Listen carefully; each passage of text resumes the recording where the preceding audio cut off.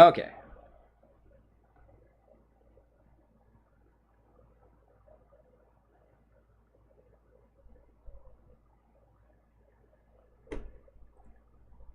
One sec.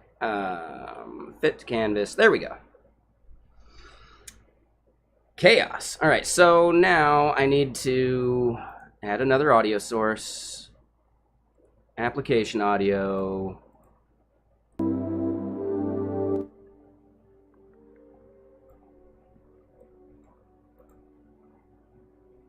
Oh, Dat Nerd, is it coming through now? Are you not hearing anything?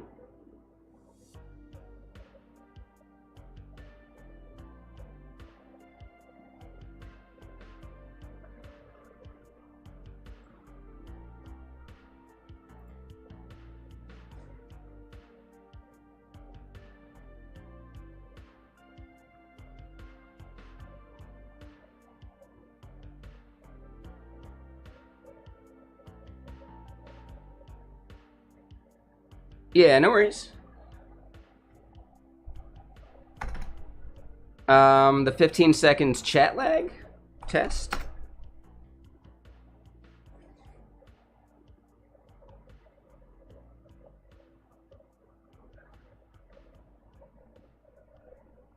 Oh, oh, Dat Nerd, you're on the wrong stream.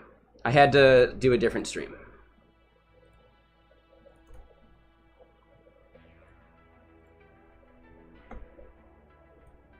Yeah, because I see people over on the new stream. Yeah, oh, Dat Nerd, I think you're on the wrong one. Because I had to, like, restart the whole thing. Because I didn't get it restarted quick enough. Okay. Cool, cool. Yeah, sorry, guys.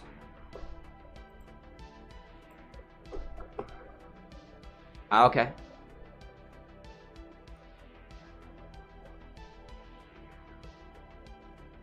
Yeah, I think it went into the past on that one, oh, Dat Nerd.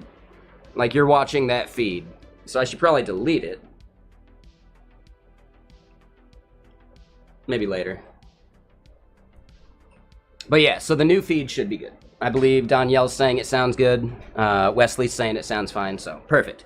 Yeah, thank you for letting me know about the audio. That was super weird. And yeah, I definitely just needed to restart split cam. I think I just need to, like, reboot at some point. Windows wants to do an update for sure. But yeah, we got there. Figured it out. Thanks, everyone.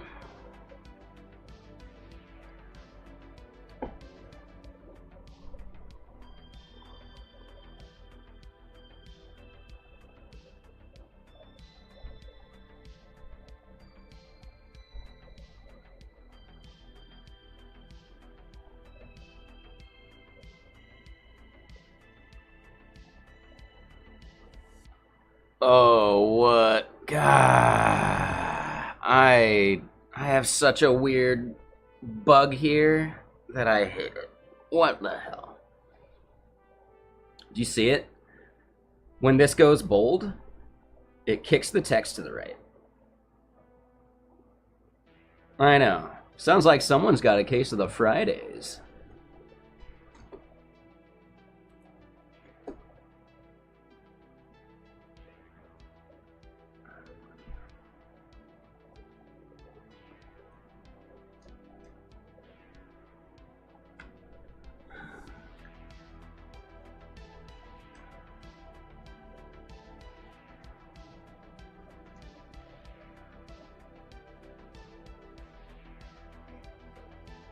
Yep.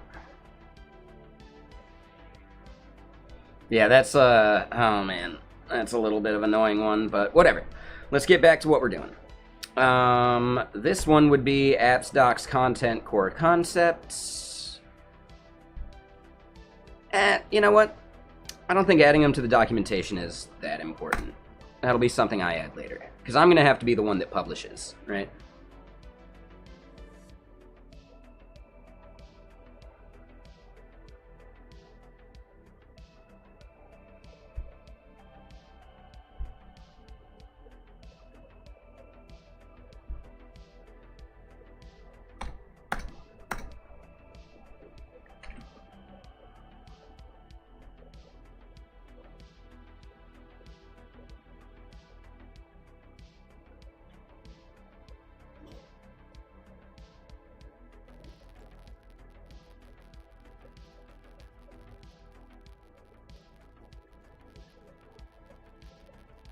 Awesome. Hey, yeah. Thanks, Odatner. And yeah, Danielle, Mr. Sir. Yeah, thank you for the sub. But yeah, are there any players on my team that you're, interested in?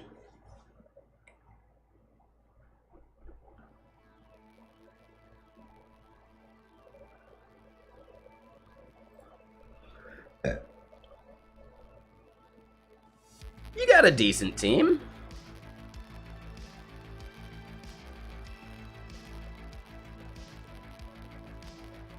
Oh, you did send an offer? Probably for Mahomes, huh?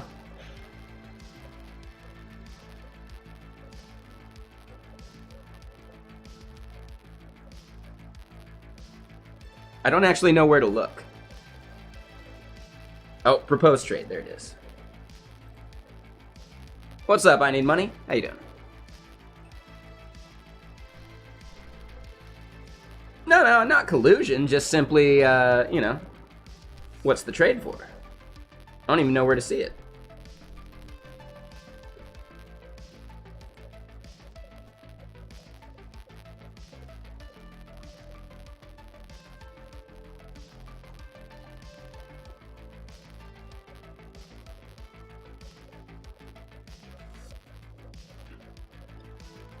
Oh, here it is. View trade. All right. What's up? How you doing, Rajami? What you up to? So you want Jamal Williams and DK Metcalf? Ooh. I like DK.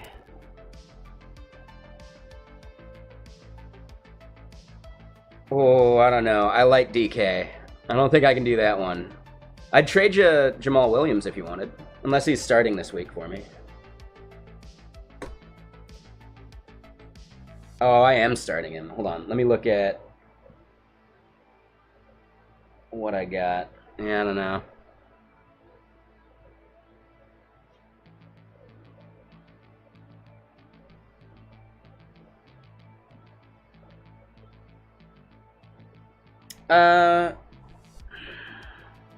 You're probably right. I'd have to look at it.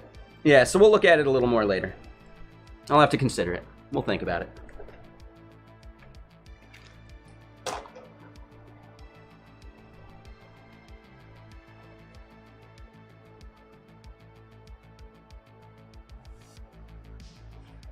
Fantasy football.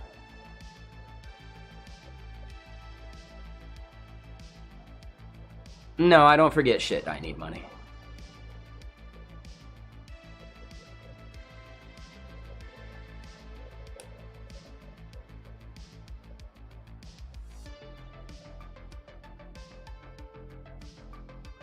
Yeah, no, I get you there, Danielle. Yeah, I'll have to look at it.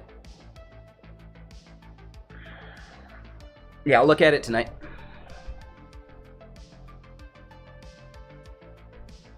But, yeah, let's keep doing this part. So, QA instructions, screenshots, nope.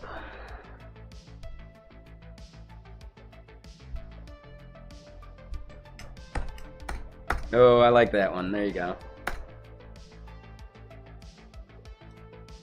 Yeah, it does sound a little bit like human trafficking.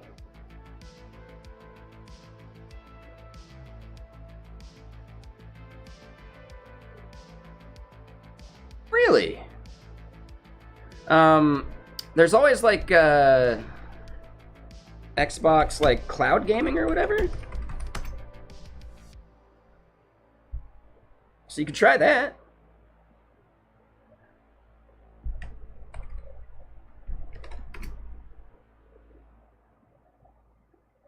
I'm pretty sure these are things that you can run the Xbox version of from your PC. Just be chill. I need money. Bringing it up all the time is not chill.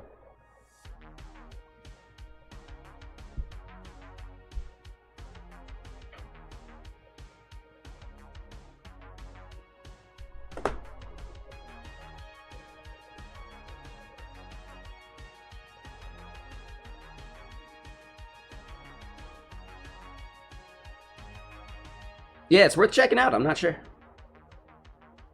And yeah, what's up, Standard?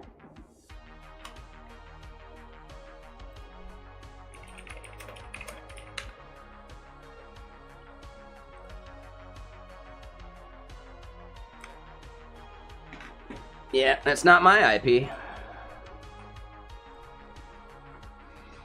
Zynex, though. What are you doing, man? You trolling? Trying to bait someone into doing a like an IP config on the stream? Because it seems like you're trolling.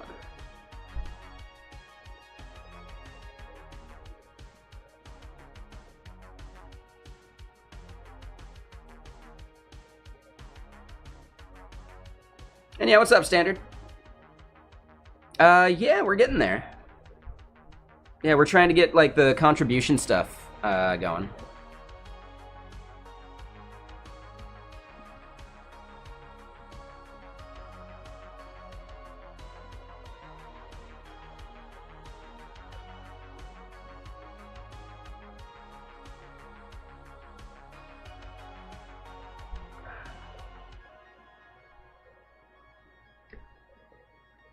Yeah, so I'm gonna say that one's out of there. Yeah. I would say give us some time. We got more to do. Right? Like, documentation-wise is why it's probably not ready yet, but it will be.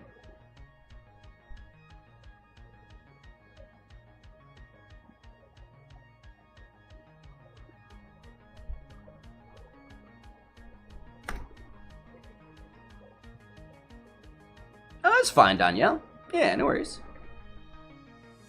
Yeah, that would be interesting if they ended up doing, like, an auto-renew for Prime subs.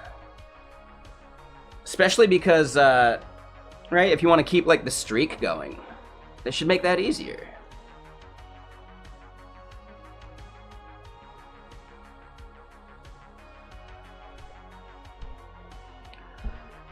You might want to check out Growthbook, but, yeah. I think we're going to be able to get this in a position that you can use it pretty soon, right? So I'm saying maybe, like, give me a week or so. But also, what's your app, like, written in? If it's JavaScript, we got you covered. Rust, we got you covered. All the others we need to rebuild the client SDKs for. If you need something right now at a reasonable price, Growthbook is a good option. Right, their free tier is pretty solid. They say unlimited traffic. There's a caveat to that, but it's not bad.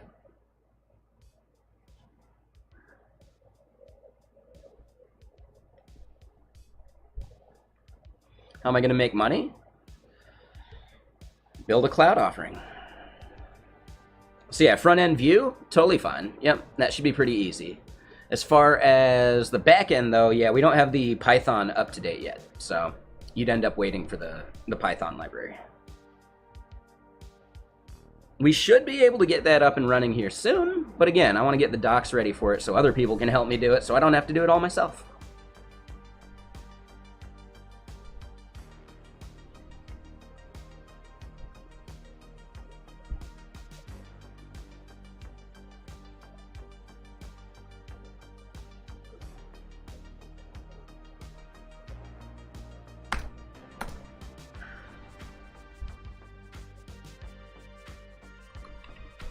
How does this part work? Again, like, the Golang isn't ready yet. All we have ready so far is JavaScript, TypeScript, and Rust. We need to get the Golang up to date. But again, that's a process that takes time. I'd rather get the documentation ready so that other people can help contribute.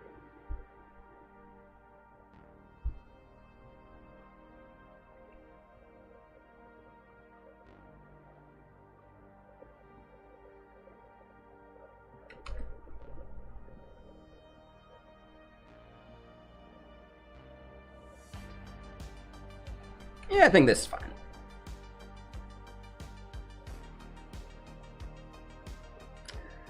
Theoretically, Shintai, yeah. It just depends on what you're trying to do, though. And hey, what's up, King? How you doing? So yeah, for your front-end stuff, it should totally work.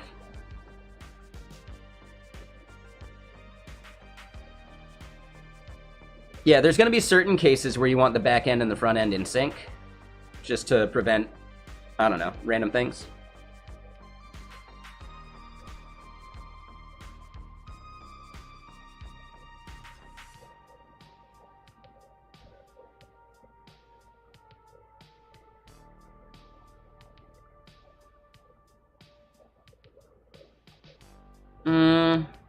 Not sure.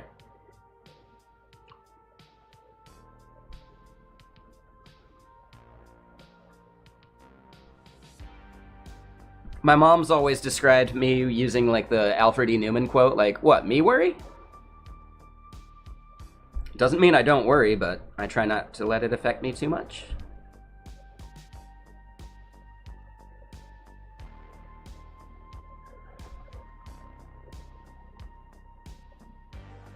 And if you don't know who Alfred E. Newman is, it's like the red-haired character from, like, Mad Magazine.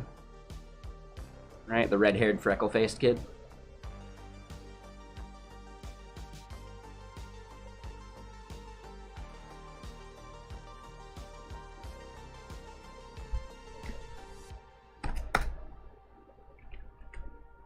Alright, so hold on. Let's copy this and save it.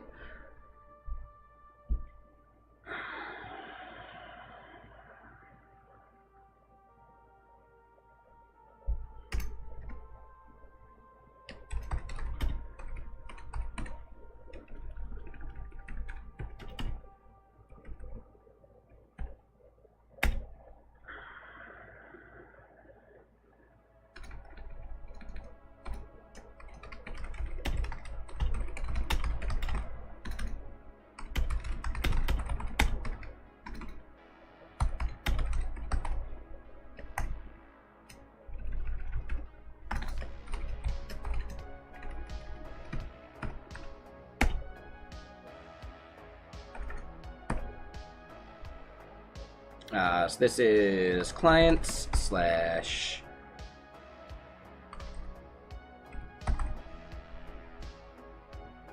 hold on. And did I actually name them client JS, client, etc.? I think I did, which is just weird.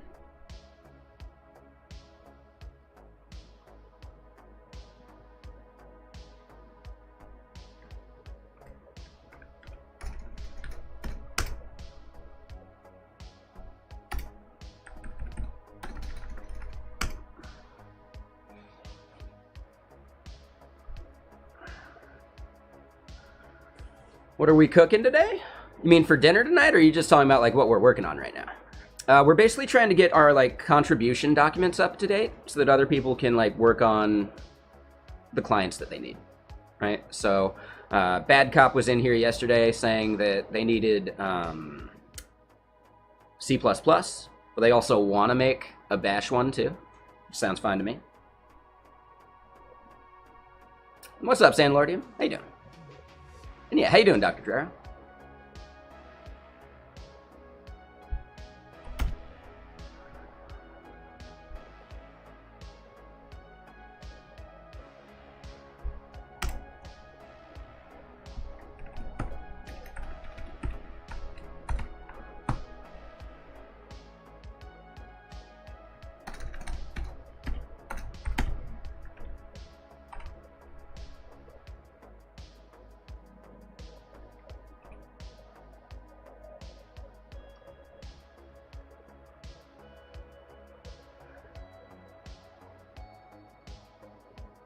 No, that's fine.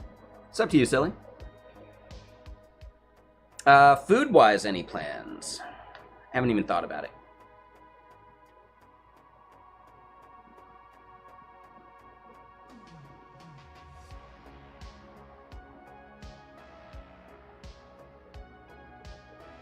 Probably something lazy.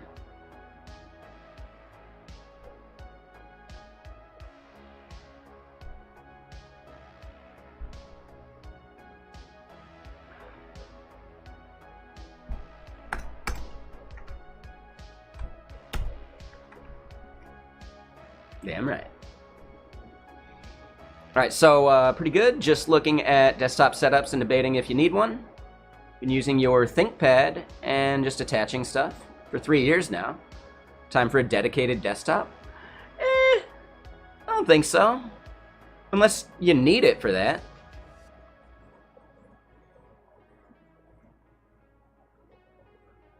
Poutine? Ooh, that sounds decent. Doesn't sound bad.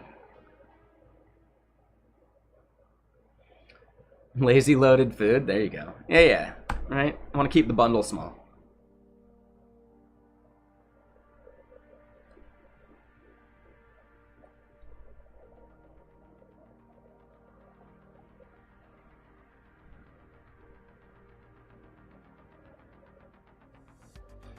We've got a Discord that might be a better place to ask that stuff. Or maybe like once I've gotten a few of these things done, we can talk about it here on stream.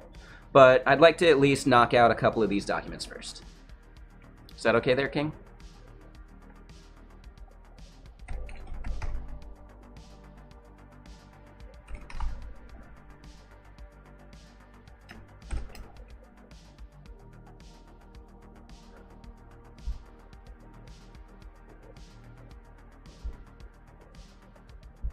So test gradual and test scheduling.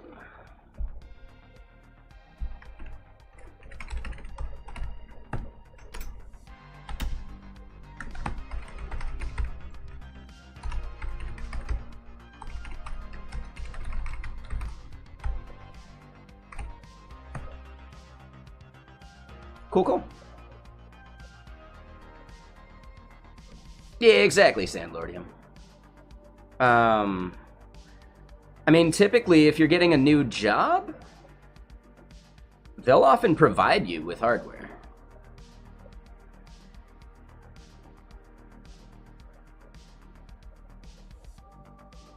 All right, like past 3 companies I've worked at provided me with hardware.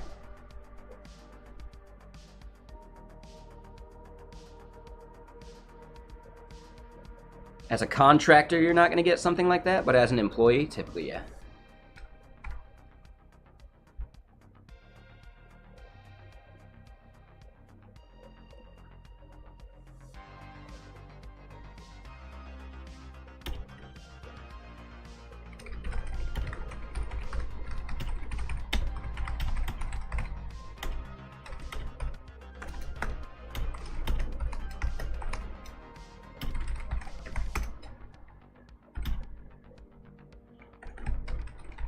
Alright, so client/js/src/test client.ts. And yeah, like a Mac Mini would be a nice idea. Yeah, I wasn't sure what you meant by desktop. I have a Mac Mini and it's great. Just an intern? They should... yeah, I don't know. They should still be providing something, but it depends on maybe the size of the company.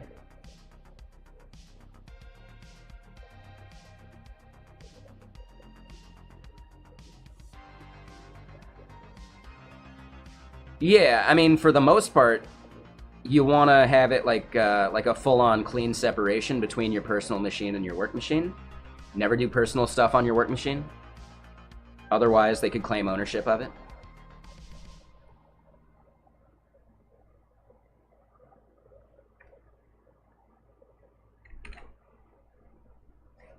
All right, so make sure you have completed this checklist.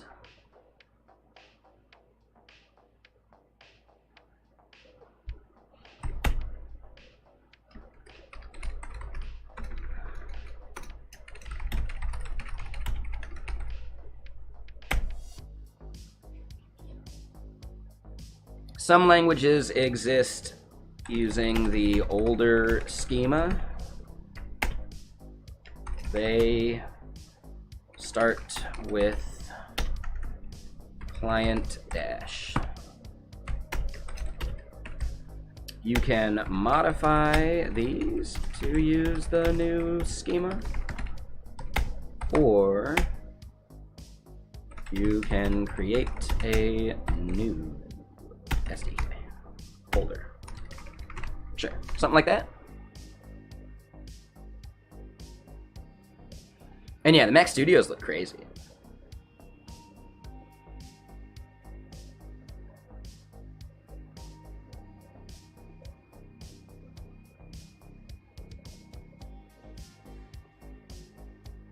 Yeah, exactly, Ryan. They definitely don't want you doing that, like just like data security, etc.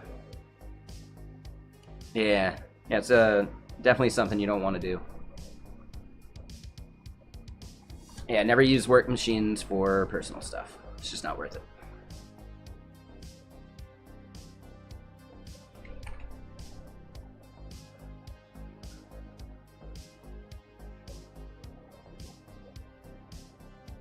Do this.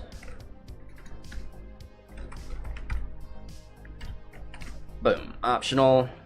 And all right. Yeah, I want to make sure that the templates are fairly minimal, but at least like they cover some of the stuff we care about. So now let's create a new one, and this is going to be for vcs.md.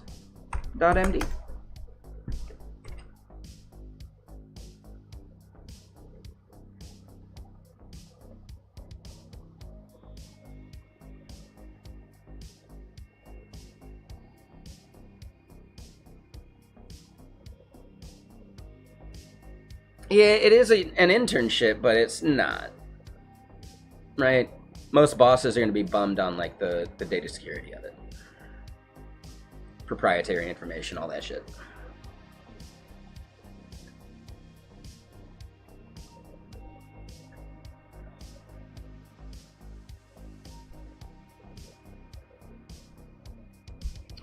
So yeah, I'd say that's all right. VCS here.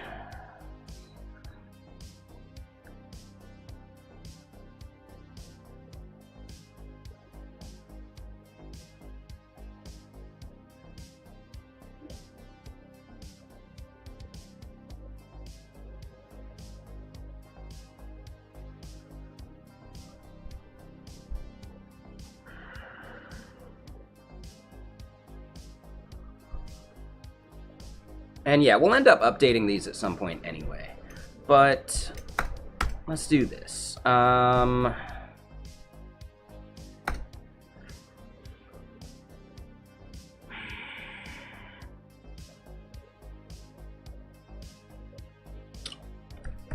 Right, so this would be add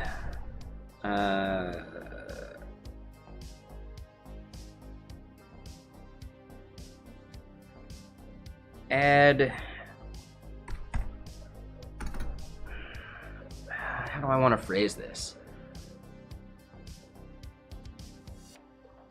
VCS authentication.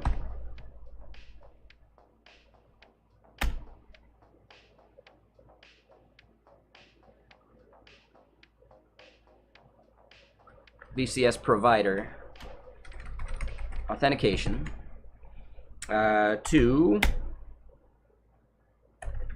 apps slash app, no, not app, get auth.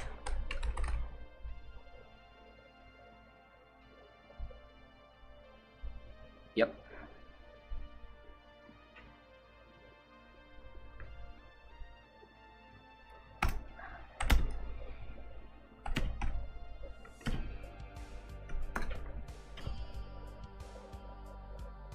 And yeah, hold on, I didn't miss anybody, did I? And, oh yeah, standard. Yeah, it's going well. How about you? Projects, you know, moving along. So then this is add VCS provider to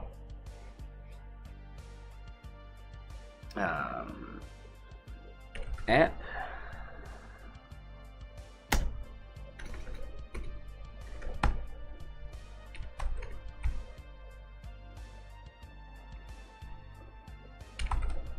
App slash app.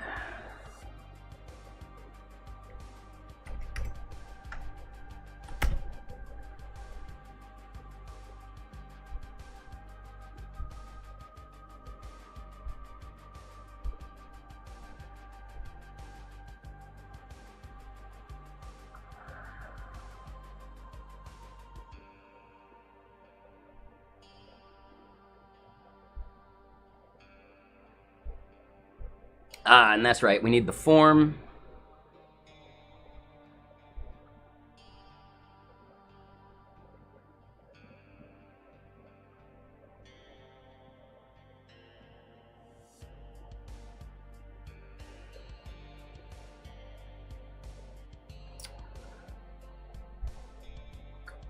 So they all use empty form.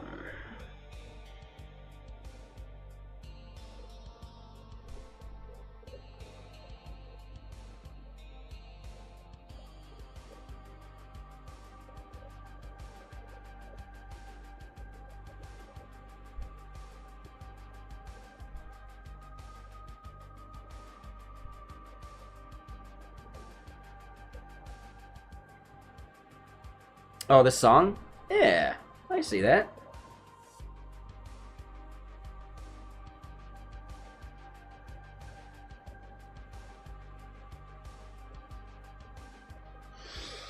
Oh, GitHub app name. Yeah.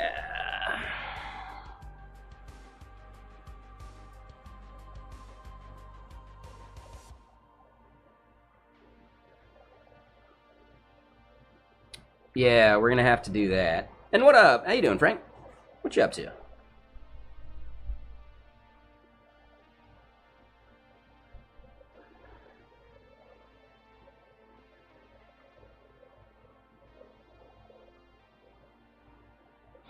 Yeah, adding a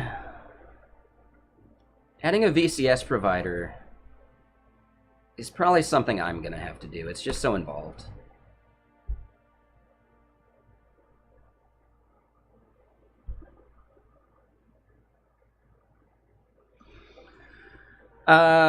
Because you have to hit a certain number of watch hours over a year, and streaming is a good way to build up those watch hours while I'm slacking on releasing my next videos.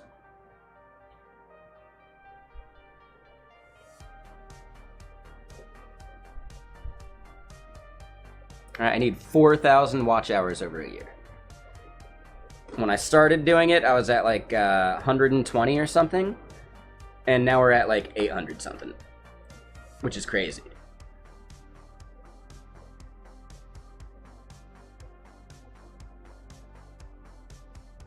Let me look. Hold on, I can double check that number. 901 now. We're almost 25% of the way there. We're getting there.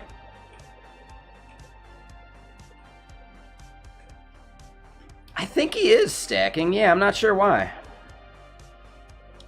One of the big reasons he moved over to Twitch was because Twitch had subscriptions and YouTube didn't at the time. Now YouTube has a way of like paying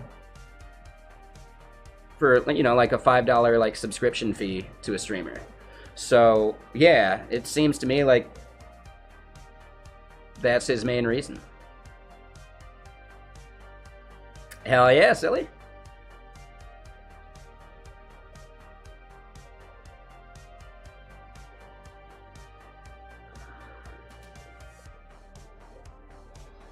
Yeah, I told him that he probably doesn't need to worry about the multi-streaming thing.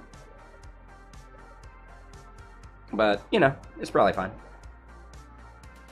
Yeah, I need those to get monetized over on YouTube. Yep. And once you've hit the monetization mark, you're set. So, you know.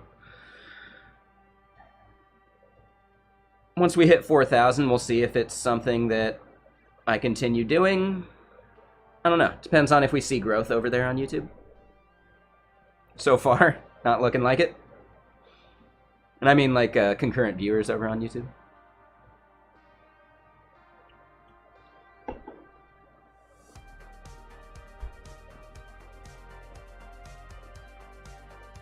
need to work on my thumbnail game.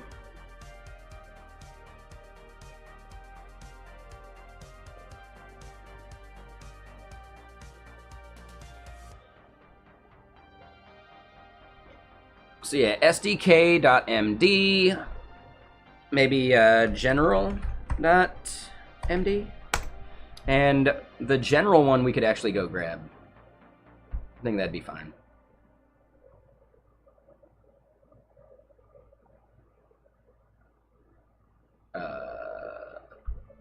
Here it is.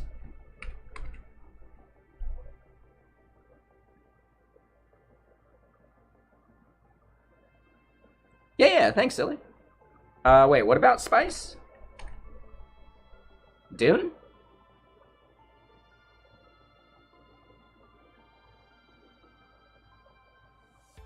Yep.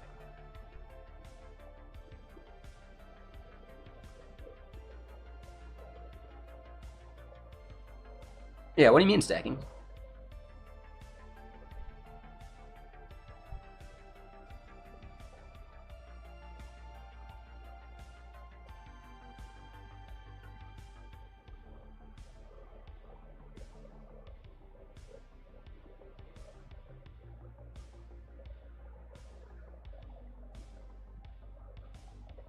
What do you mean?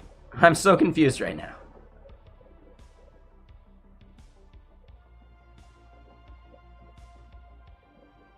Sound works now. Yeah, thanks, Owen. I didn't actually see your comments earlier when you pointed it out at first. Someone else came in and chimed in.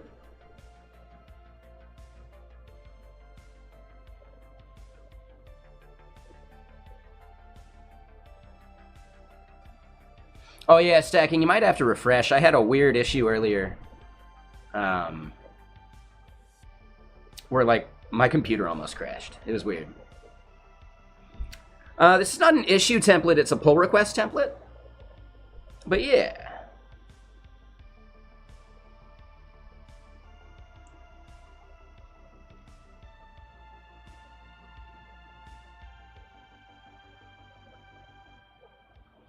Ooh, and yeah, we want to get the contributing guide set up somewhere.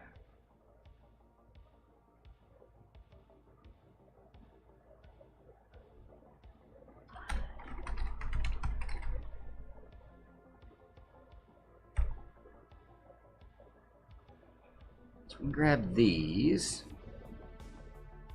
And yeah, this part I forgot. What is the URL in our app?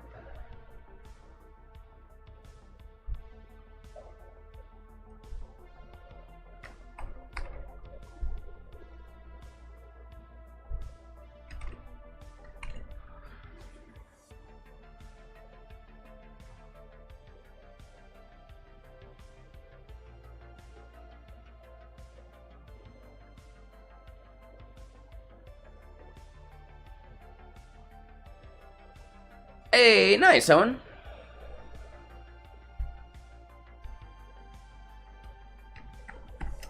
Alright, so we're gonna do that.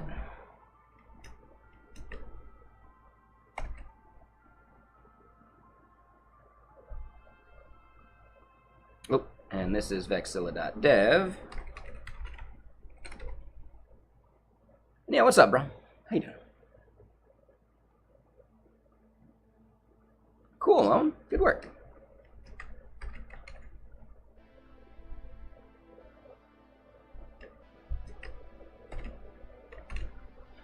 Okay, so yeah, let's double check this real quick.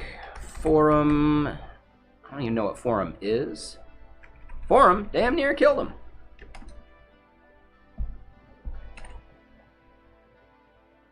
Oh, did I misspell something? Oh, yeah, good call. And it needs to be HTTPS.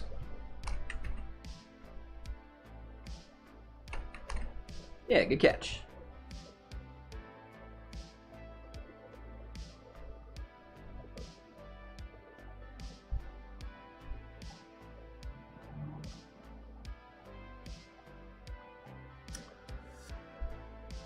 UI accessibility?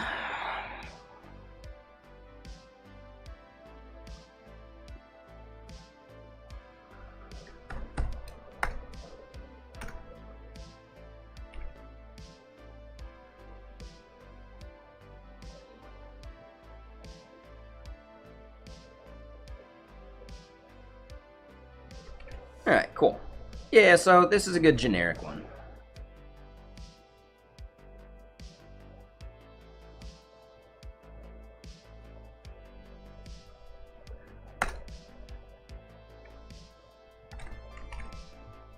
Alright, cool. gonna call that good.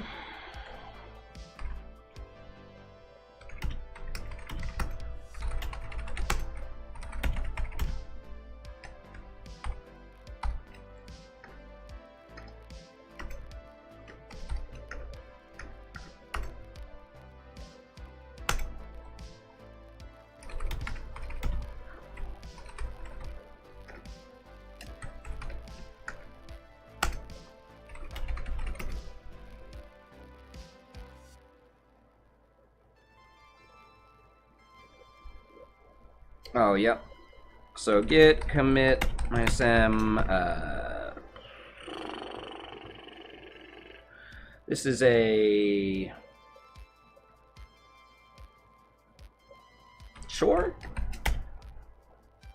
Add pull request templates.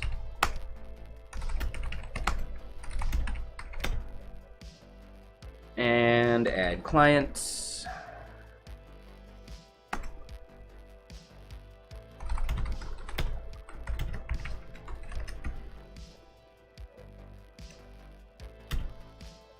Let's just say chore, rename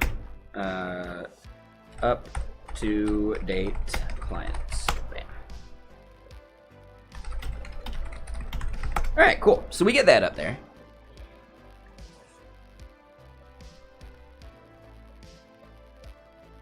Are you asking about like this terminal? That is called CRT.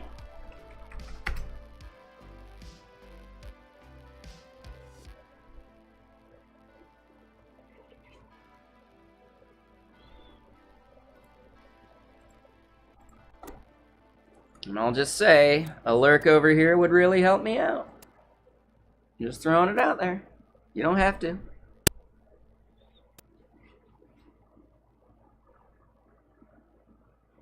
Yeah, no worries, bro. Keep in mind, it's got bugs. It doesn't have any tabs. It's got some weird bugs when you're using Zish. Like if I start doing some of this stuff. Oh, hold on. It's like if I do it this way, right? As I start pressing up and then down. No? Oh, there it is. Yeah, so like for some reason now we have like two A's right there, but they're not actually there. Right? So it's like really weird. And hey, how's it going there, Ibrahim? Baram, Mr. Sir. Thanks. Yeah, it's fine. It's got bugs, like I can't even remove that text anymore. Right? So yeah, it's not perfect.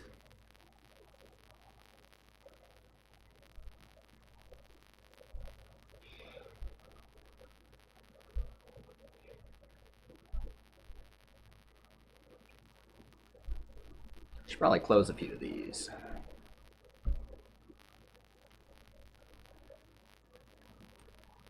Oh, it's not? Wait, what the fuck? It was working.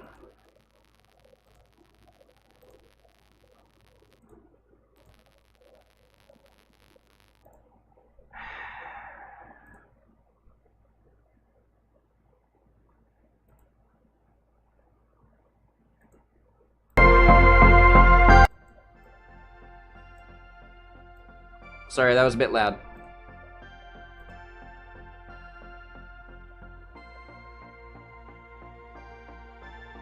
Yeah, for some reason, I don't know, like the Chrome.exe listener failed. Like, yeah, my audio went really wonky. I wasn't even able to hear music this morning. But yeah, we got there. We got it fixed. All right, so we got these pull request templates.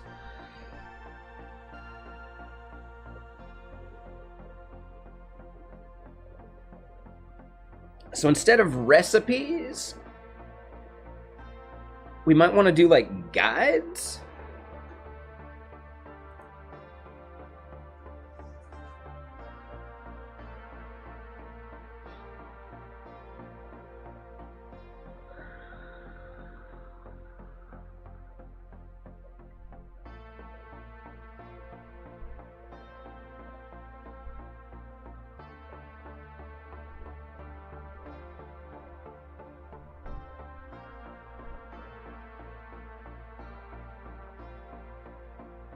Yeah, I can't do that, Ibrahim. Sorry. Stream Parrot is locked down to just Twitch. I can't even change it.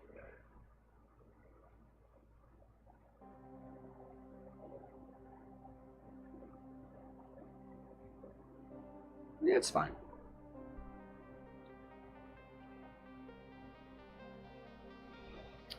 Okay, so the part in the docs, let's actually just rename some of this content.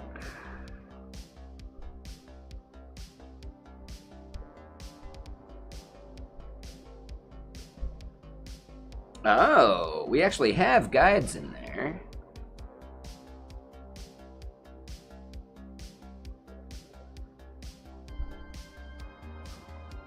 So I might want to remove the recipes from there. And get guides just up in the header.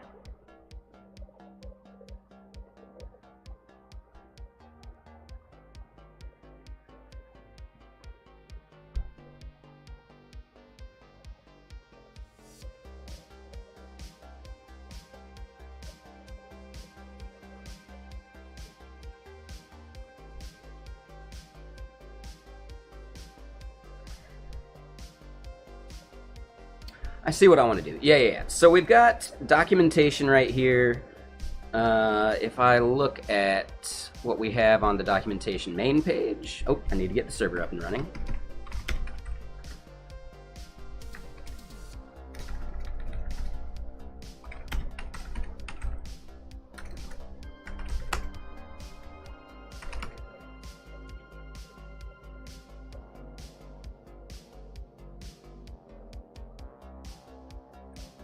Need to get a couch in your room? Yeah, there you go.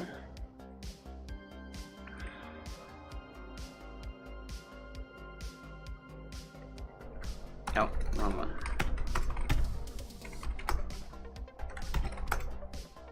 All right, so we do pnpm dev.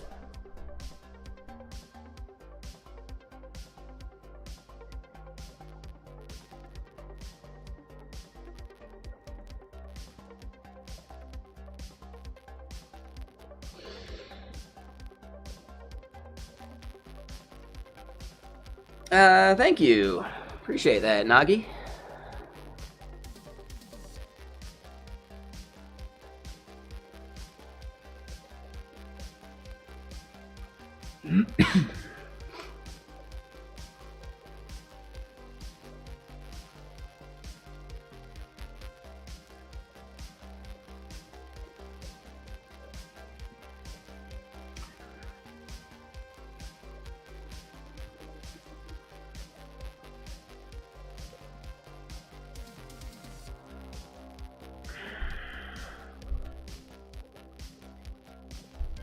So here's what I'm thinking.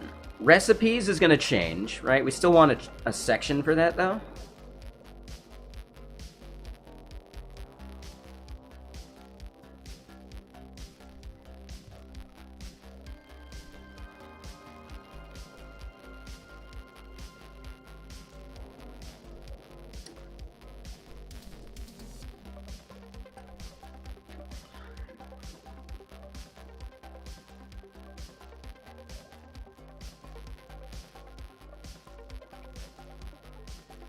But yeah, I think I'm going to want to have guides on separate pages, right? Like each individual guide.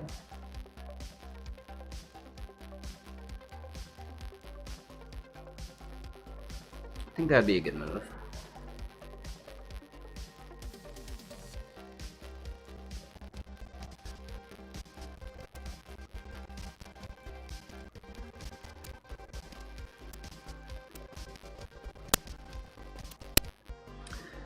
Yeah, I think we just have enough stuff that we're probably just going to want to throw it into here.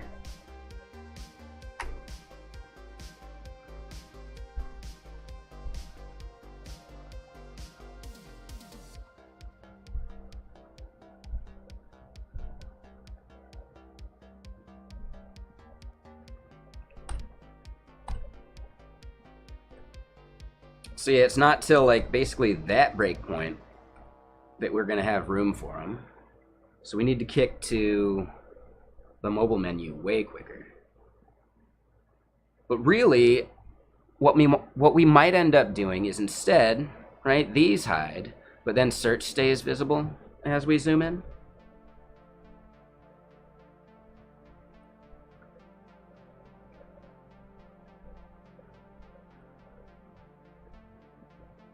Which means search might even just be able to stay there.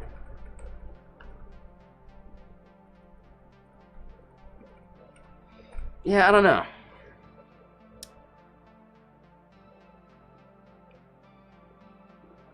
Anyone got any preferences on how we do the header? Like, we're gonna end up having more links, right, in the header. It's just at, like, that size that we're no good. And really, I consider this a problem of our max width, actually. Right? Like, why are we that narrow? Probably don't need to be.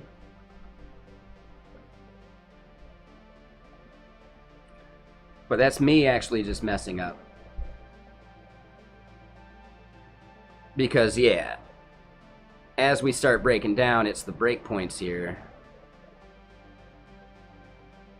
We could actually just make it full width.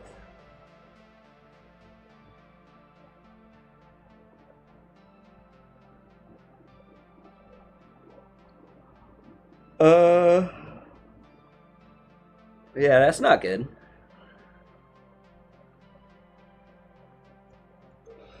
You should probably have it on a sticky note somewhere. I'm kidding, by the way.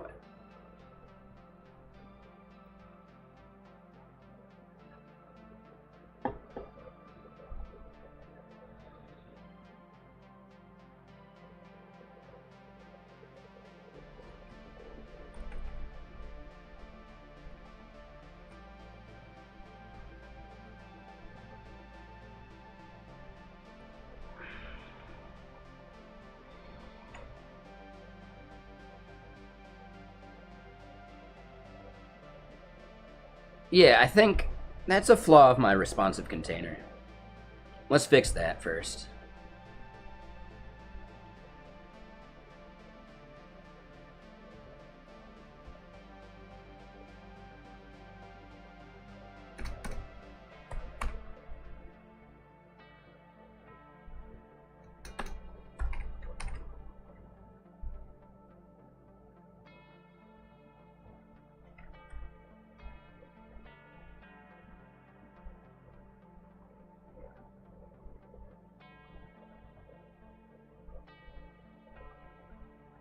So it's basically at this size that we definitely want to have some constraint to it.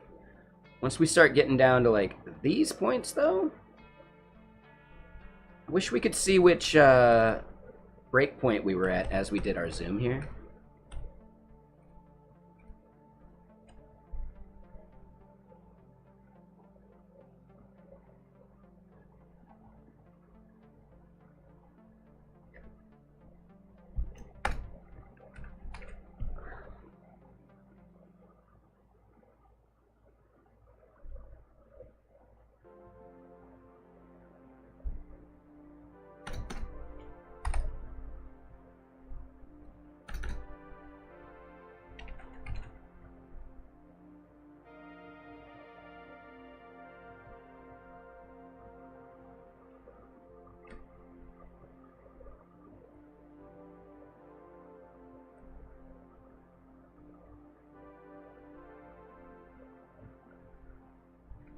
Okay.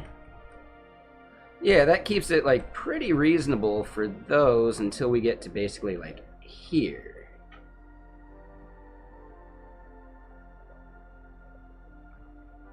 Yeah. Alright, so I think that helps. I think the next thing I want to do for these is change the breakpoint at which we do that.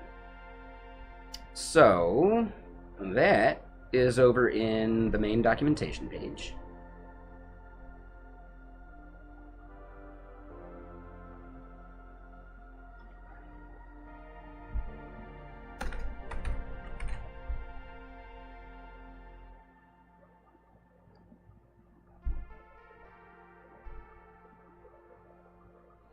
What the hell's going on there? Oh, it's because we got the pros.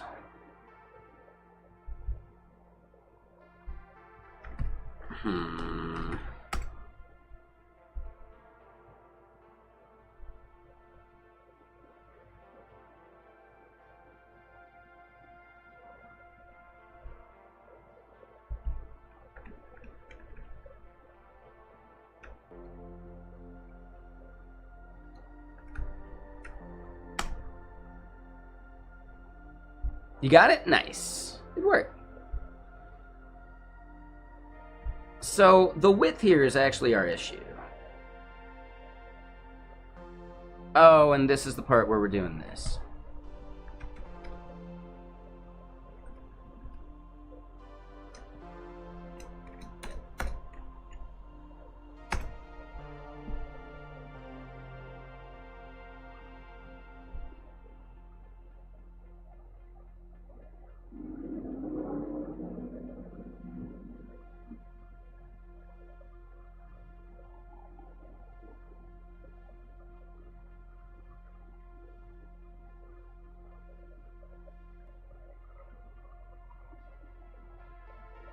Okay, and yeah, this part is just because we messed that up.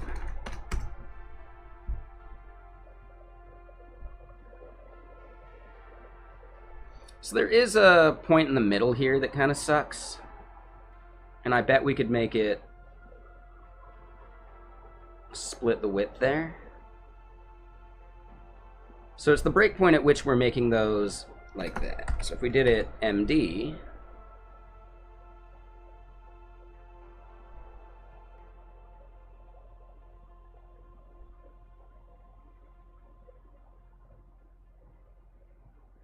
Yeah, I think that's fine. Oh my. So wait, what's up at that breakpoint?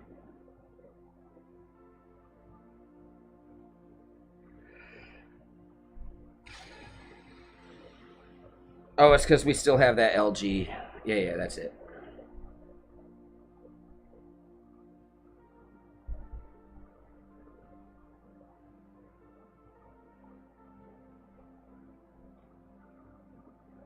Wait, what? Did I miss it?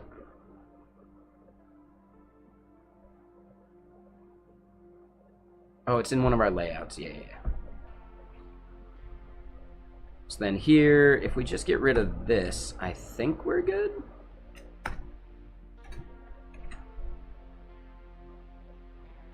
There we go.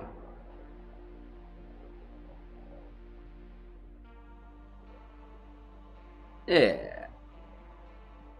And yeah, thank you, Angel.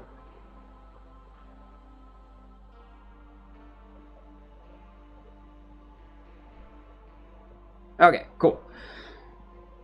You're doing some job hunting? Nice. Hell yeah. Alright, so yeah, we fixed the responsiveness issues we had there. Did I break things on other pages now?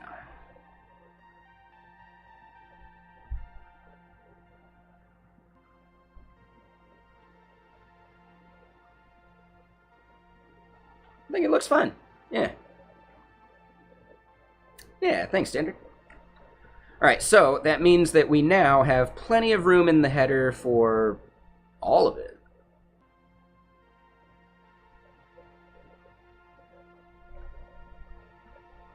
So the point at which we do some of that hiding in the header can be changed. So let's do that.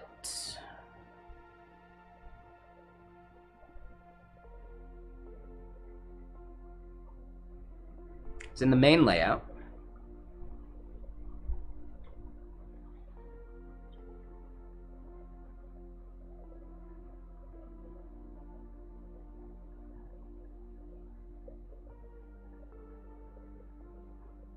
There's the mobile menu, so we hide that because we don't need it yet.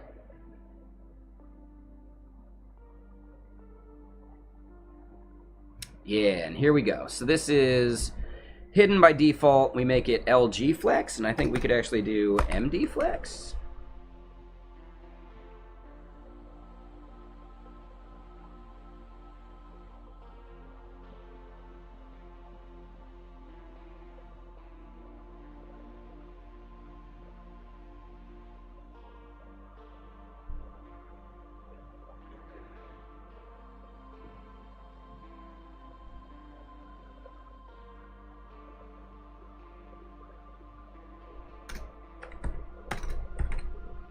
So we'll do MD hidden.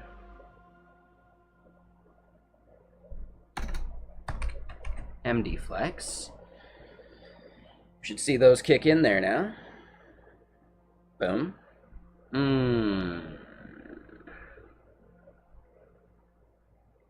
But it's right at that point where we kind of start running out of space. Now, if we made the day-night toggle smaller, maybe that's the move. Let's try that.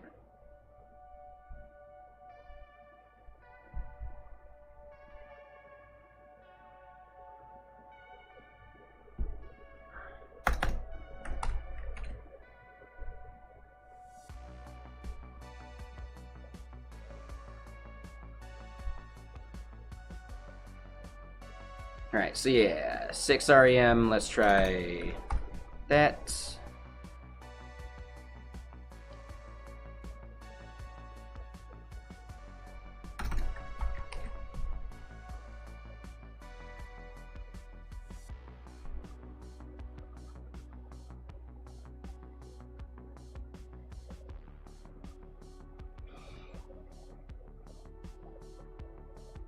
There's something I'm messing up styling-wise here.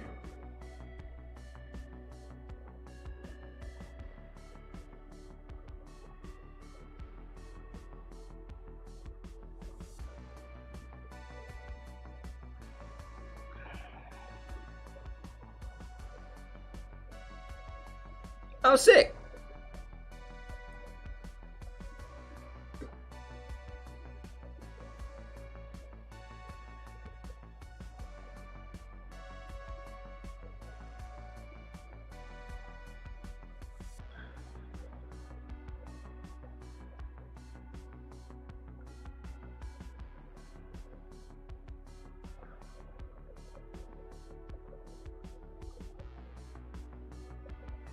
Interesting, okay. And is this just the conversion? Oh, no, there you go. Yeah, you got the of function and everything. And because Z is meant, not Z, Zig is meant to be like a C competitor, there's no like namespacing or anything you can give it. So you just have to import the functions. But yeah, that's cool. What is prose? So it's basically Tailwind typography.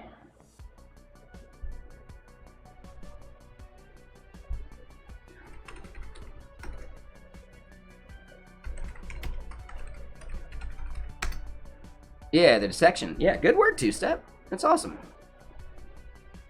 So yeah, this typography plugin is something that you can just like throw onto some Markdown or something. And it'll like, you know, make your titles look pretty and some of that stuff instead of having to do it all on your own.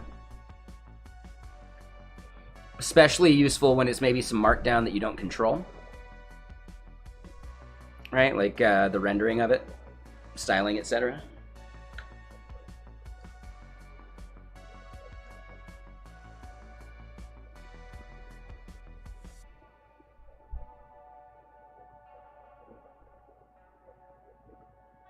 Oh, Zig does have modules in namespacing? And is it namespaced?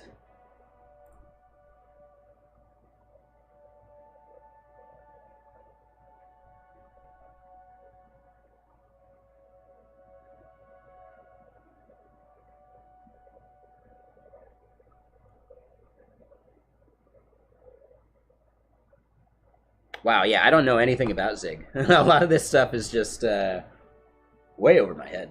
But yeah, really cool. Good work. It's awesome. Is there like a central repository that you would publish that to?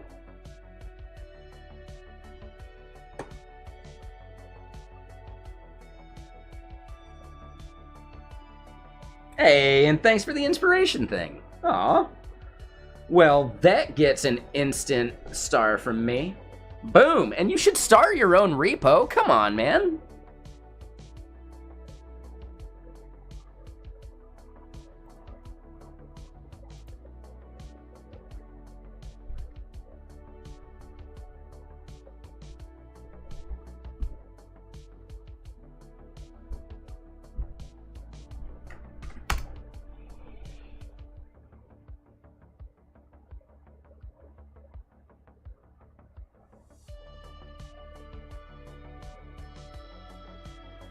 Oh, I see. So you could actually do the namespacing at the import level. So it's actually something like a consumer opts into. Oh, that's cool, Two-Step.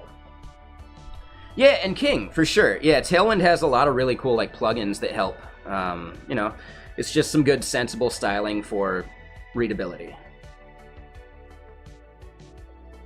But yeah, this is awesome. If anyone's planning on doing some Zig, here you go. And I'm gonna tweet that out. Oh, absolutely. Are you okay with me tweeting it?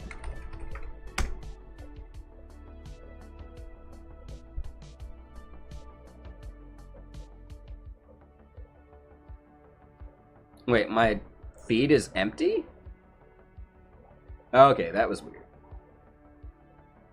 That was weird. Ooh. I see someone making a roux.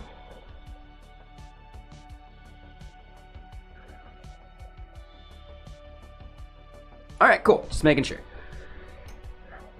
Do you have a Twitter account I can tag?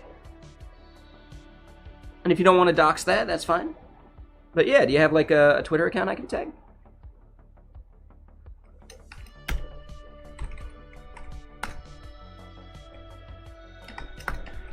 Remember that tweet? Yeah, I'm gonna call it a tweet engagement. Remember that tweet I made about porting case to other languages? Okay, you don't use Twitter? I just want to make sure. A viewer from stream. TWOST3P. There you go.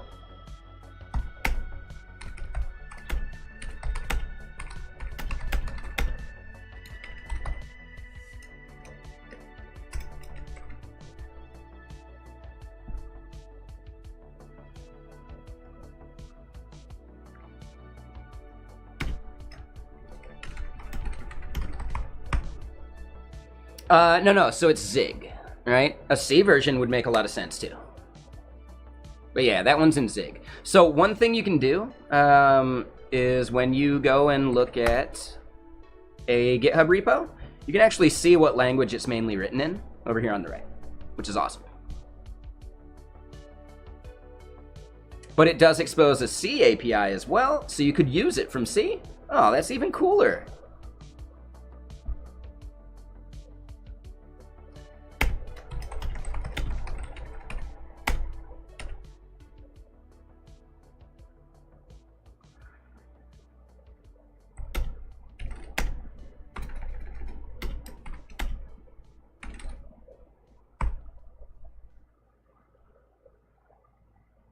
Yeah.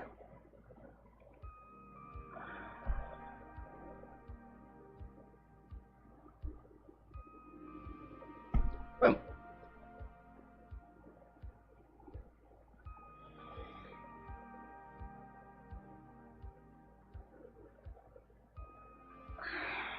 Cool. Yeah, that was awesome. Yeah, great work. Oh, you were wondering if there is a vanilla C implementation. I mean, you could always do it for fun. Sounds like a good practice project. As far as I know, I don't know if there's one that does something for like Java, or maybe there's one for Python. Text case library.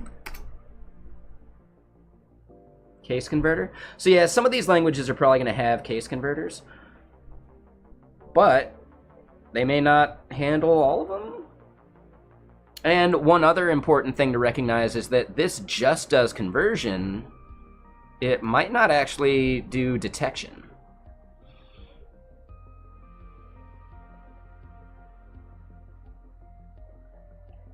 Yeah, it looks like it doesn't do detection.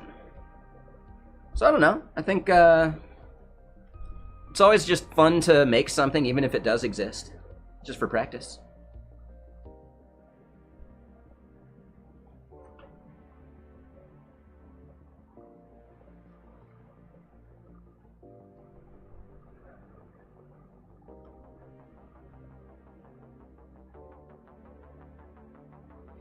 I would say there's probably not one for Rust, and I'm not sure if there's one for Go.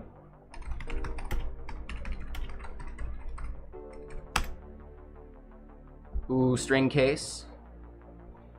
All right, looks like string case does a bunch.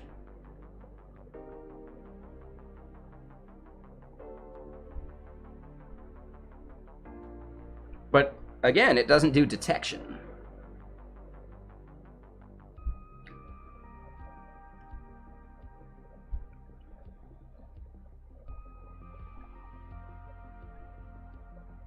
But yeah, come on all. Y'all should probably start it. Don't feel pressured. If you don't want to, don't do it. But man, yeah, really well done. Good job.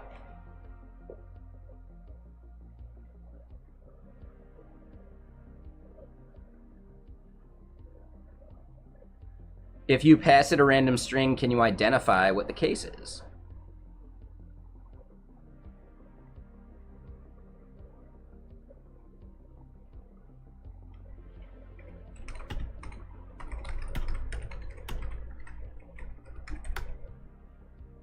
So there is a Rust one called convert case. Does it hit all of the types that are necessary?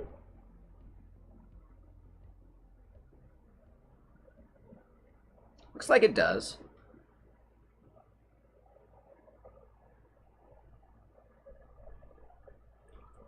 But again, I don't think I see any identification.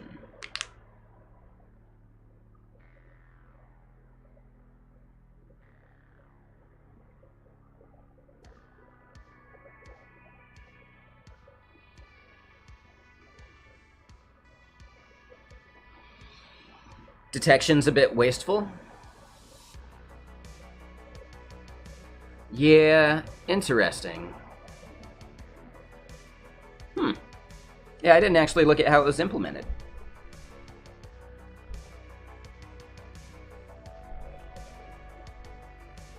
Alright, let's finish styling this button a bit better.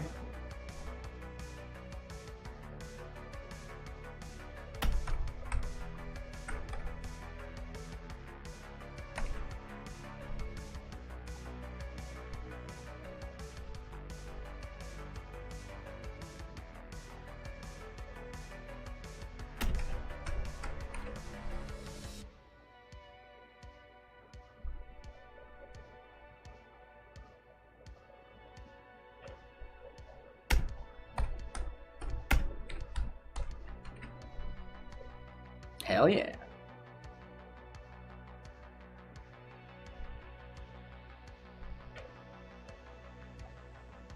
So wait, why is that not going full width?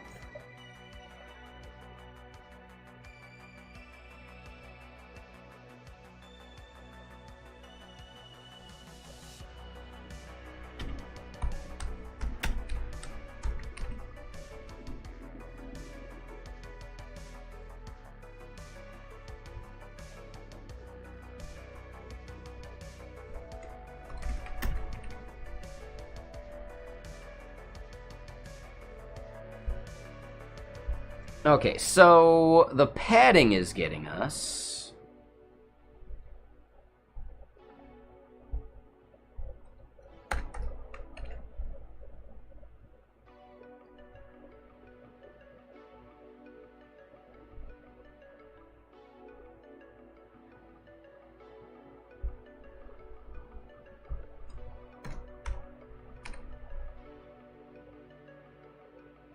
All right.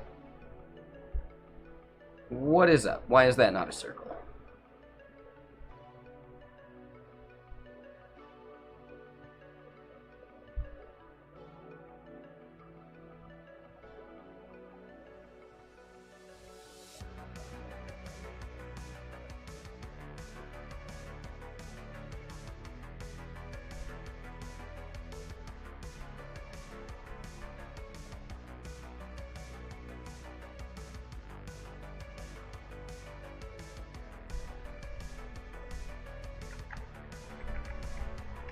Ah, so the width isn't even kicking in on that, and I don't know why.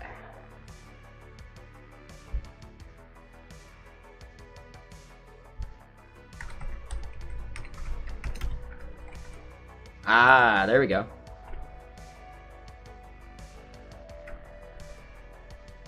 All right, min width 1.5, so yep, we probably want that to be a 6 still. Max W, or min W6. Boom. So that should be good. No worries, Sandlordium. Yeah, have a good one. We'll see you soon.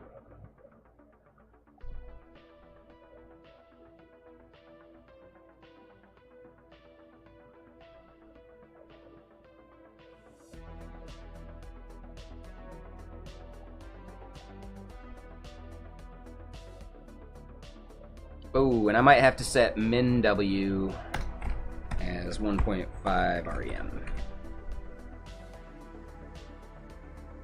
There we go. So now the width up here, we've got a gap of 2.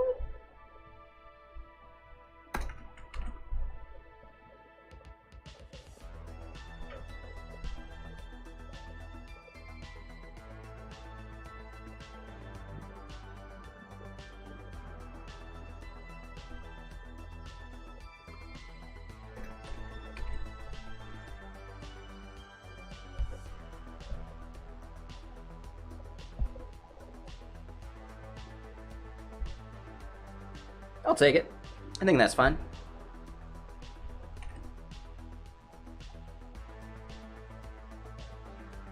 So now, as we get smaller, plenty of room.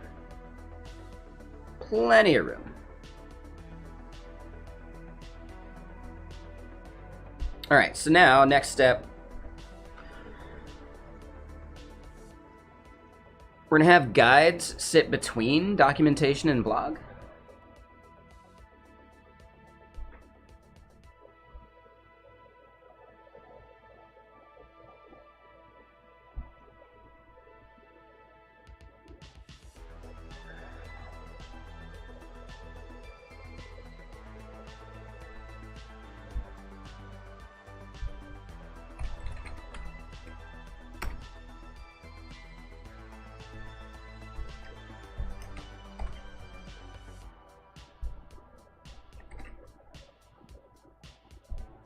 Alrighty.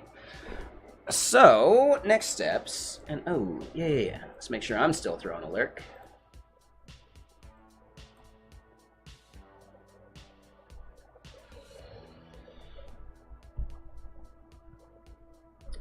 Alright, so the next little bit we care about here.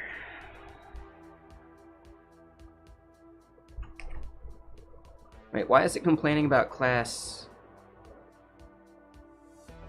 here? What?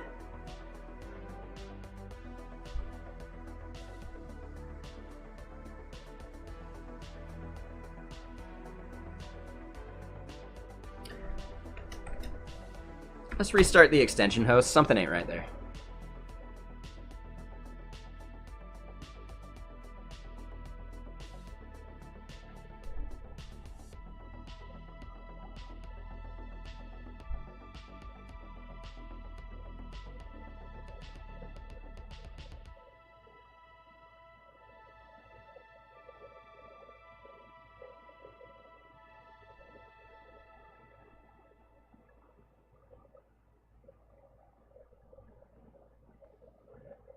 Oh, and here's another question too, Sep. Are you on Threads?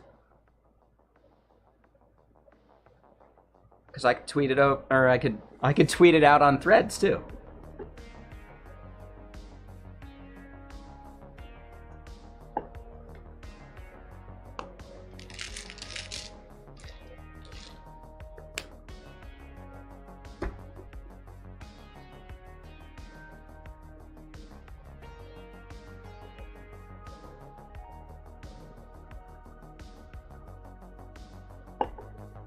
And hell yeah, Owen, like your new internet? It doesn't feel like you're on dial-up anymore? Hell yeah.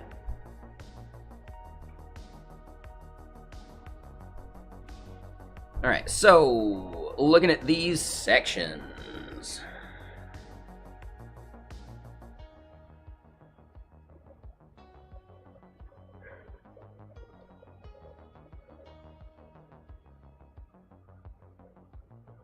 that's fine, two-step. I just want to double check. There you go, standard.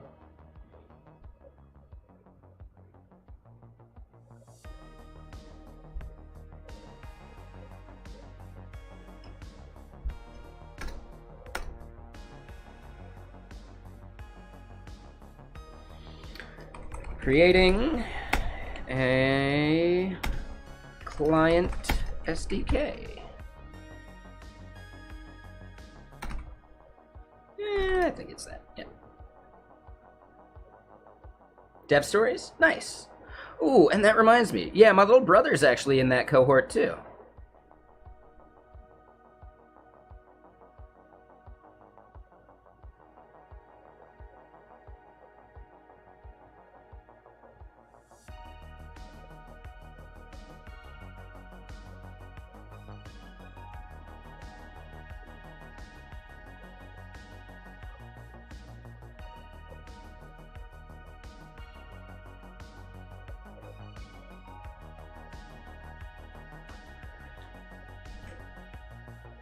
Yeah, oh, and my little brother's doing the collabage patch.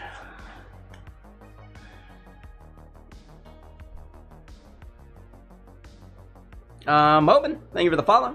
How you doing?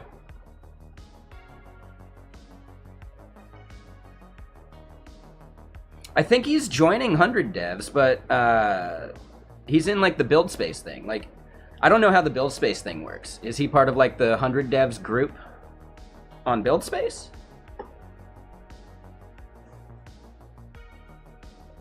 Like in the hackathon or whatever? Or the, whatever they call it?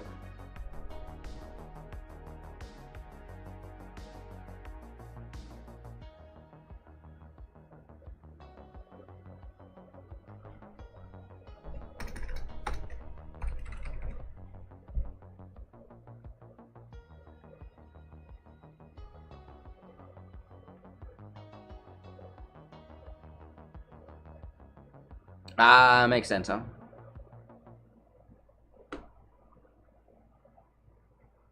Yeah, I thought you were doing that for the Build Space Hackathon.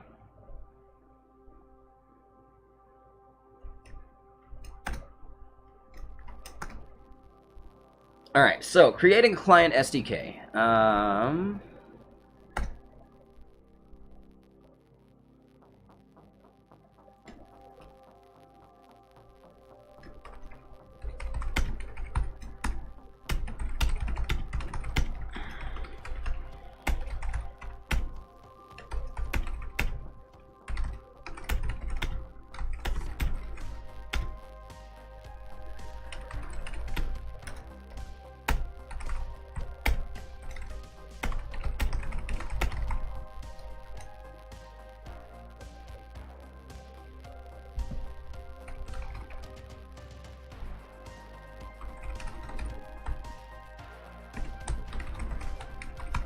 All right, so boom, we got that. Let's go create some of that content. It'll be pretty much empty, but that's fine.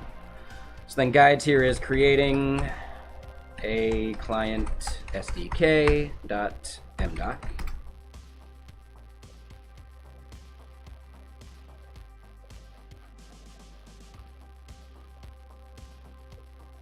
Oh, that's a bummer on.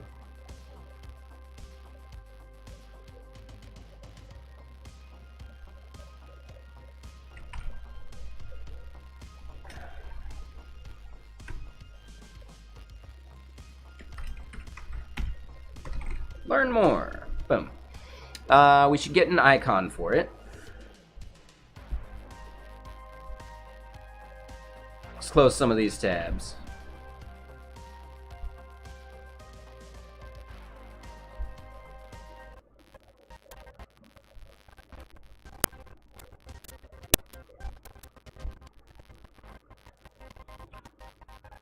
I want to leave that. Close that. That, and that. Cool.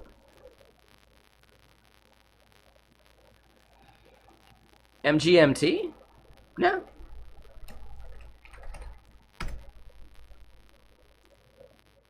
I don't think so.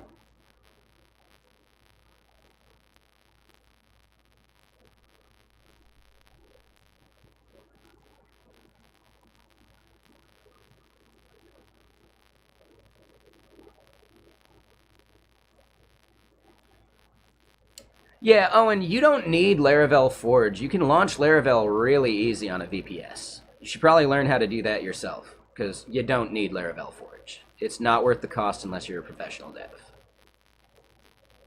Unless you're actually making money off it.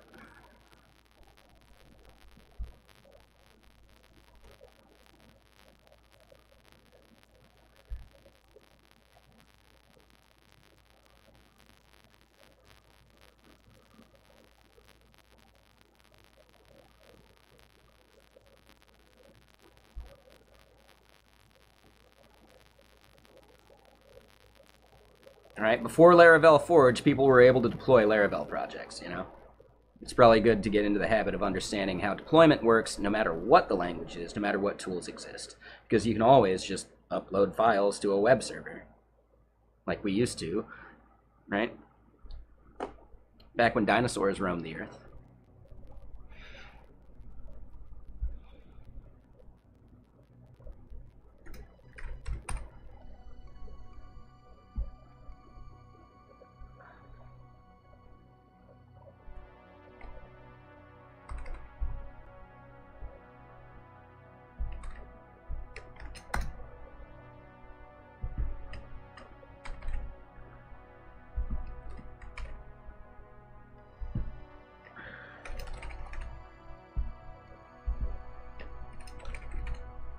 All right, so we got guides there.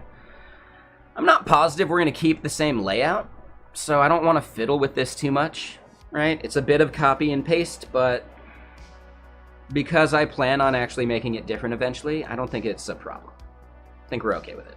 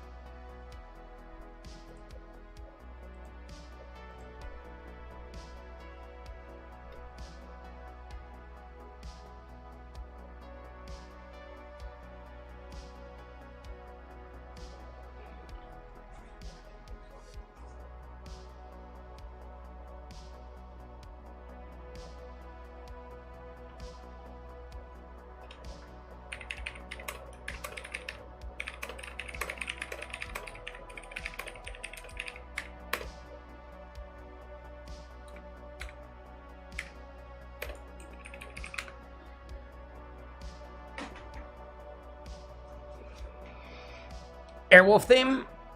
Oh, yeah, that one's great. Yeah, there's a playlist that we used to listen to that had it on there.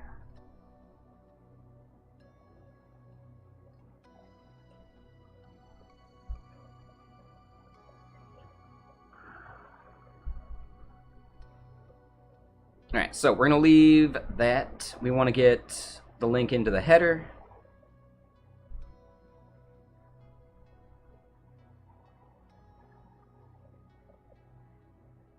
Oh, we need something in here. Testing.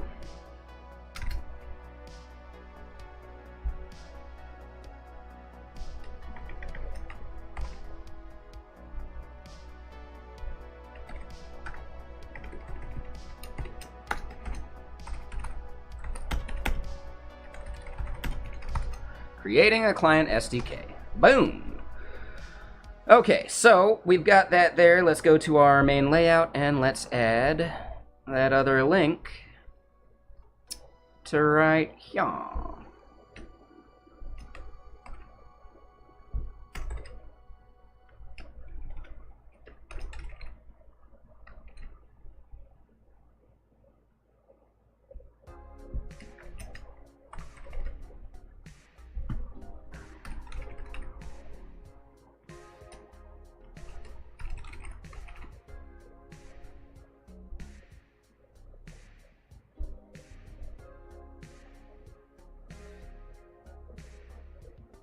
Ooh, what was that error? Okay, yeah, we're good there.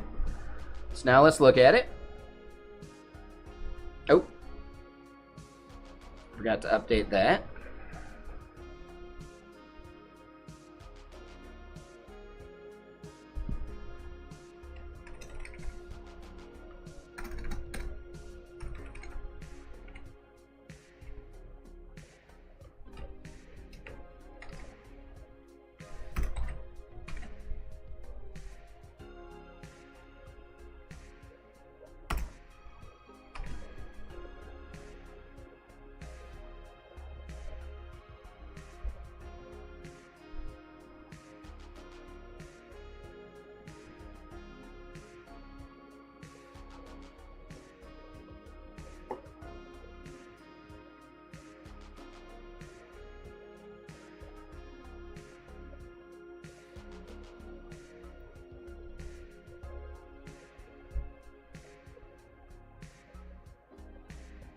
Cool. So now we just got to update that.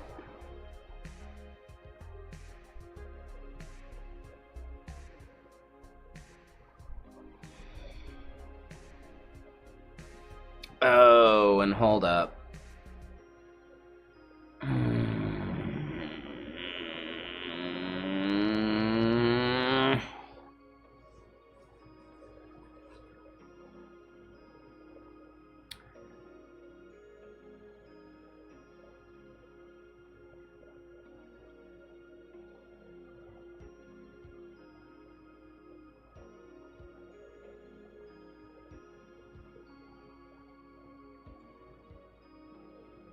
Wait, what's up, King? And yeah, sorry, hold on.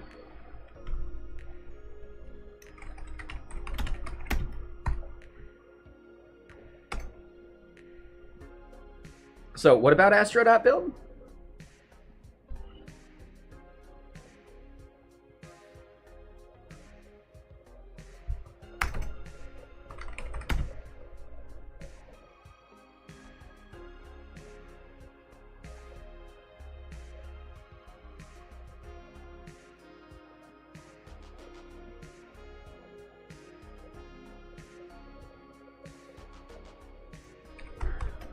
Dot type.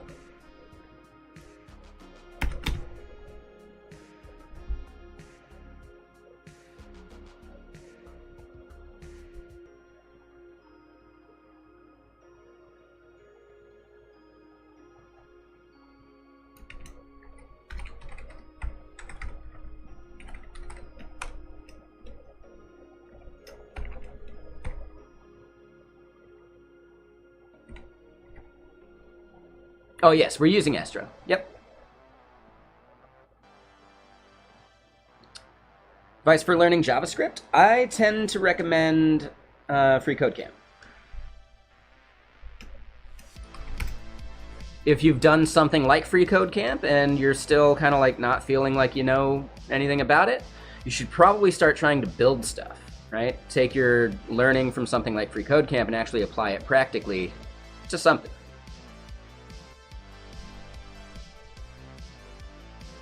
Yeah, so yeah, there's a lot of like really good resources now, King, that it's worth at least going through a couple of them. Or going through at least one of them. There's Odin Project, there's FreeCodeCamp, there's a bunch of them.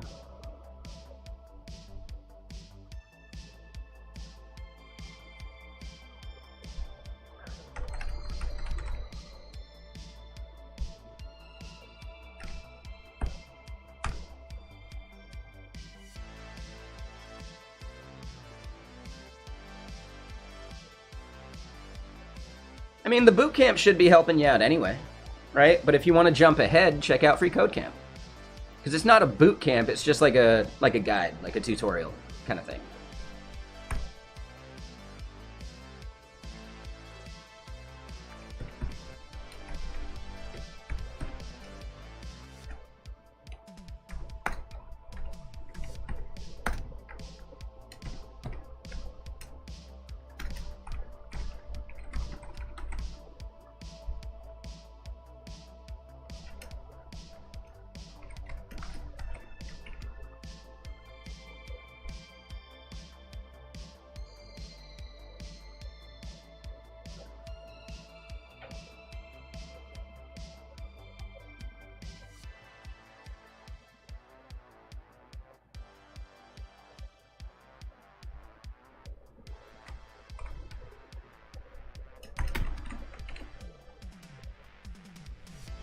Yeah, exactly.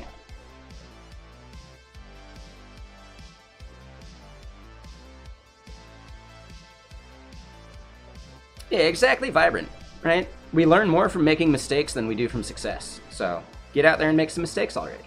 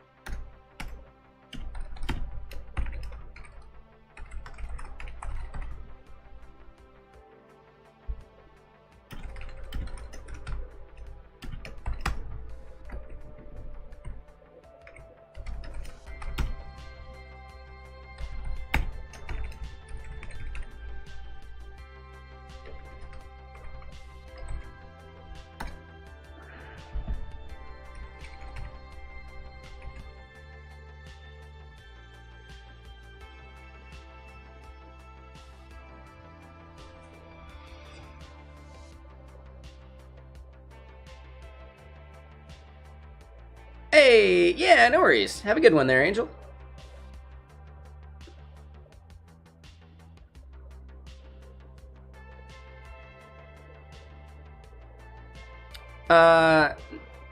Namai, that's the whole point. They're not trying to teach you everything. They're trying to teach you enough for you to start teaching yourself. College does not teach you everything you need to get the job. University does not teach you everything you need to get the job. Boot camps are not there to teach you everything you need to get the job. They're there to give you enough to teach yourself.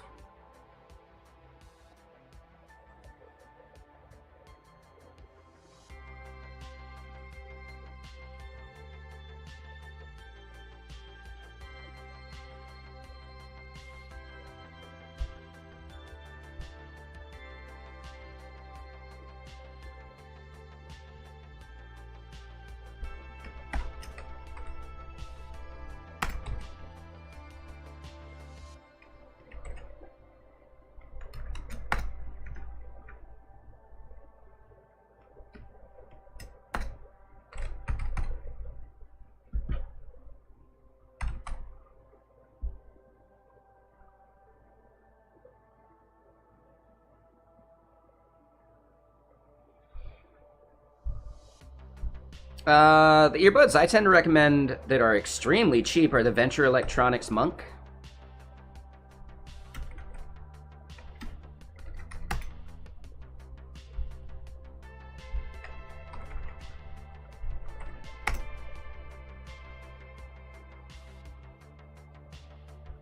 You're gonna struggle. It's gonna happen. If it was easy, everyone would do it.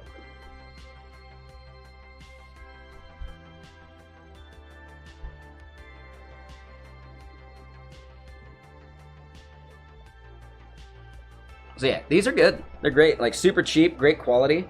If you're ever curious about headphones, head to HeadFi. They're an awesome community about discussing and reviewing and critiquing headphones. Now, keep in mind, people in here are going to be recommending extremely expensive things like, you know, digital audio converters and shit. But they do have good reviews of cheaper stuff too.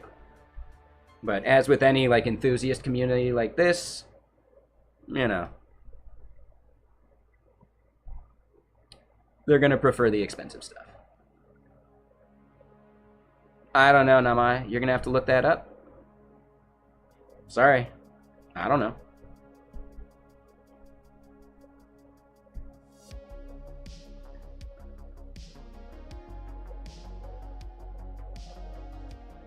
Arting? I don't know that one.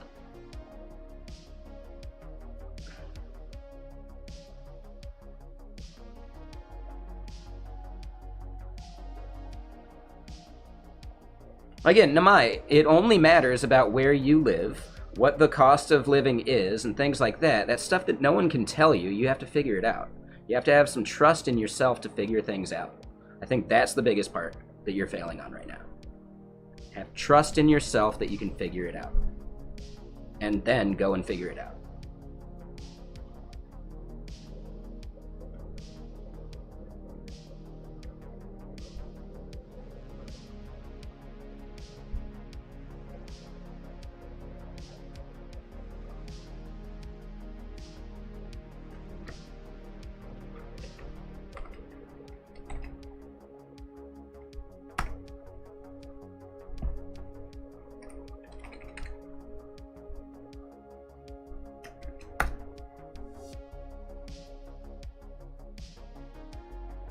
No worries, Nemai. You got this. But it's going to take some confidence. And no one can teach you that.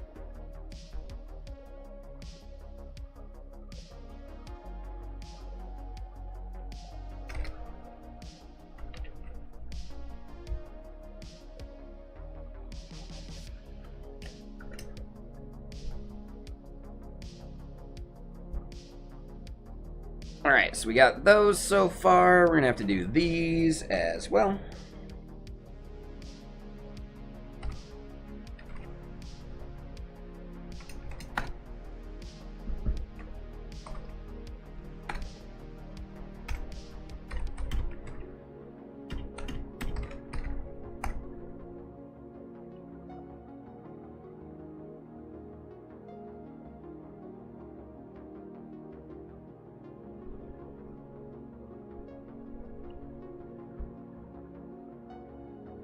Alright, so we do a let there.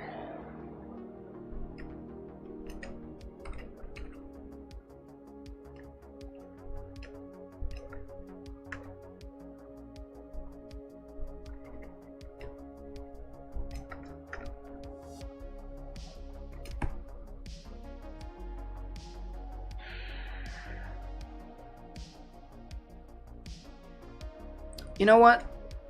I don't like the way I'm doing this. I think it couples things too much. Let's undo way back to it.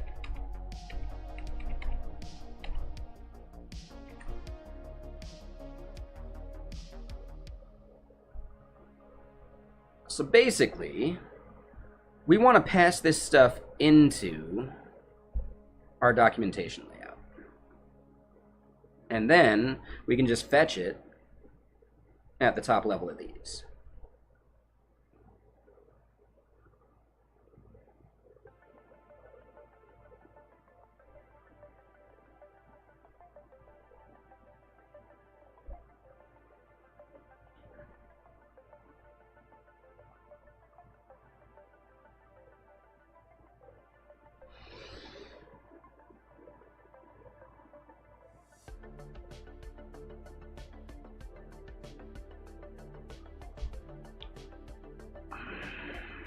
I think I still want to do it as a layout.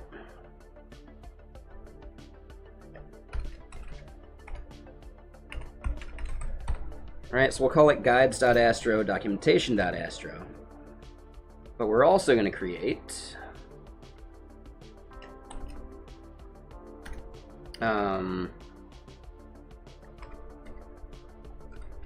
common documentation.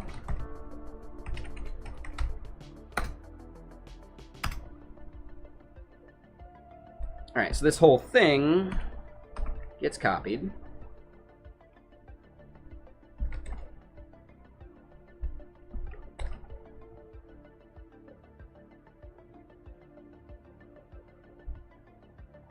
So then for guides and documentation itself, we can get rid of these. This right here is then just going to become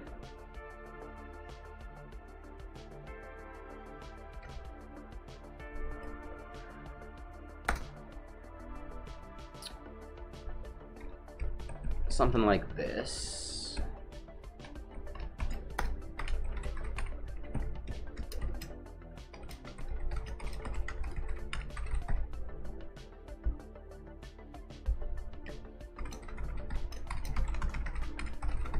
All right, so common documentation layout.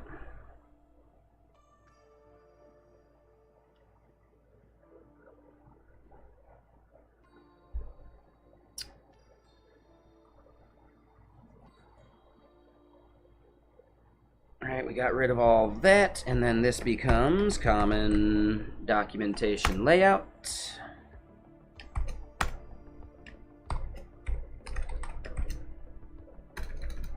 Oop.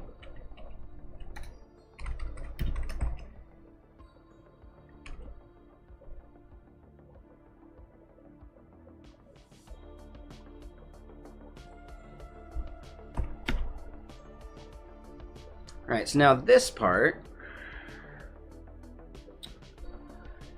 it's really just going to be all this stuff we fetched. So it's going to be documentation pages,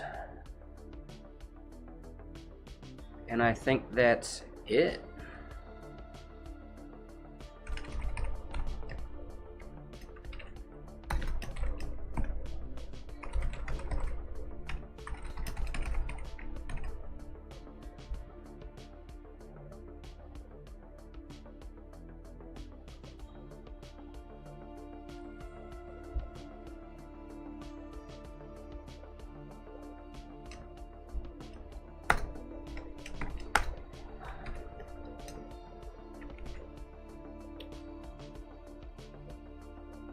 Oh, and current post.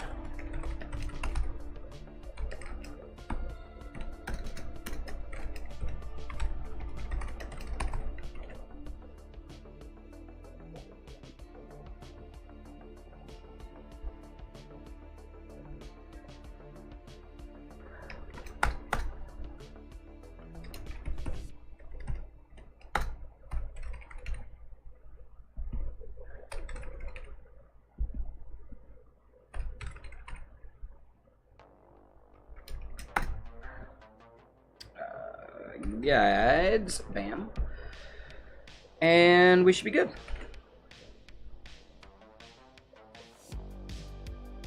So then common documentation does all of this junk, but it doesn't take in any of, or it doesn't do any of this junk.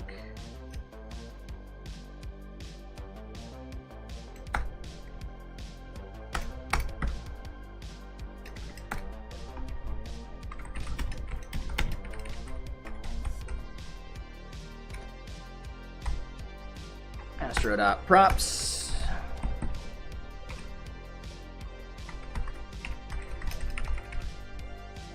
And current post. So weird to me that my prettier stopped working.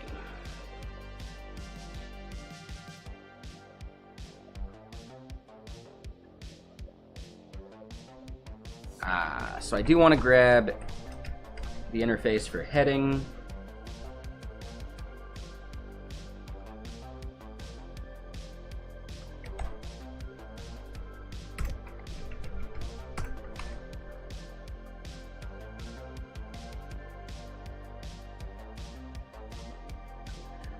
That's right. How do we do props for that?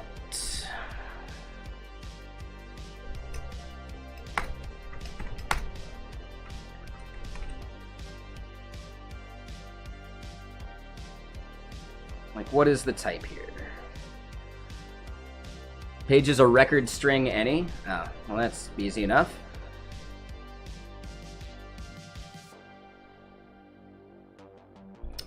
And yeah, what's the right way to define types? I already forgot that part.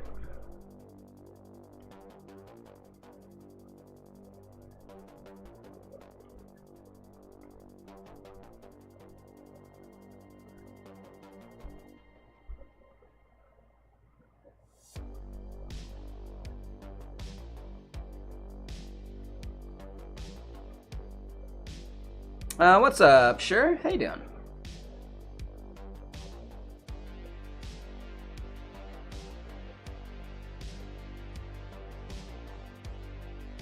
Here we go, component props. So we just export the type props. Or not even export, we just define it.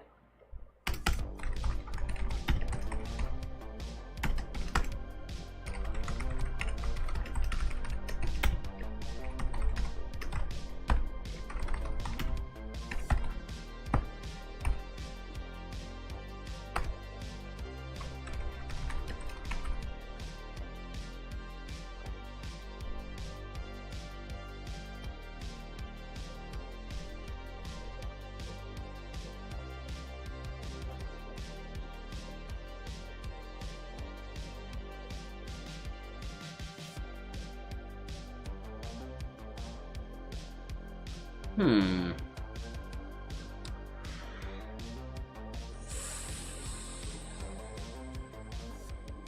What is the type for an entry?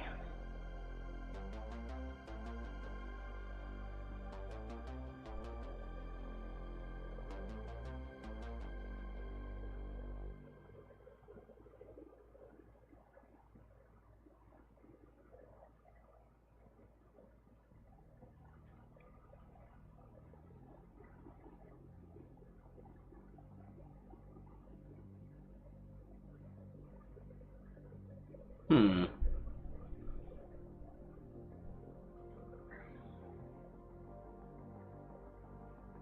I don't know what the right type for this is.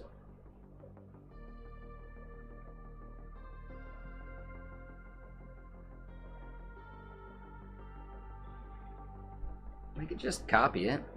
I'm sure it'll be fine.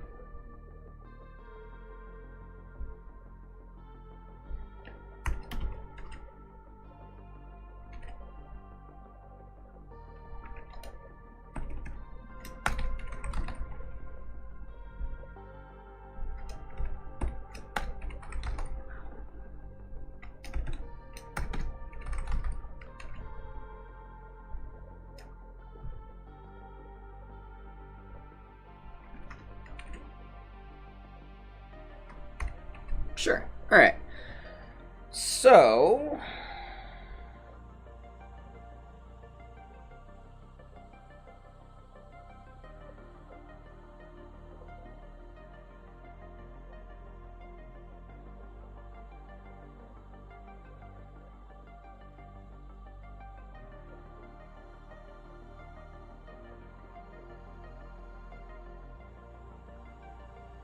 weird.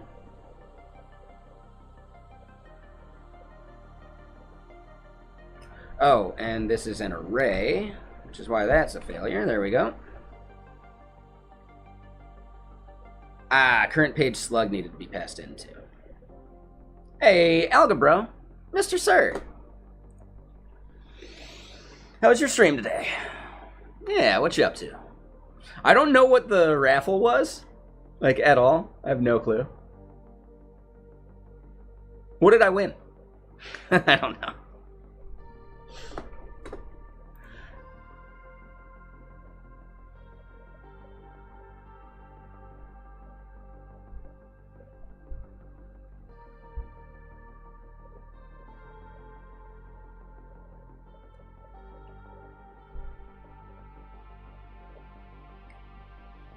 Yeah, and he's fine, Raharia. Not a big deal.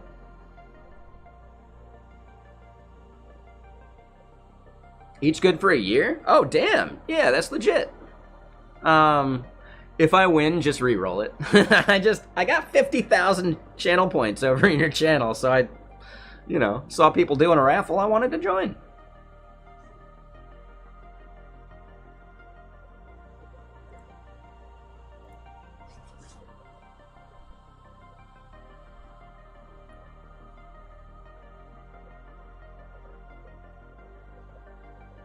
Yeah, the new one they came out with for Rust actually looks really good. Yeah, thank you.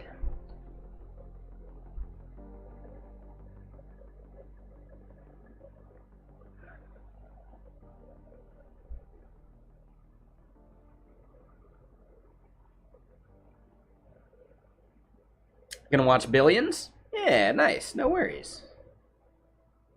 You can say the name. I don't care.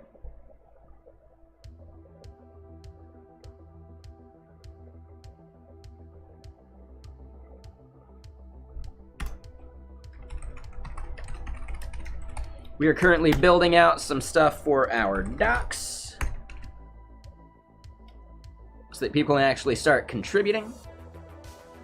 No. If I win, I just hope that he re-rolls it or removes me from the raffle.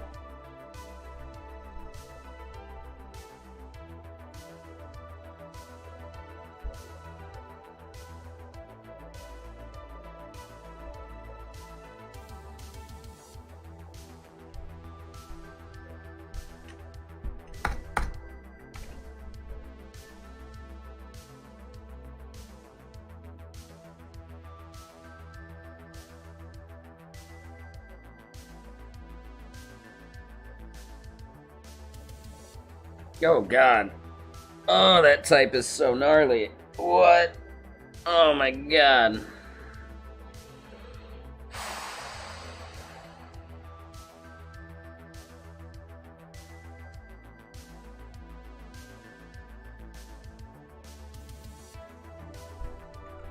Oh, and I did need heading. Yeah, we need to move that out to types. Okay, just making sure.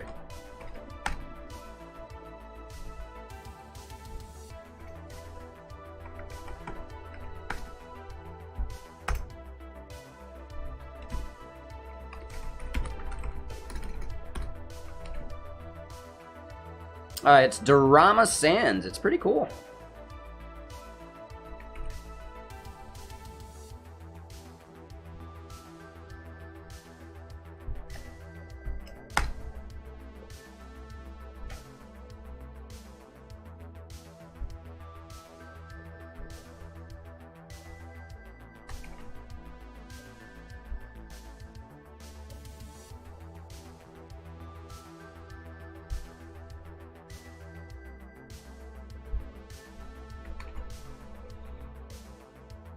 Yeah, current post is going to be a bit trickier.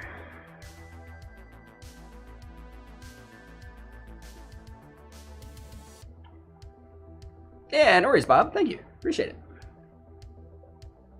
And yeah, what you up to, Roharia? It's called Dorama Sands.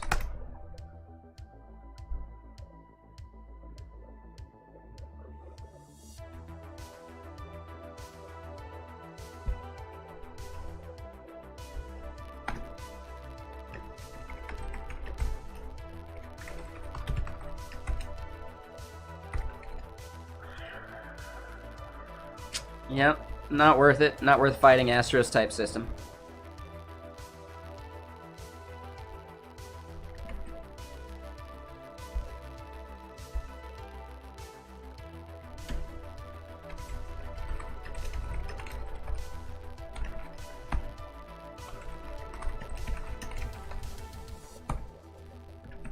Alright, and let's do this.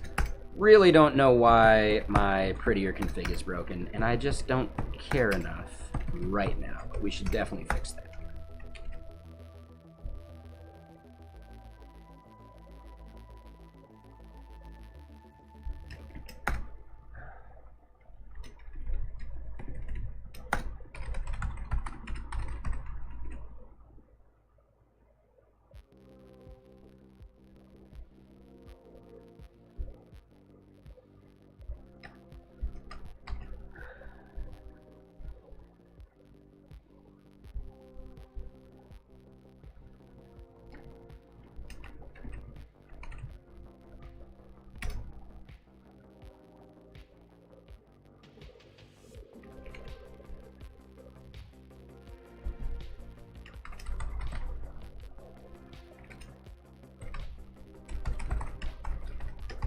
Alright, so common documentation layout.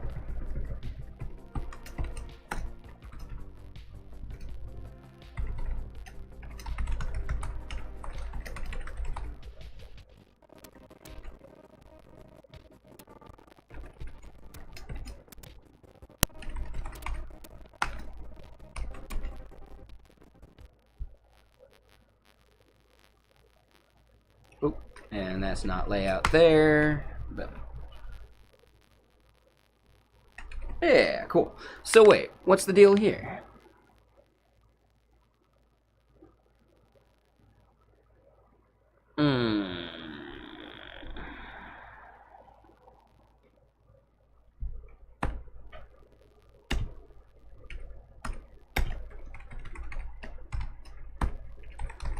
I don't like that either, but we'll do it. It's fine.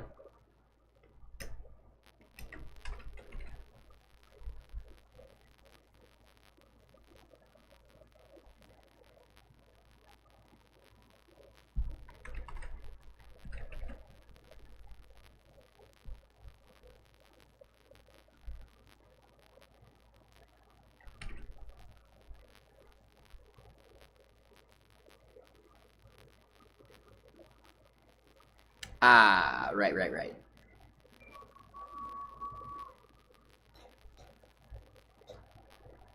So we need current post here, and ooh, let me do one thing.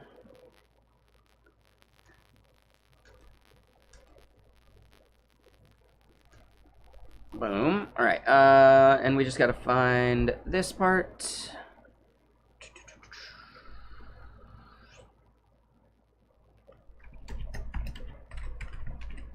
Boom. So we got one more thing. Current page slug here. We just forgot to do that there. Cool. All right, so we got documentation there, got guides here. Oh, and what's up with pages?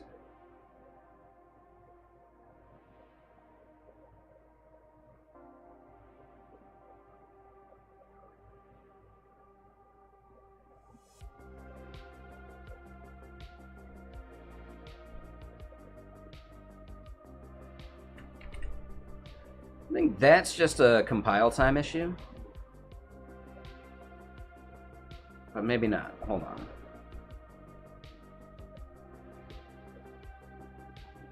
Oh.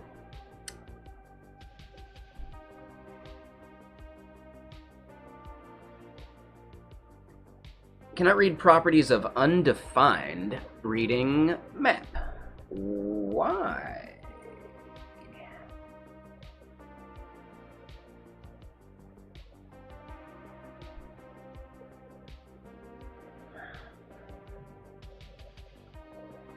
Can we not do this?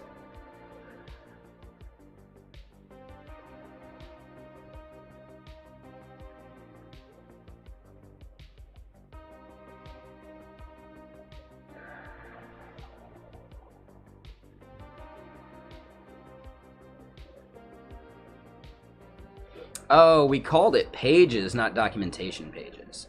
Yeah, let's just do that. Yeah, that was it.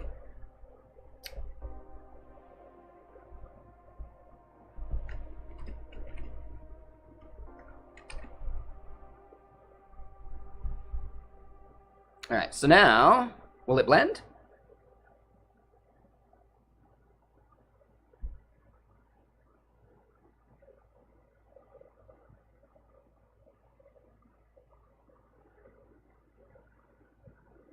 Nope. But I think that's because I messed something up here. Well, we see guides. We see it getting passed.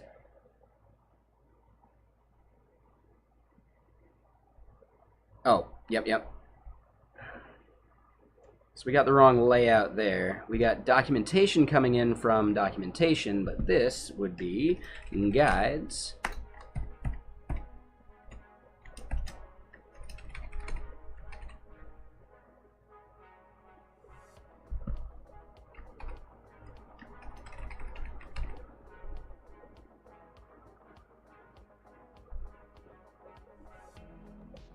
Oh.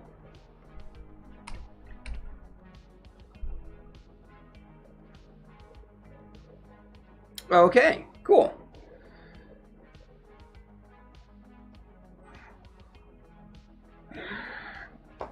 Oh, man, that shoulder pop. That one was rough. Wow.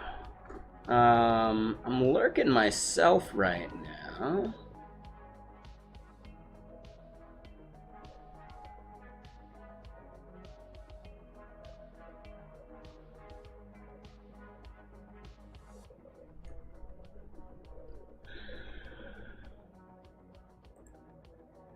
Yeah, there we go.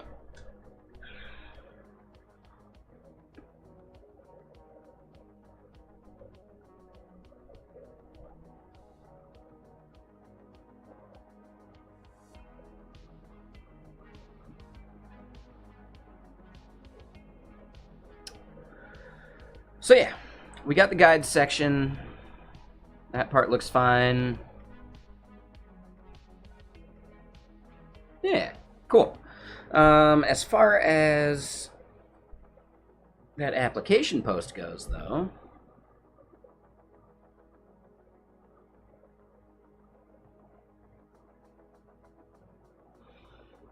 I'm going to get rid of that for now. Cool. And yeah, how you doing, Lugdar? What you up to? Man, 5 o'clock. Is it time for a whiskey?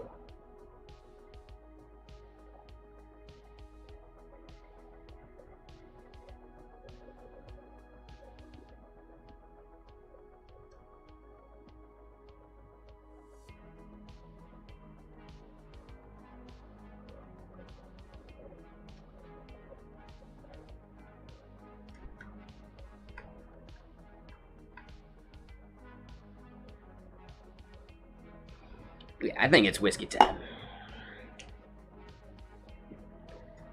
And yeah, what's everyone up to? Anything fun?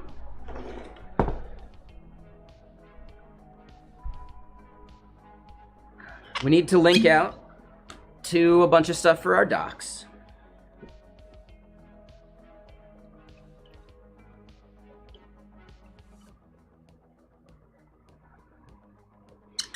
Yeah, and I think recipes just don't belong there. Recipes are a separate section.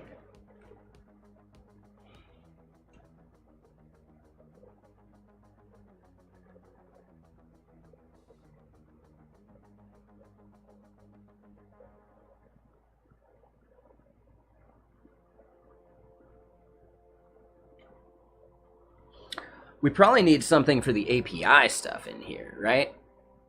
That would be a good one. Yeah, so we need API stuff.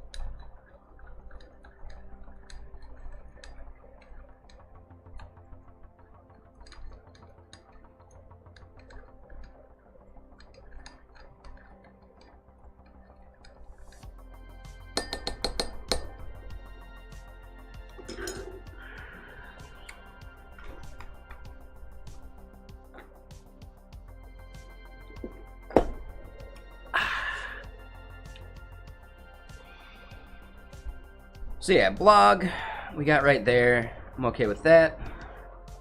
Guides, we need to add way more guides.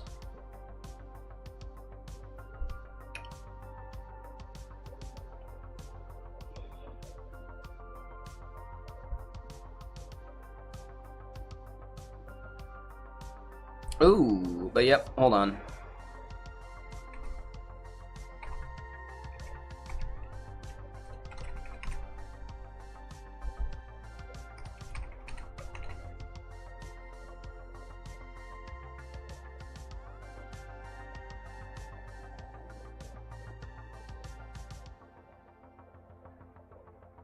Cool.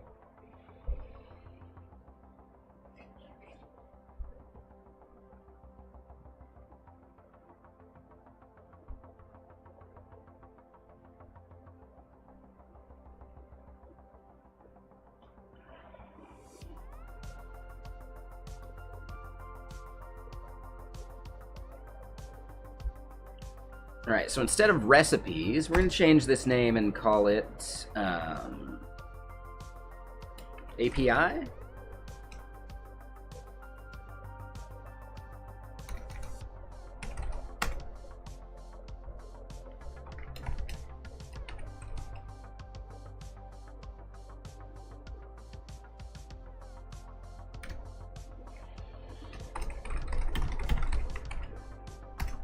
Cool. So there we go. Right, the API section is going to need stuff. We're going to go modify our layout here in a sec. But really, our layout might... Here's the part that's tricky.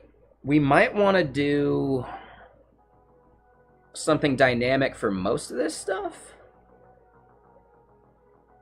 But then, like, the icons are a lot harder to make dynamic.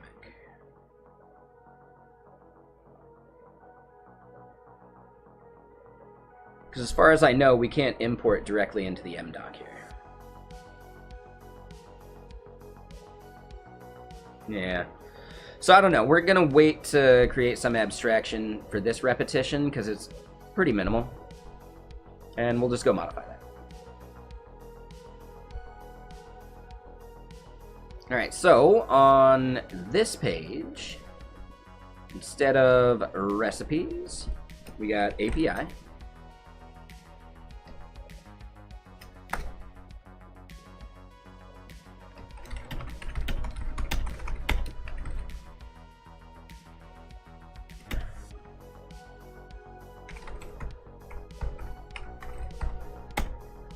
You can find the API documentation.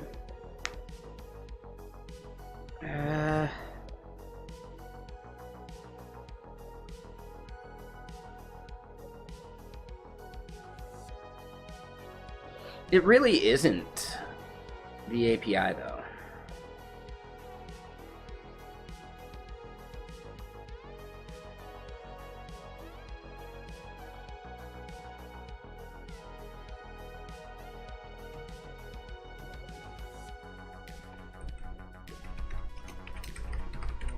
The application is something we'll need to do. So yeah, it's not API, it's actually just app.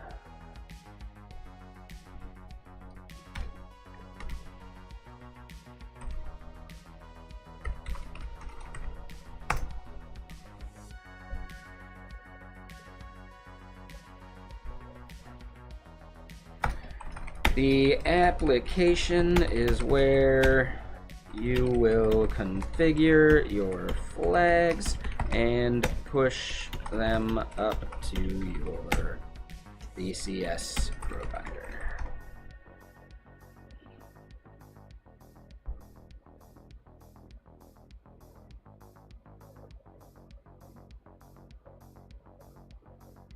Sure.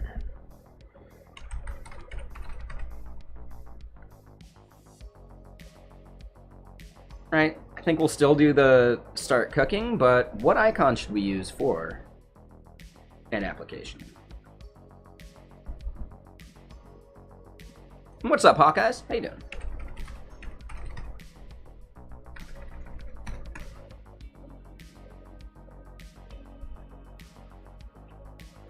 Clapperboard. That is not what I thought that was. Window? Boom, there we go.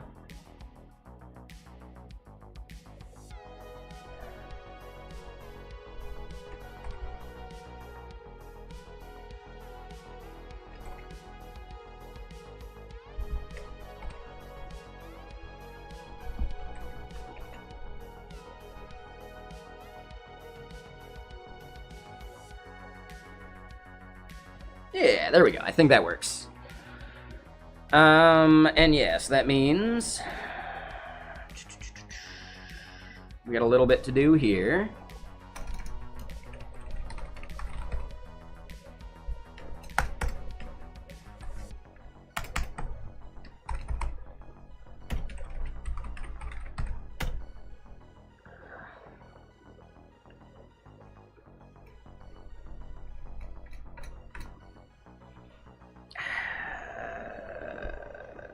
How do I want to describe this? So we're doing it over here. Nope, over here.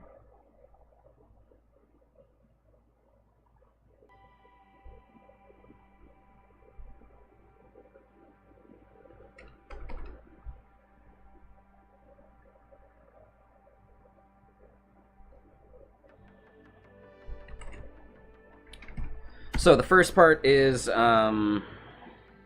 configuration.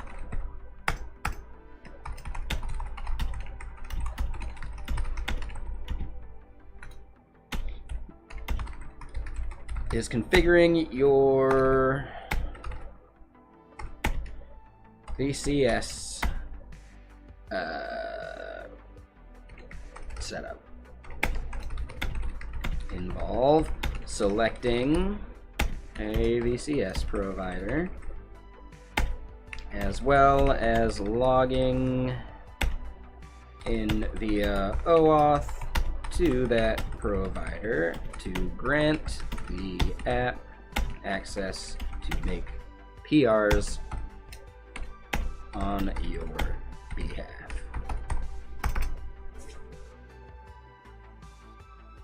Right, probably screenshot here. There we go. Nailed it.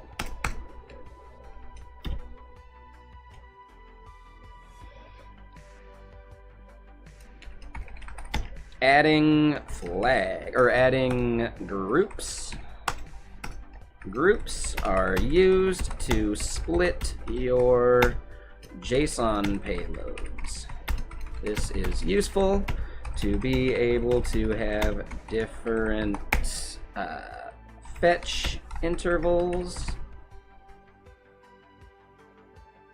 while keeping bandwidth costs low.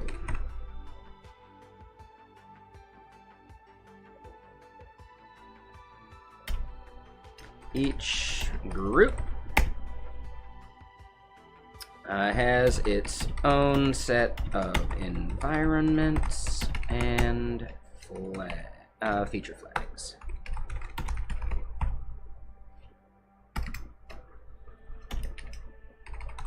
Adding environments. So yeah, instead of adding, we'll just go groups, and then this one will be environments.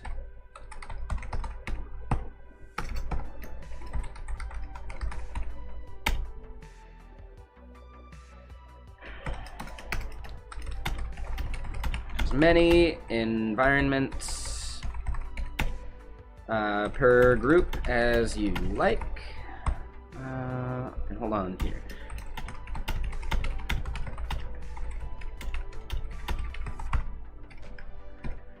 You can have as many environments per group as you like. When adding an environment, you can set default values for flag types.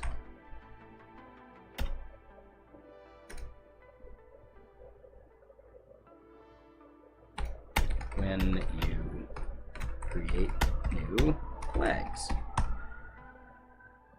Right, we'll add more content, but I at least want to get like the broad strokes out there. So groups, environments, feature flags. After you have added groups and environments, you are ready to start adding flags to groups. Again, you can have as many as you want.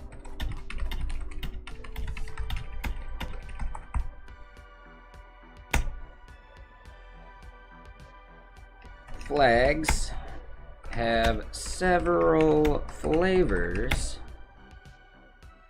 several types.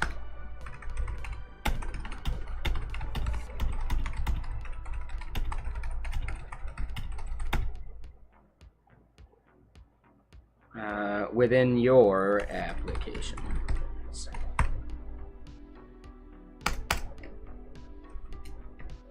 Right, so then first is toggle. Toggles. Or toggle flags, sure.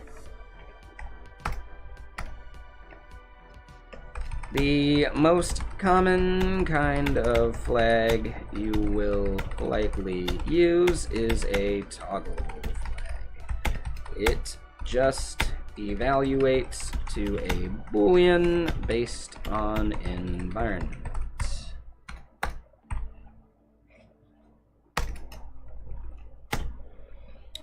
Gradual flags. And maybe these don't need to be H3s. Gradual flags allow you to release a feature for a subset of your users. When creating a gradual flag, you will set a threshold and seed value. The threshold is used for determining what percentage of your users should see a flag. The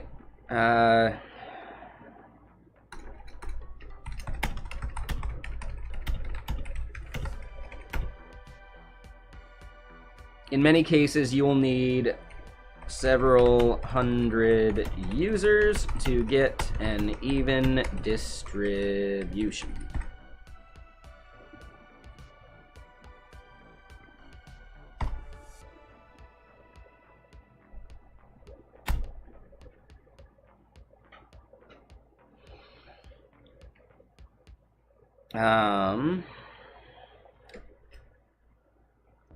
It will, yeah, there's a part I wanted to add here. It will hash any string value you want to pass it.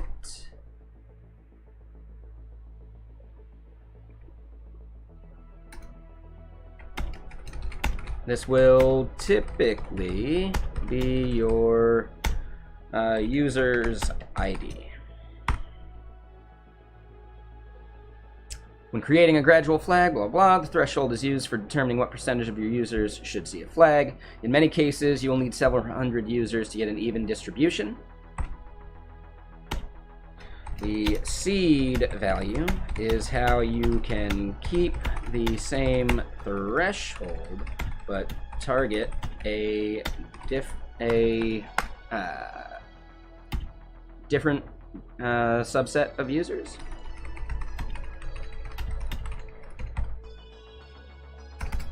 Right, so there's gradual, then there's going to be selective. Selective flags are useful for releasing out to specific groups of users. Specific users or groups of users.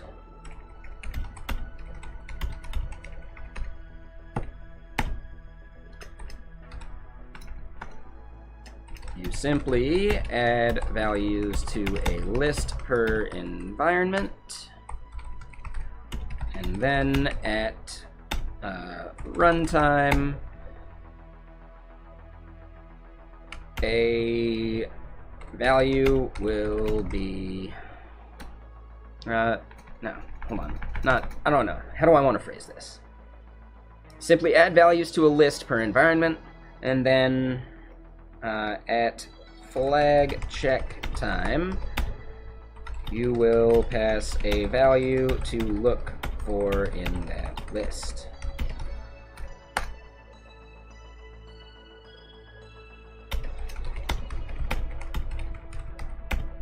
This can be useful for releasing out to beta users, or possibly specific user groups or clients. Sure, something like that. And then value, oh, hold on, this one needs to be a 3.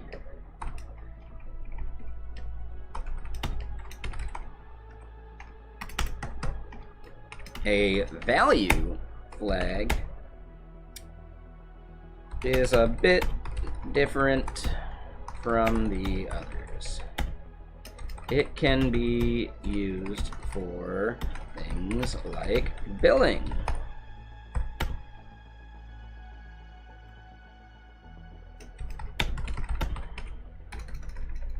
billing or pricing. You could even use it for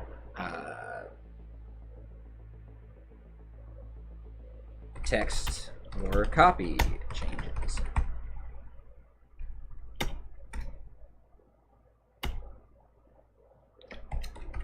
Billing is an especially useful feature for mobile apps. You can simply create the product within the app stores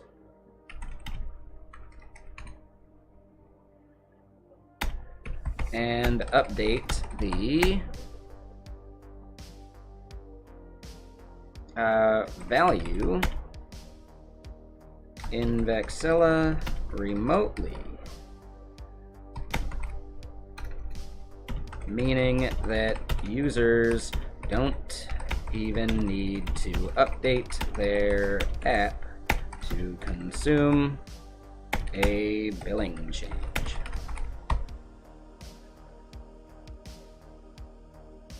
Cool.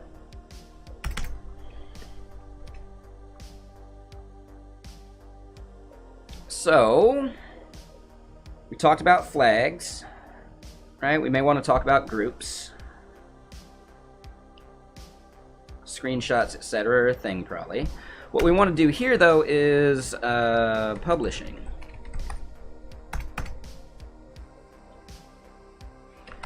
If you have not published any flags yet,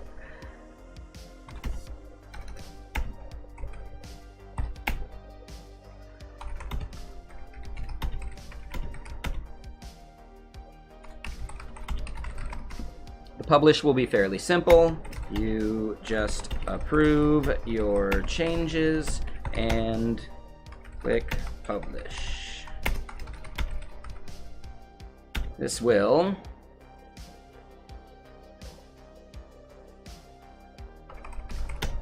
a pull request in your VCS provider.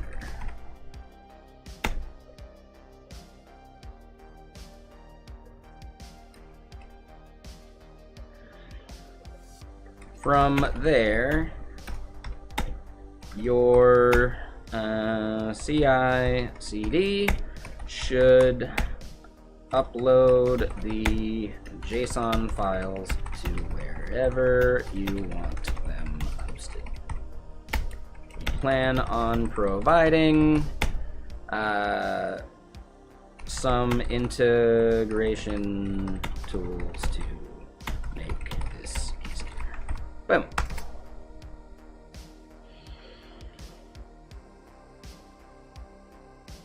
If you have already published before, you may want to pull in changes from your VCS provider.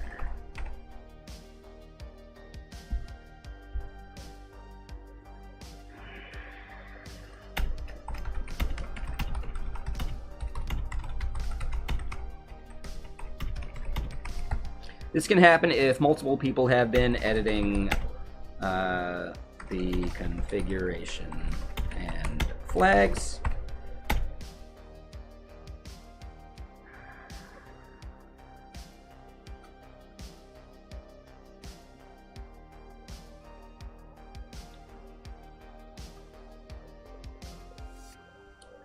And it's not you may want to, you must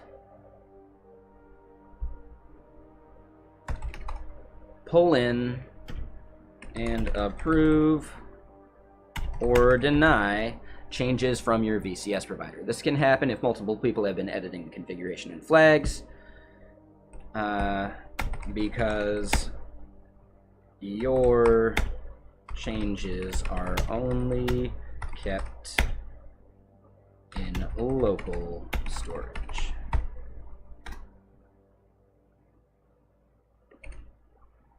Cool. So I think that's a decent page right there. Bam.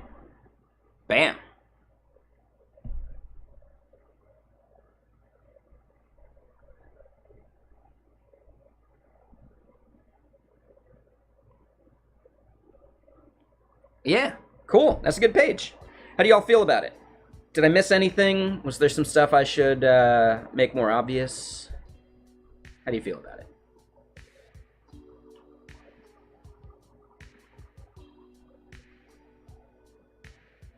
Screenshots are definitely going to be needed. But okay. Yeah, I think that's all right. Yeah, let's commit what we've done so far.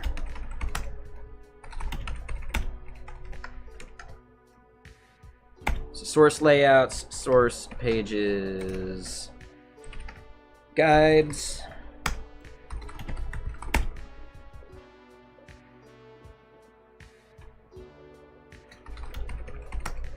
Let's look at it. I think source content and source pages documentation stuff we should do. Same thing with the types. So yeah, git, add, source, basically everything except the components.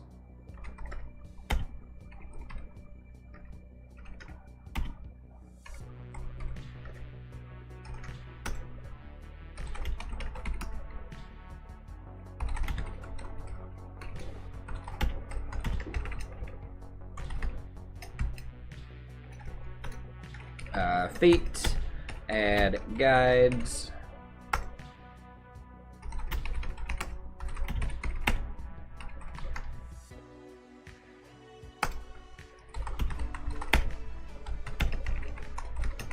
Right, and this is a fix. This is update responsiveness.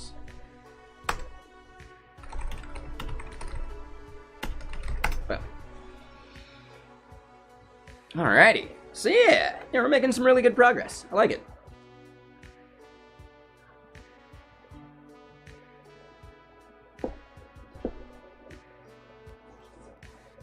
What's up, Snowy? How you doing?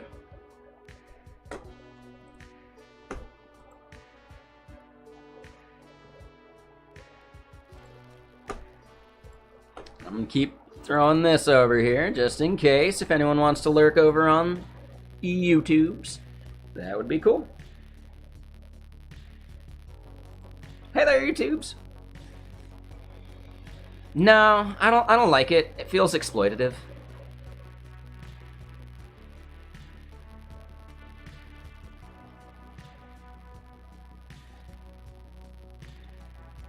Like, I don't make tutorial content either. I don't know. You'll probably never see me make like a course. Like a paid course. Like, yeah, I don't know. Trying to there, Snowy. Yeah, I need the watch hours to get monetization on YouTube.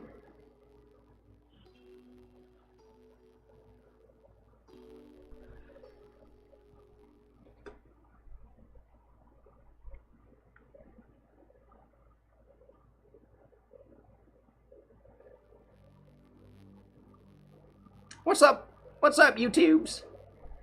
Hey there, YouTubes.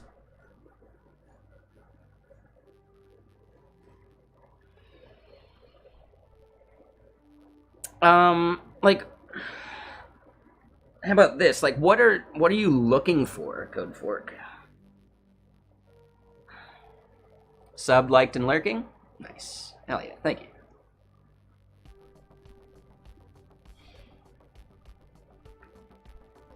I could see maybe doing like paid code review.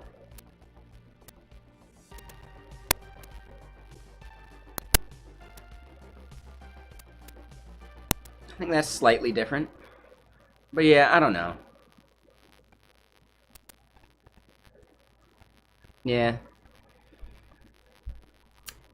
I'm personally not into the whole mentor thing.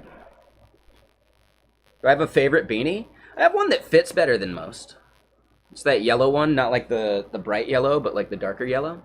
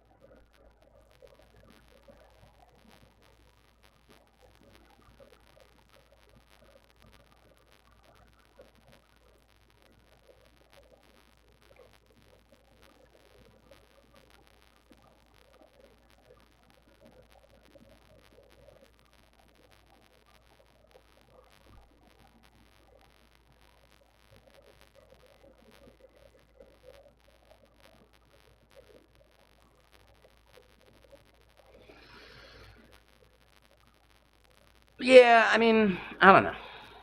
Maybe. I'll think about it.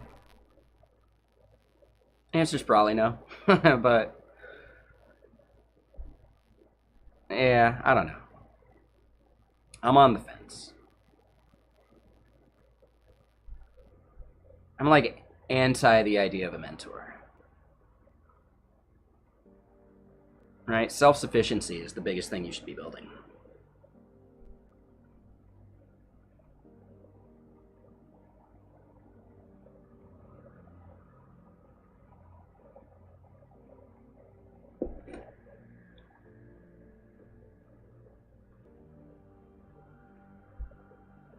All right, so let's look at some of this again.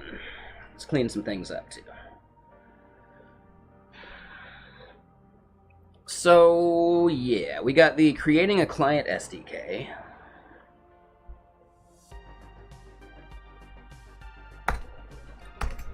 Yeah, we need to get this doc out there.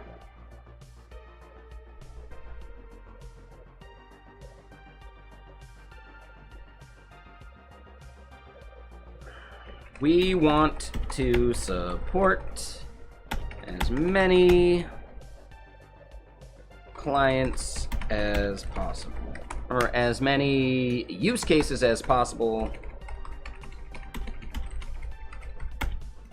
We believe this will be one of the big differentiators between Vexilla and other feature flag tools.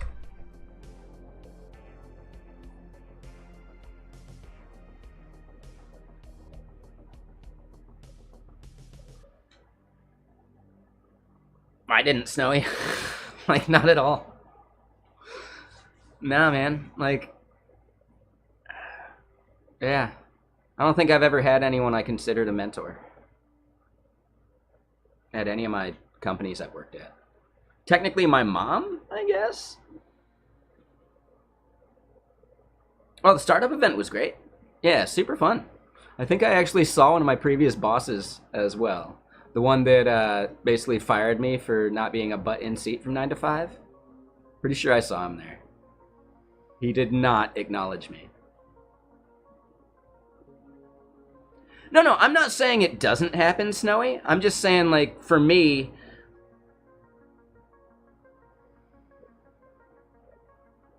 I've been like a big fish in a small pond at a lot of it.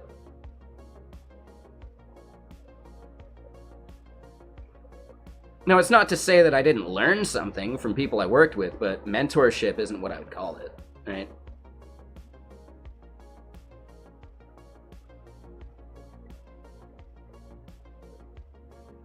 So yeah, I don't know. It's tough.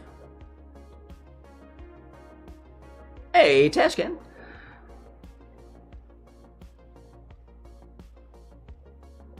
That's awesome. Hell yeah, Tashkin. Yeah, I appreciate you. Yeah, thank you for the sub.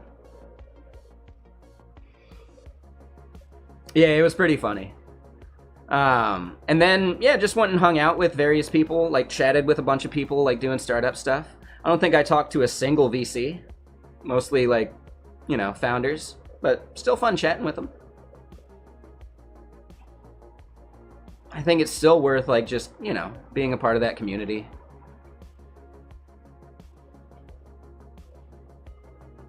Yeah, exactly, Cotter. Yeah, when someone says, like, no, you can't do that, you're not good enough or smart enough or whatever, that to me is a challenge. How dare you? Right? Snowboarding. When I saw someone doing some tricks, they can do it, why can't I? Fuck it. Sure, why not? Having that mentality, right? Someone else did it, why can't I? Is one of the biggest things you can do for yourself in pretty much any case.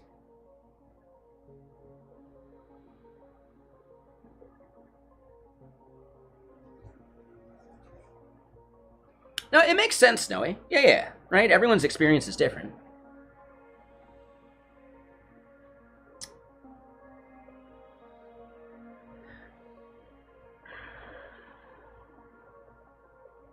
Yeah, I don't know. Yeah, it's a tough one. Had a bit of a bummer towards the end of the night, though, which bummed me out. There was someone that I used to hang out with and chat with a lot at like this bar, Belltown Pizza, right? Like, I was like a regular at Belltown Pizza for a while, and I got to know someone named Eric who was awesome. Like, dude, he was like an old school like punk rocker, super chill, super cool. We ended up at not Belltown Pizza, but another bar. I forget the name of it. Strawberry or some bullshit. I don't remember the name. But they had like a painting of Eric on the wall. I was like, oh shit, is that Eric? I haven't seen him forever. Then I found out that he passed away like a year ago. Like, in his sleep, so that's, you know, not the worst, but still, like, yeah, it bummed me out.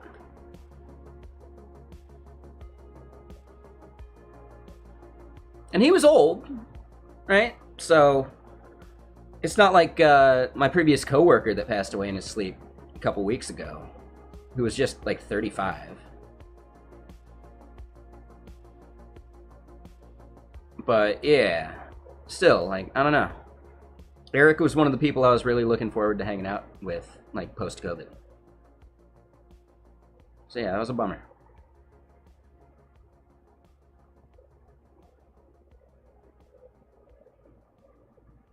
Yeah, it makes sense, Owen. Yeah, sorry to bring down the mood. Just, I don't know. I am never sleeping again, alright? Exactly.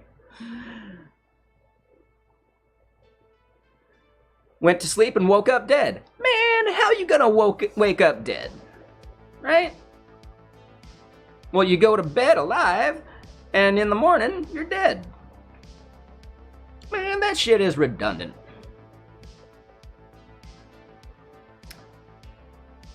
It's from Scary Movie 3 or whatever. Yeah, like the coworker one a couple weeks ago, like, really caught me by surprise. Especially because, like, I was just heading to LinkedIn for something else and randomly saw it, which was crazy.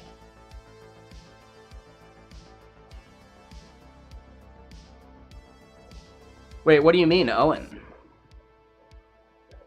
Like, passing away in your sleep? That's not a brain problem, usually. It's usually a heart issue.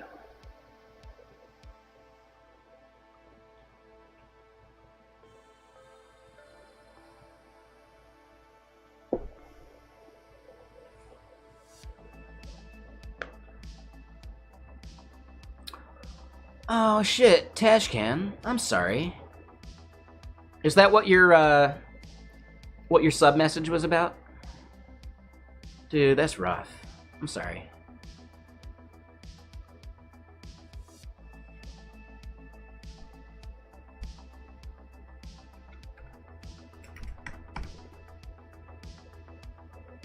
But again, like, you know, probably of a decent age to where she lived a full life.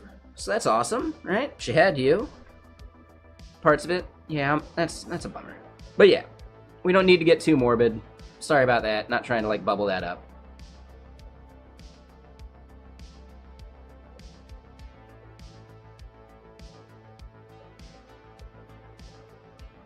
Yeah, Owen, like, heart issues happen, right? There's people that have died playing basketball in high school, you know? It's weird.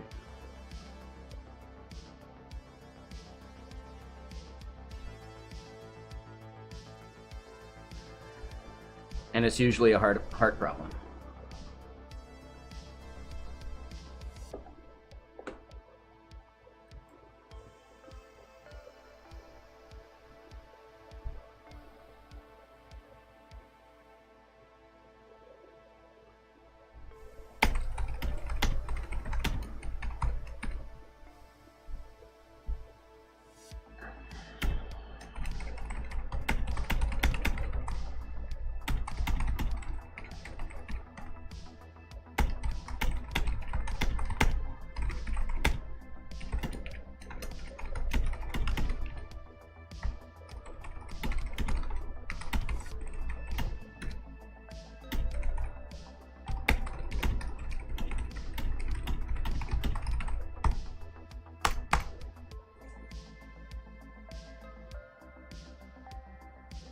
Oh, yeah, okay. I mean, if you want to chat about it, Discord or whatever, you can message me. We can chat. Totally up to you. Not sure if you have anyone to talk with this stuff about, but feel free.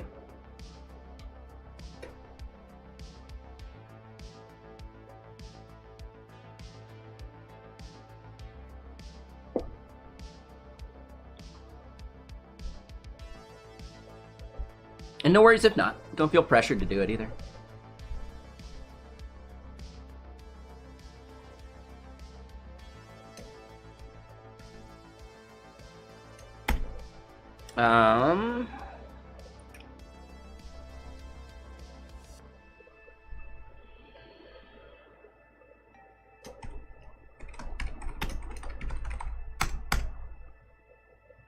Yeah, no worries, Owen.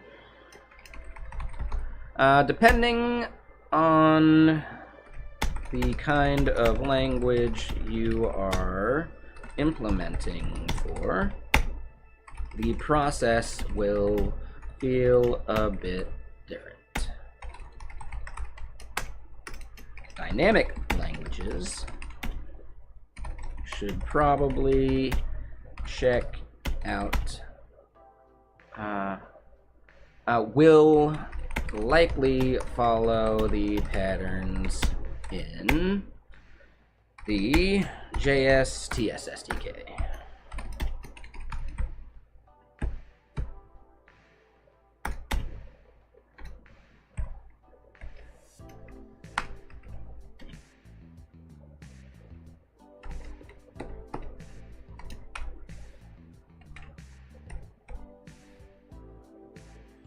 And this is https://github.com/Vexilla/Vexilla.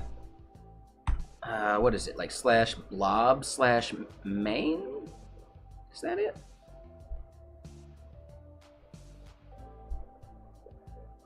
Tree main source. There we go. Okay.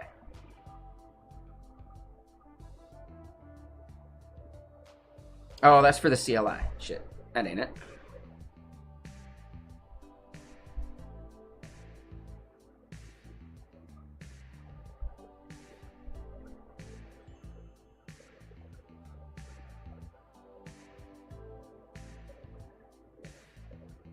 What is that from, Ethan?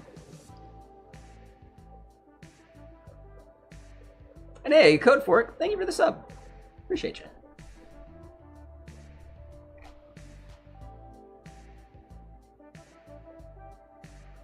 Oh, that's right. Nobody messes with my brother. Everybody was kung fu fighting. Right? Song kicks in and everything. Yeah. Ah, such a good movie.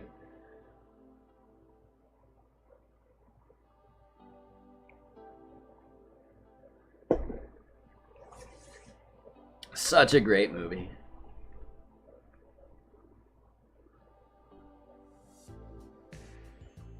Yeah. Yeah, how you doing, Captain Coder? What are you up to?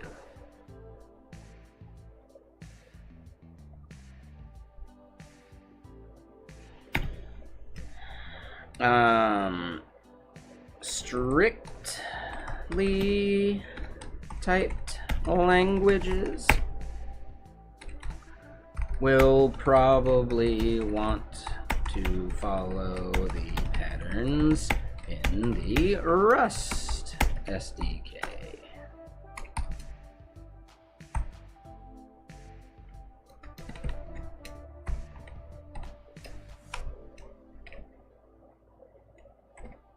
Nope.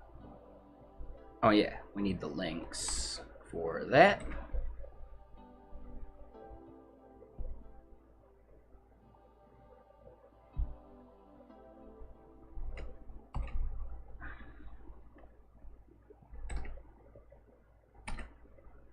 By the way, yeah, there you go. Totally.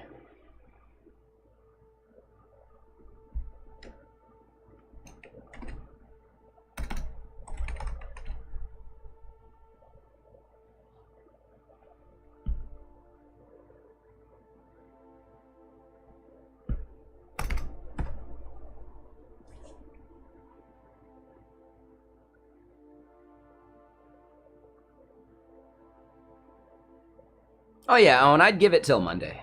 No one's gonna do anything on a Saturday morning. or a Friday night, you know? Nobody does shit on Fridays.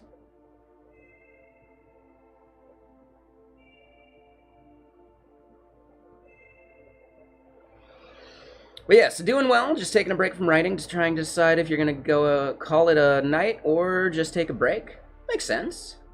What are you writing?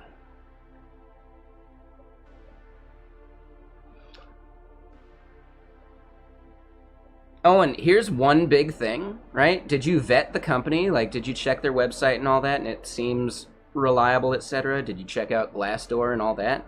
One thing you may want to be careful of is that there are absolutely scammers out there that will post jobs just to, like, get your personal information. All right? For, like, identity theft reasons. So, just being careful.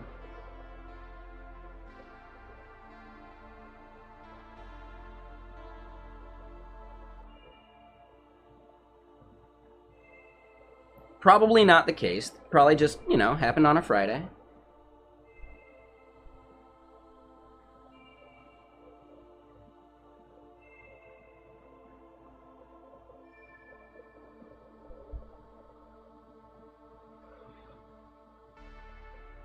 All right, so the primary example.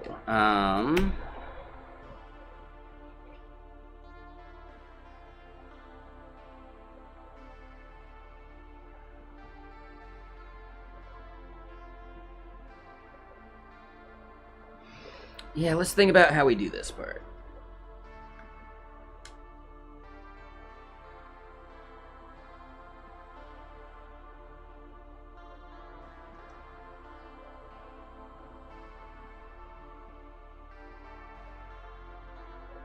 Yeah, it makes sense, huh?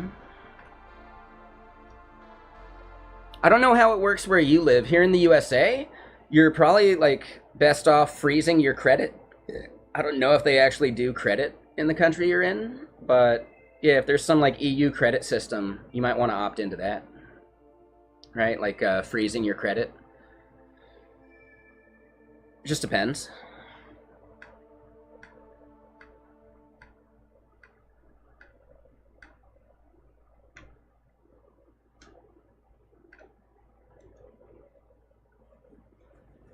It's easy to unfreeze, right? As long as you remember, like, passwords and shit. But yeah, probably not a problem. Not a big deal.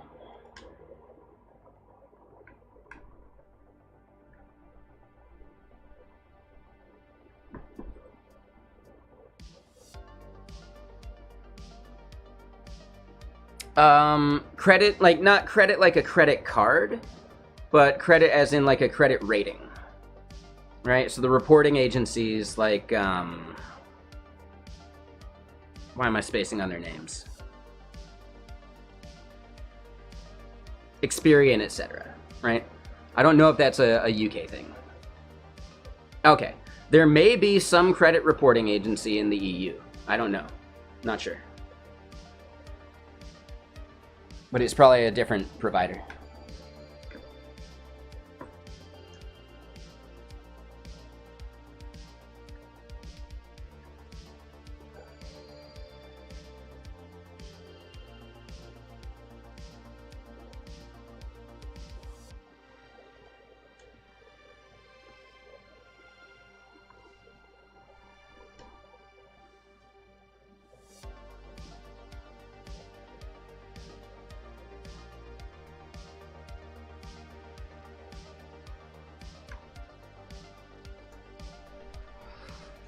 Okay, yeah, I just felt like I'd throw it out there as a precaution.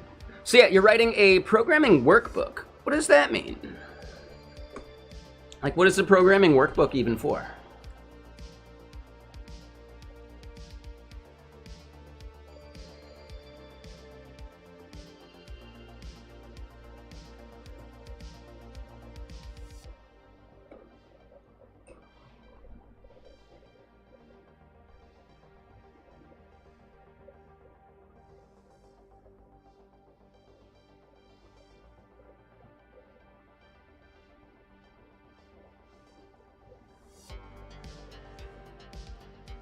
Yeah.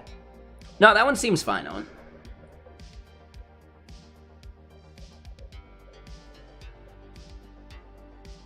I did find a bug in their, like, their mobile menu, or their, like, responsiveness, but that's fine. Yeah, they seem okay. Seems fine to me.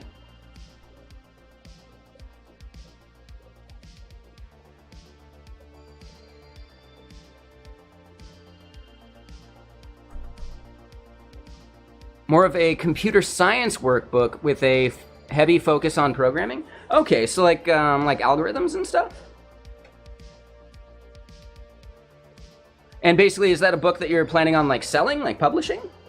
Or is it just for, like, internally, like at work or something?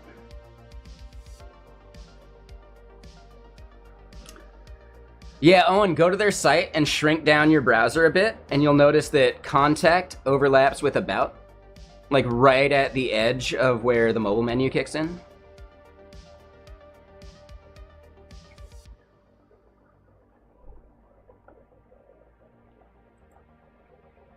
Cool.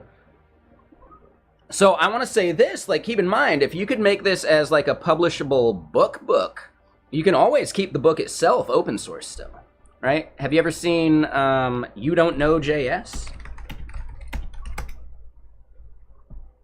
Right? This is fully, like, right there on the internet. He's been working on the second edition for, like, 5 years now, which is questionable, but the first edition's fully open source.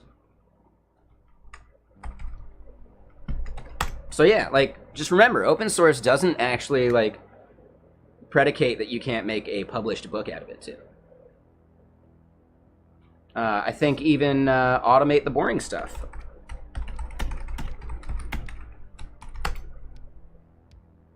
With Python. Yeah, I'm pretty sure this one's, like, fully open, too.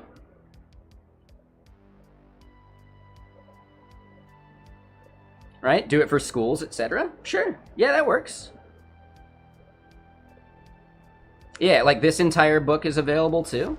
Yeah, like, dude, I really like the people that do that. And he still, like, sells copies of it, you know? Like, it's really nifty.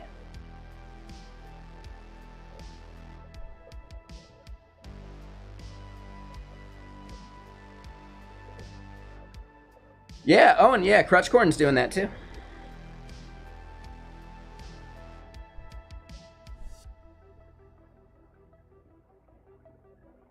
There you go, Captain Coder. Yeah. Yeah, you can always self-publish as well. Right? No problem. But yeah, I like the idea. That's awesome. If it's free, it's for you. Hell yeah. Yeah, if you're trying to learn Python, I've heard this is one of the good ones. You Don't Know JS is also great.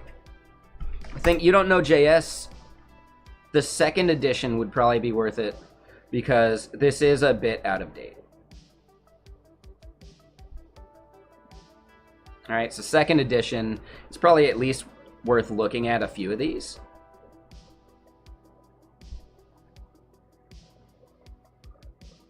A nonlinear adventure? Sure, yeah, makes sense.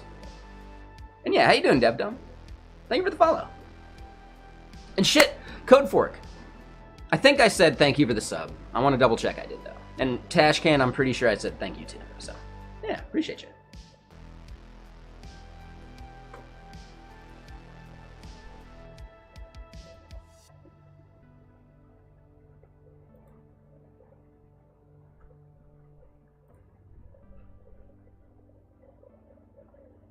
Dev or Dome?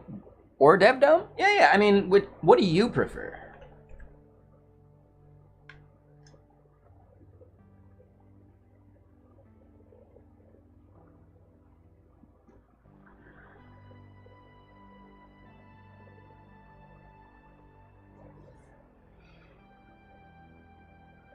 Nah. It's pretty good branding. Right? Like, I can spot myself in photos, like, on a pretty frequent basis.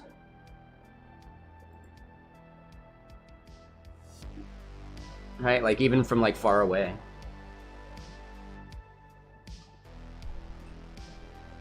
Oh, and that reminds me.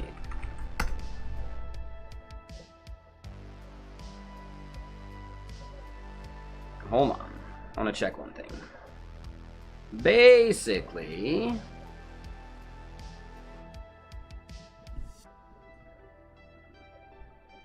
I want to see if this dude has posted any photos from the event, because I know I made it into a photo.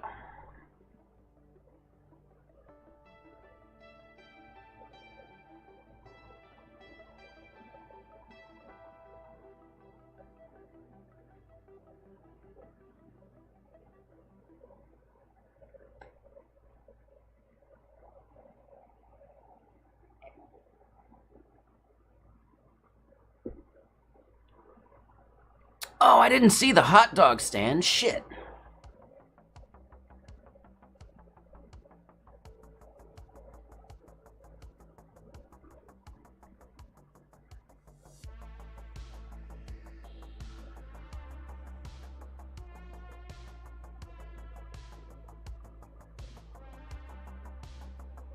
Oh my god.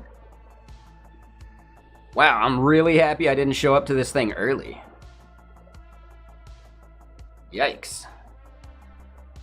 Yeah, where's the photos? Show me. I want to see me.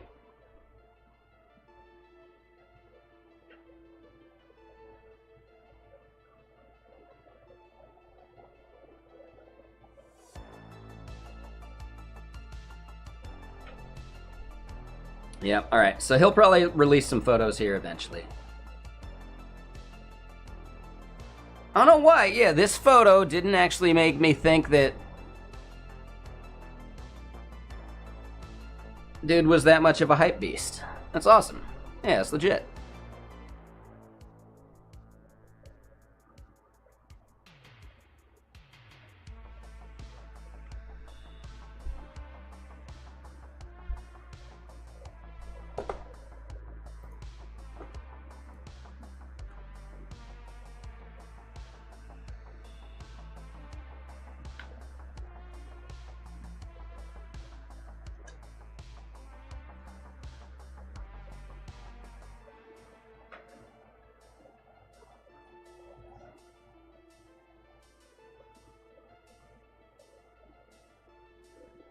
Alright, so depending on the kind of language you are implementing for, the process will feel a bit different. Dynamic languages will likely follow, blah, blah, blah. What else do we need in the documentation here?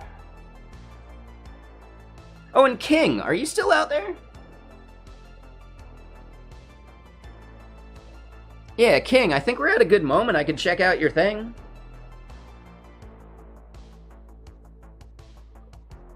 Yeah, I totally forgot about it. My bad.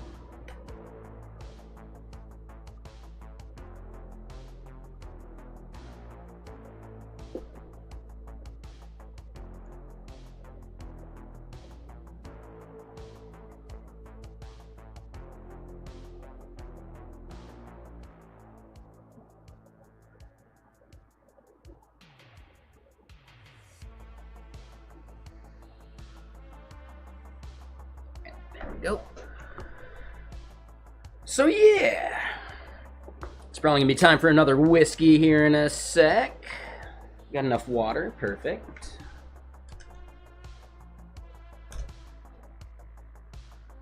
Sweet, sweet Friday. Ain't got no job, ain't got no money.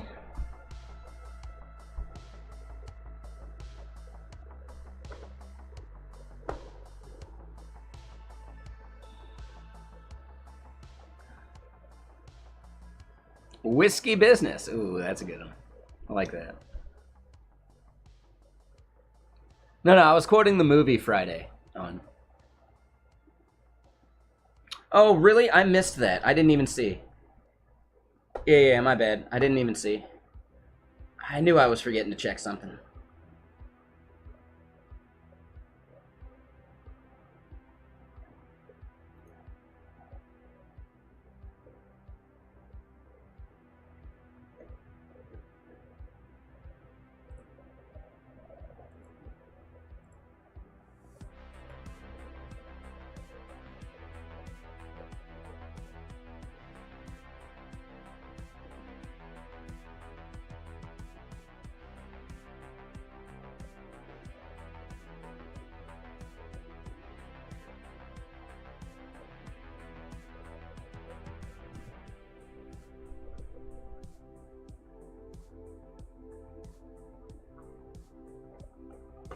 So wait, what was scummy of them?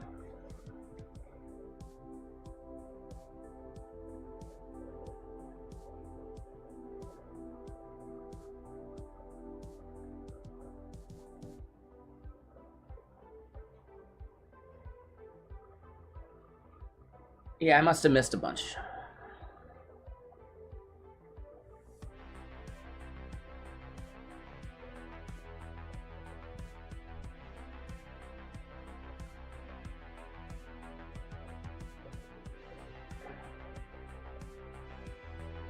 Okay, part of a complex called Container Park. All the places are built out of containers?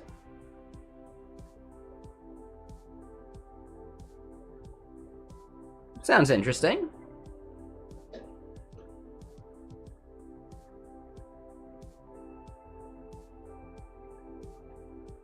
Like, what's wrong with that? Like, I don't get it. Oh yeah, I know a lot of Movie Zone, for sure.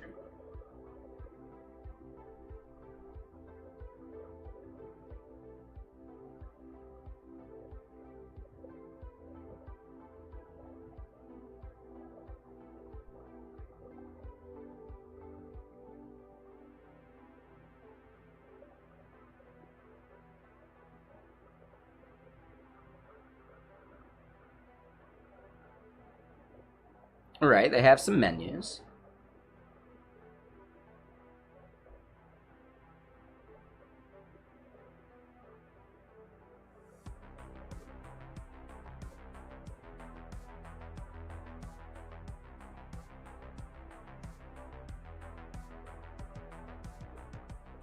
Okay.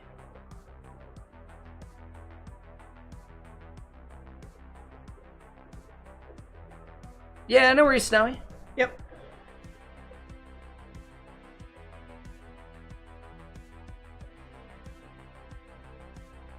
Ah, and like the venue that they had doesn't do whiskey and cocktails?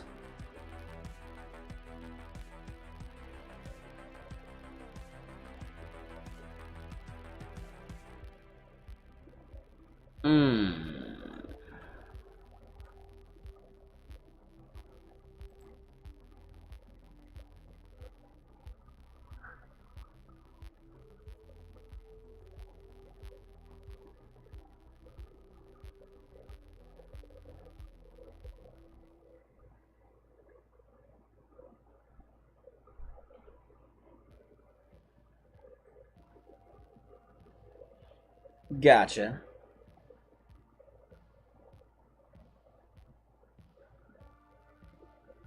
Right, right. So I see like the whole like house call imported domestic and premium, right?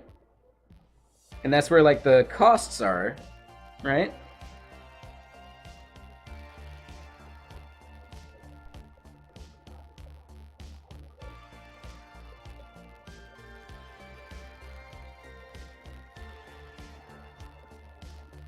No, I have no idea what that is, Owen. What is it? See, what I'm confused about, Cotter, is the whole drink ticket thing, right? Would you pay for the, like, if we got the premium package and it's $58 a person, is that for a drink ticketed bar?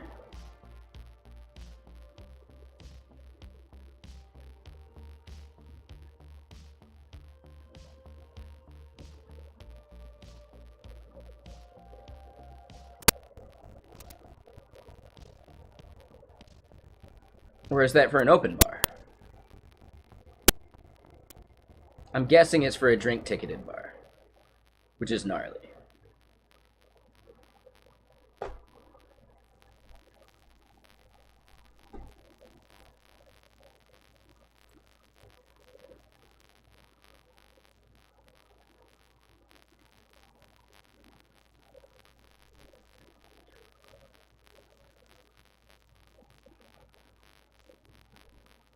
So when you say not getting the experience of like the full bar, right? It's just this like common stuff? Okay. Right, but because they don't offer the variety, then it's not even worth like checking with them. Are there any other spots that are worthwhile? Like, yeah, that's gnarly. That's a bummer. But yeah, you're kind of experiencing what I had seen too. Like, stuff's tough.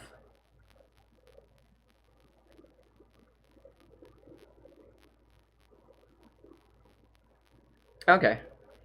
Yeah. Yeah, I don't know.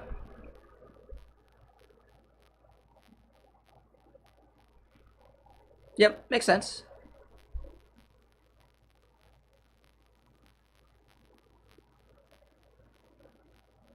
Yeah, I gotcha.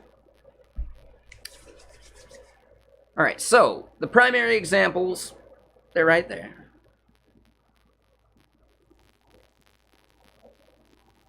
Oh, interesting, Owen. No, I haven't seen that at all.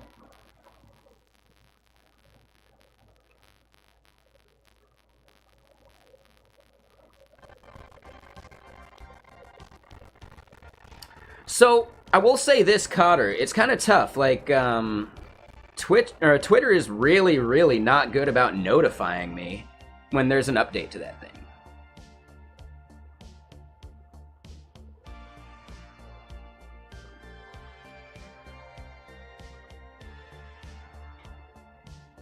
Yeah, I don't know. If we think about it this way, Alt F4 stream will hang out. That's two of them. Me, you, Bash, Prime. Right? How many people do we have in that group, though? Yeah, that's what I'm thinking. Like, dude, I don't see any notifications when they update. I didn't see any of, like, your messages. Like, I didn't see a notification that the messages had happened. So I had to go and, like, look at what you were talking about.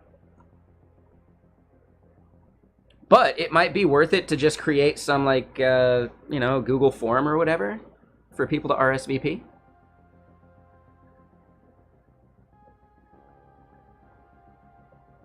Yep. I'm sure Acorn would show up. Tawny would show up. So yeah, we've got at least what I think are like 10 guaranteeds. And I bet we can convince more people to go to.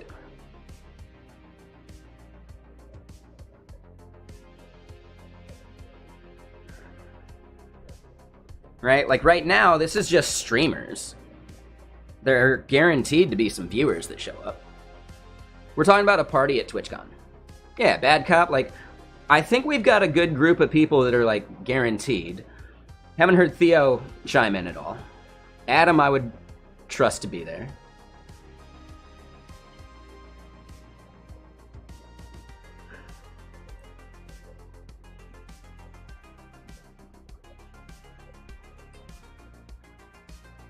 Begin would probably hang out.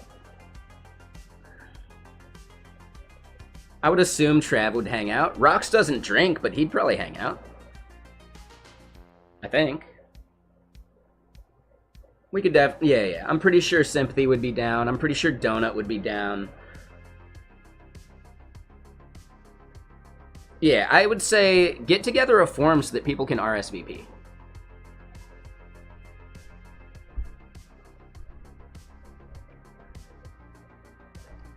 And yeah, I'm willing to like kick in more than just what I said, just in case. That was just what I threw out there as a random thing.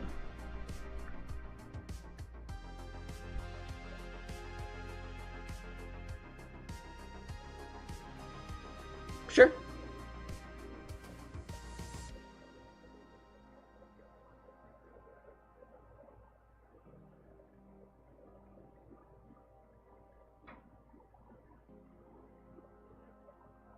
Yeah.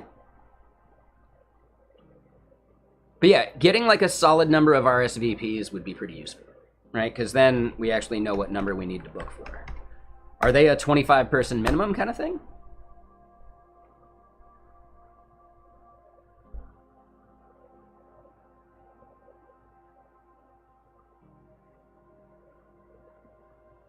Like, what's the minimum that we need for the group?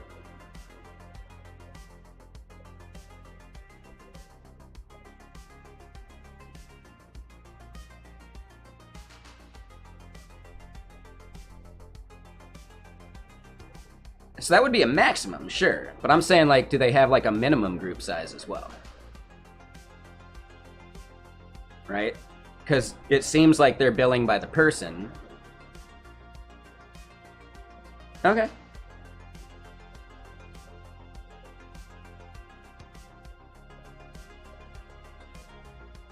Sure, makes sense.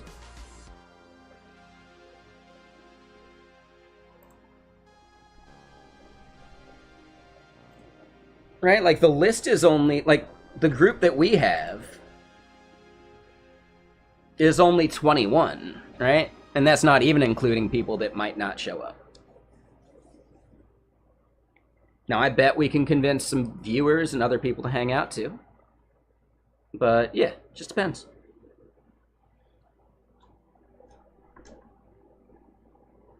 And yeah, no worries, Zone. Don't worry about it. Don't worry about FOMO. You'll get to hang out eventually. It's not a big deal.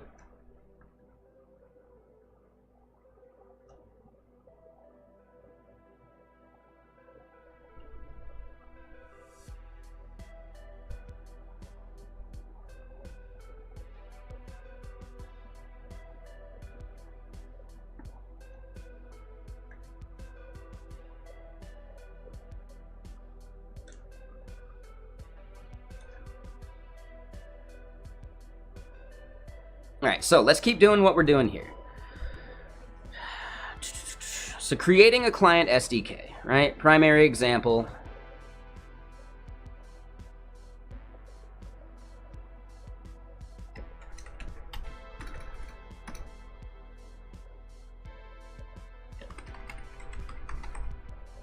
Constructor. Flag types. Constructor methods,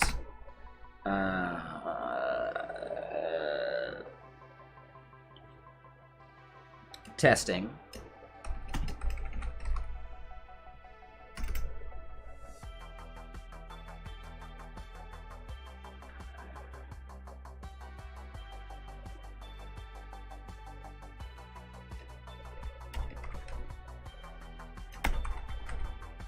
that's something I missed over here. For an SDK, we also need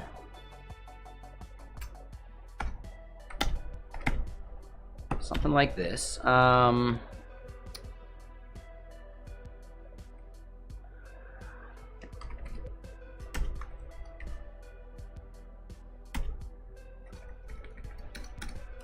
Add template for CLI tool.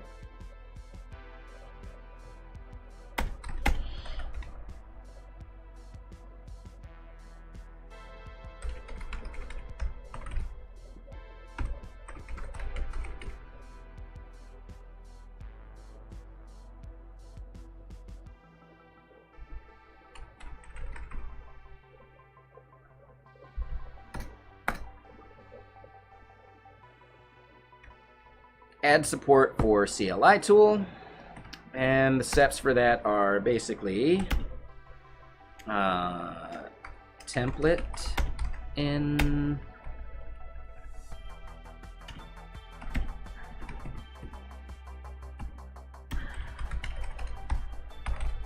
oop.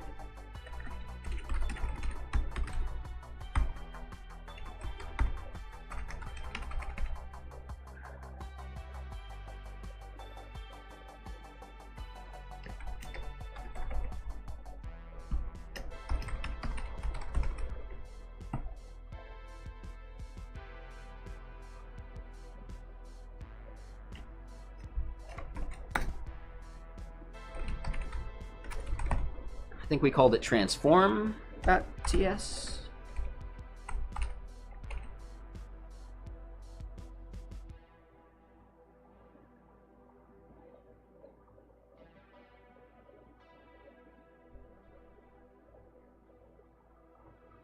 Sure, I think that works. And yeah, how's everyone doing? Anything fun today? Or another whiskey. All right, so we updated that. Need to go back to here.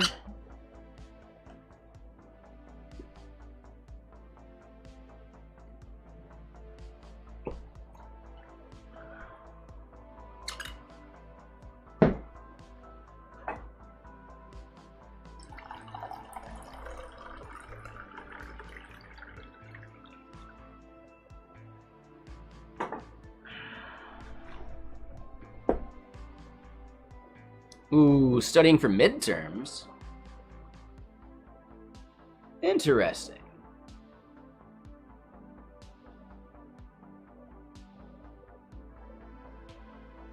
I guess it is midterms for, like, college semesters, huh? I didn't even think about that.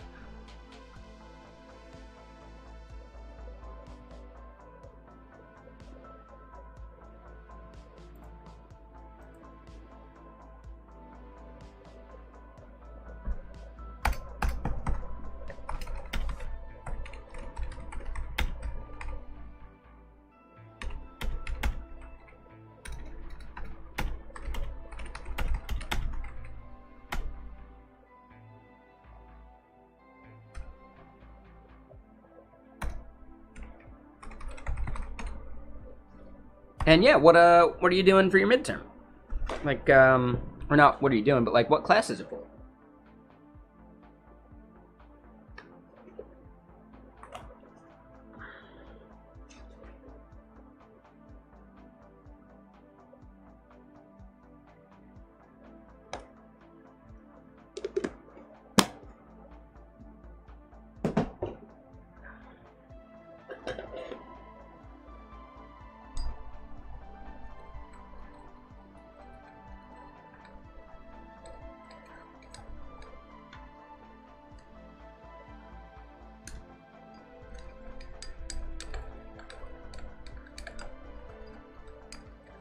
Biology in a CS class? Cool.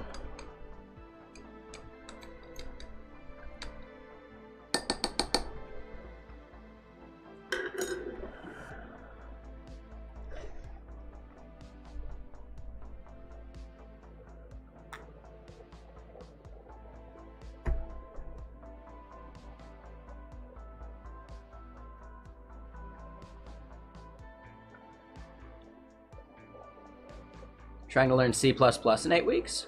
Gotcha. And are you familiar with other languages? Because you might be able to just jump in, to get productive.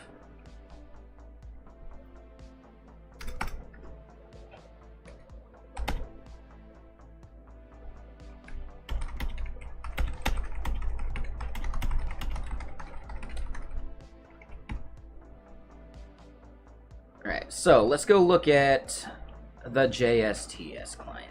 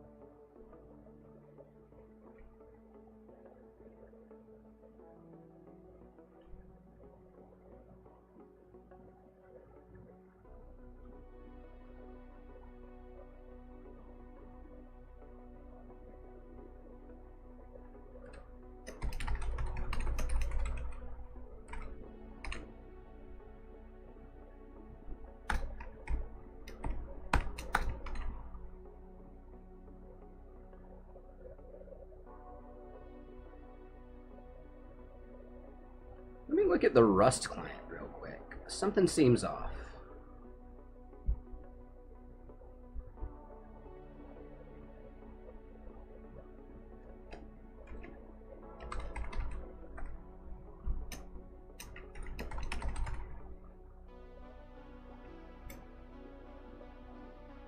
Yep, nope, so we were good there. I just messed it up in the TS.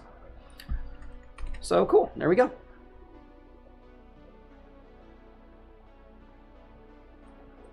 Yeah, Owen. Keep in mind that maybe Google Auth isn't it because you can't export from Google Auth. I think there's another authenticator app out there that is useful.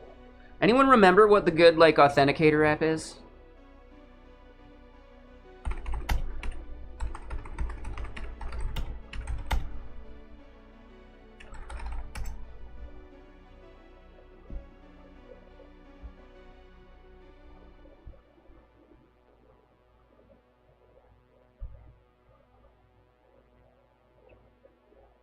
Yeah, none of these look like the one. So, yep, not that one.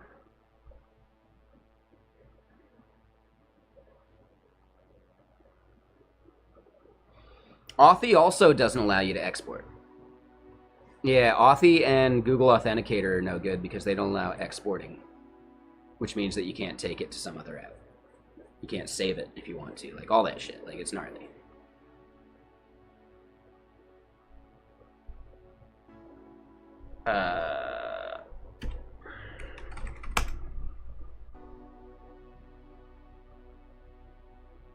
Bitwarden might be a good one.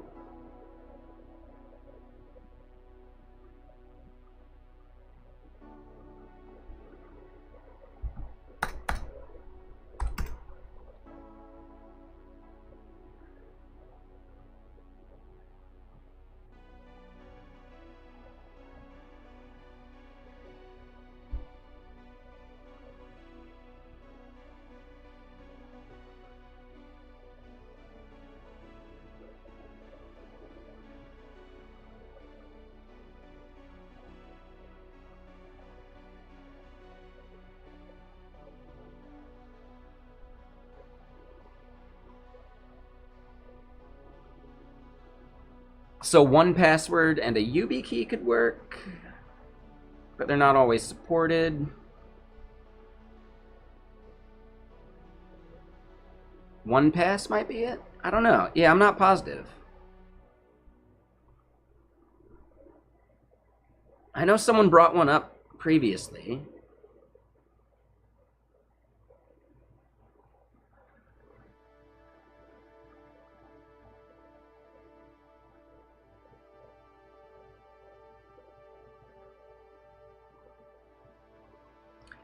So Google Authenticator is not too bad, but yeah, like it has to be like through their app. And what up? How you doing, Hat Knight?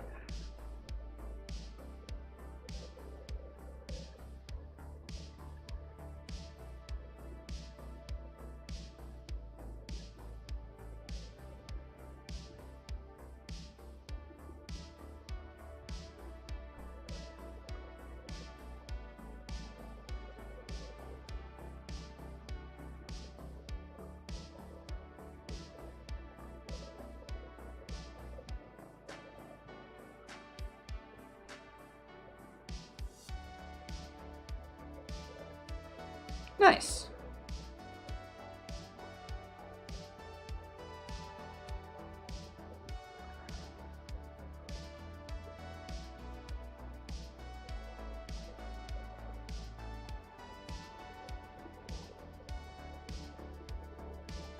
So either like Aegis for an Android or OTP auth on iOS. I guess Rivo is a good one too.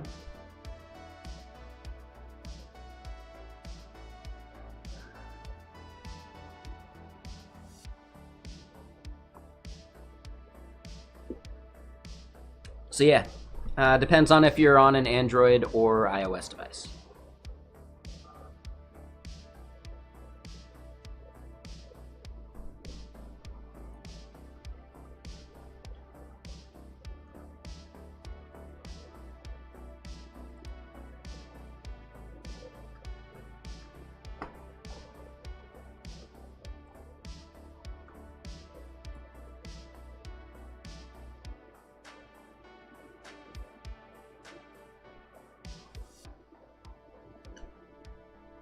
do one quick thing.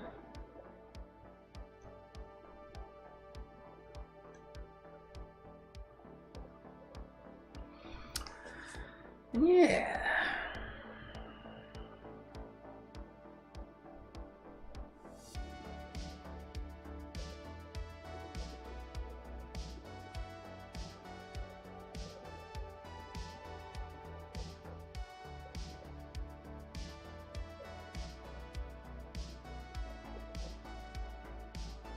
Yes, this person's recommending not to use Authy because of the lack of a backup. Yeah, so I don't know. Authy is probably not the move. Google Authenticator, you can at least back up to your Google account, so that works. So it's up to you. Just depends. I like the idea of being portable to be able to, like, bring it into something else.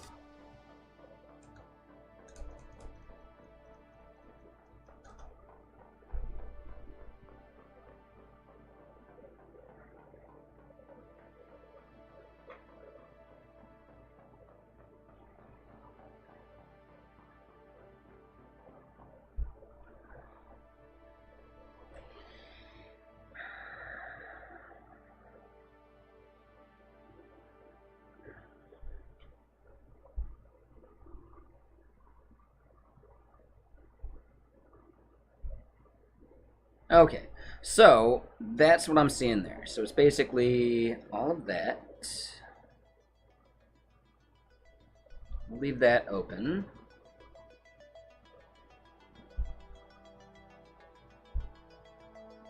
So yeah, the arguments that it takes in, config.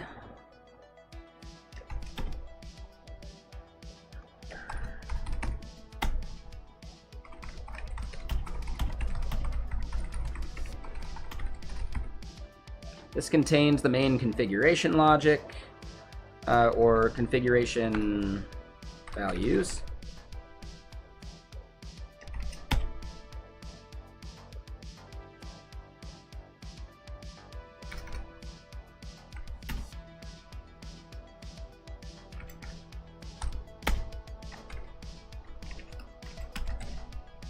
All right, so base URL.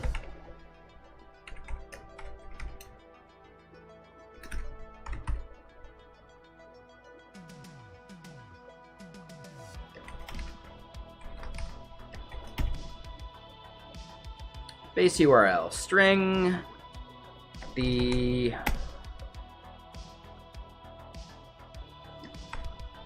URL where your flags live without a file path. The file path will be appended internally when fetching the manifest end flags.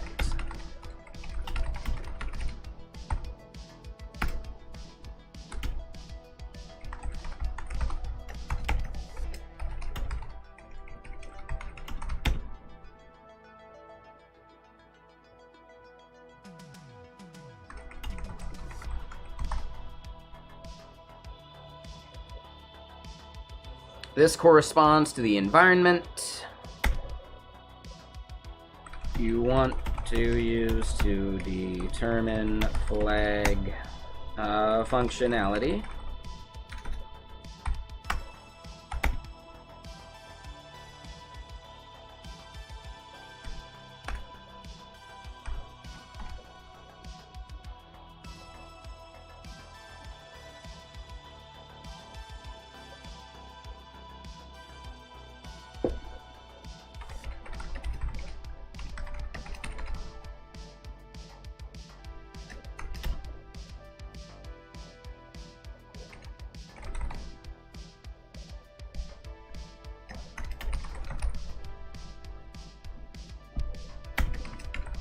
Can be the name value or ID value.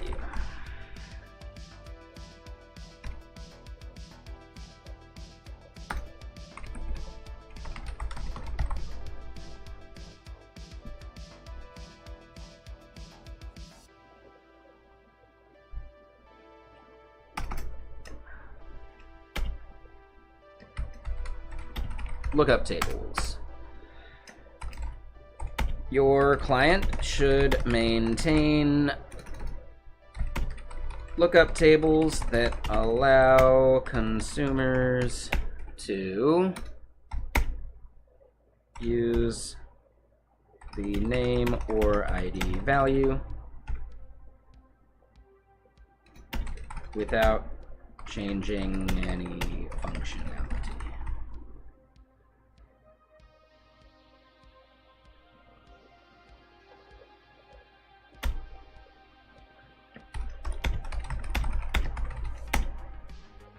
If using the CLI to generate types, your users will likely pass ID values obfuscated behind constants or enums.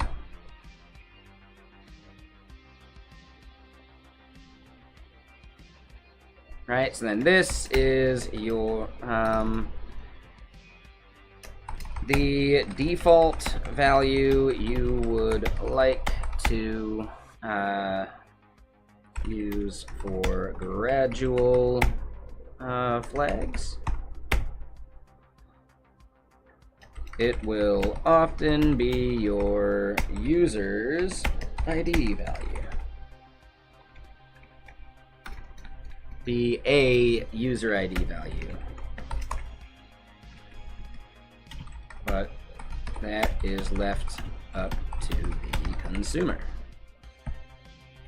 of the SDK. Alright, cool. So we got some of that. And then the last thing here is press logs.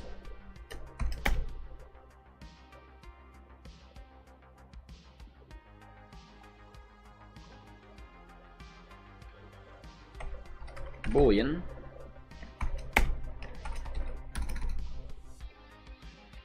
You may want to log or warn about various things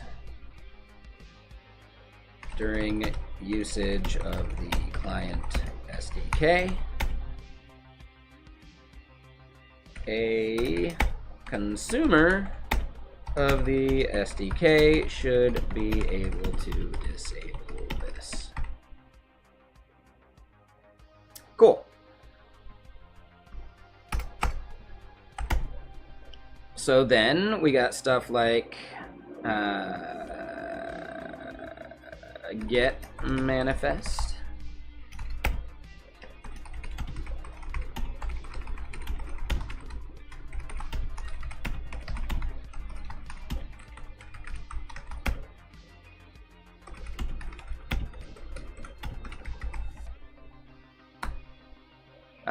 This method fetches the manifest file. It only returns the contents. Set manifest. This sets a manifest in the client based on the fetched manifest values. Now hold on, did I do it as get manifest or fetch manifest? Shit, let me double check that. Man, I got a lot of stuff opened up. It is get manifest, set manifest, sync manifest. There we go, same thing.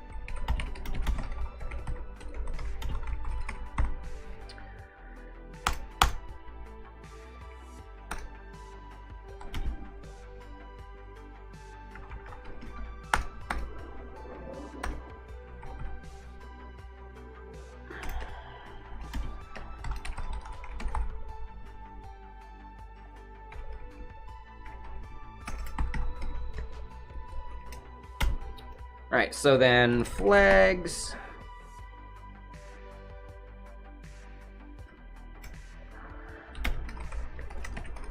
Get flags. Fetches a flag group and fetches a flag group.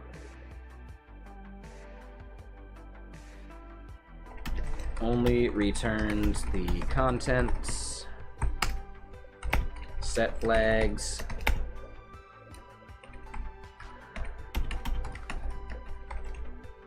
Sets a flag group and creates the lookup tables for environments and features.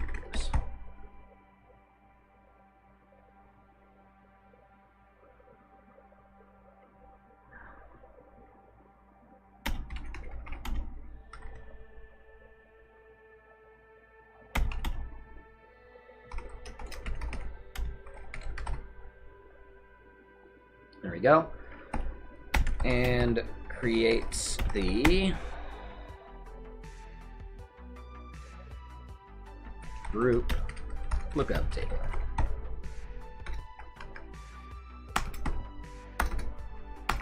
All right. Yeah.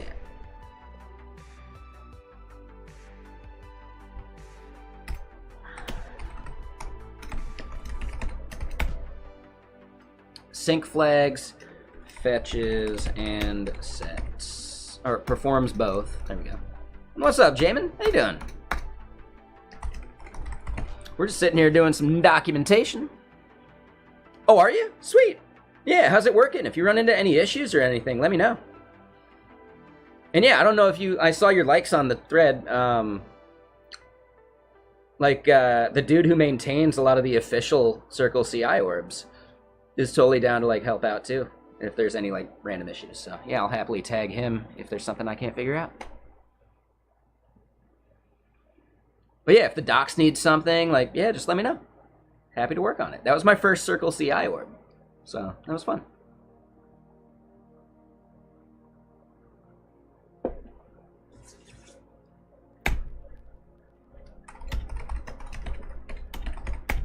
Yeah, super cool. Yeah, really approachable. Yeah, really cool dude.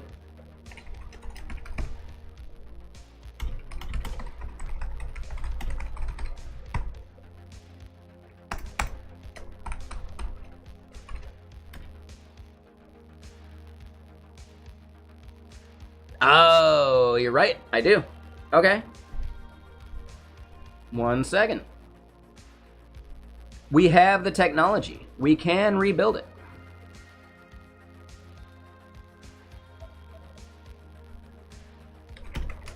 Yeah, I'm gonna fix that right now.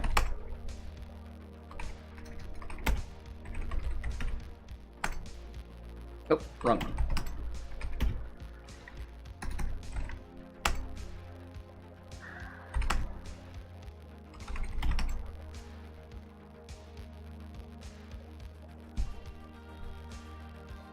Yeah, great call. Thank you.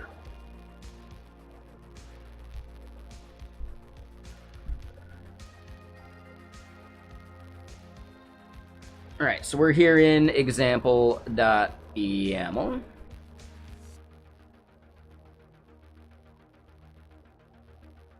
Yep, there it is.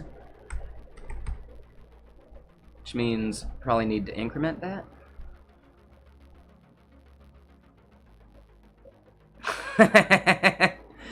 Yeah, come on. Just slacking, blowing it. I should probably put more effort into that. But yeah, hold on. What version are we on?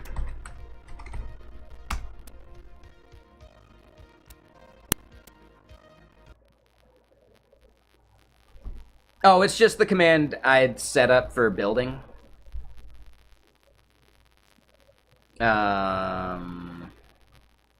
Where do I even have that? I know I've got it somewhere.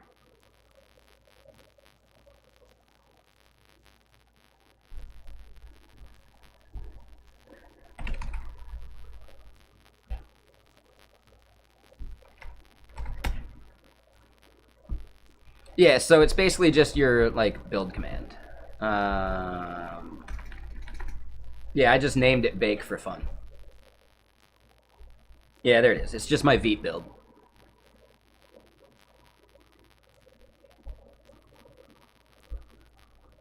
I just thought it was a fun name.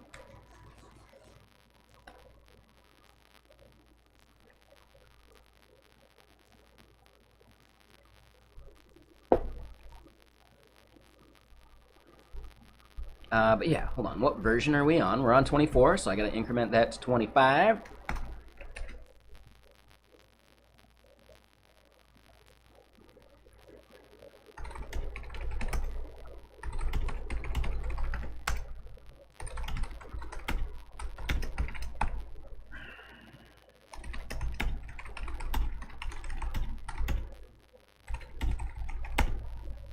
Update example to use proper bun orb prefix.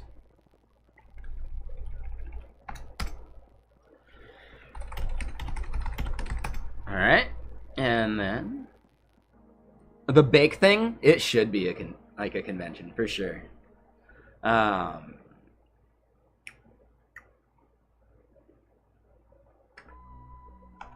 And then linting should be proofing, bun proof.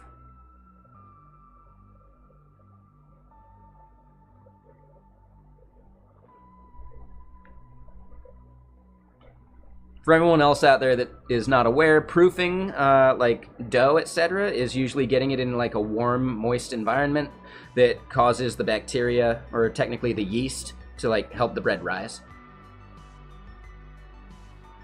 You do that before you like put it into an oven.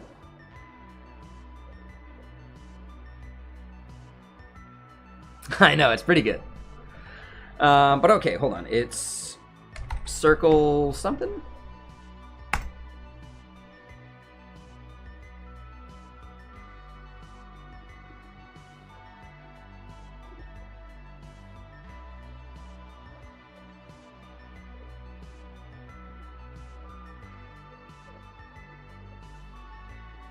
Okay, that's fine.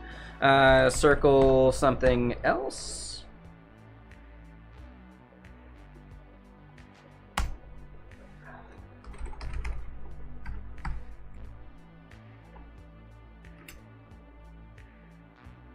All right, cool.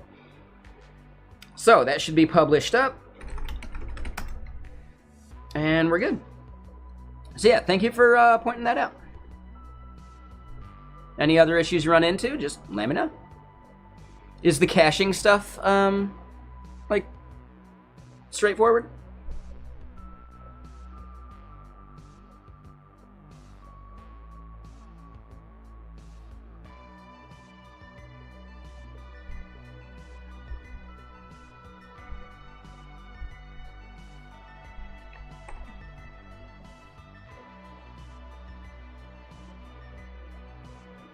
Yeah, that looks right to me. Bam, nailed it. All right, yeah, any other issues you run into, just let me know. Still fixing your tests? Yeah, no worries.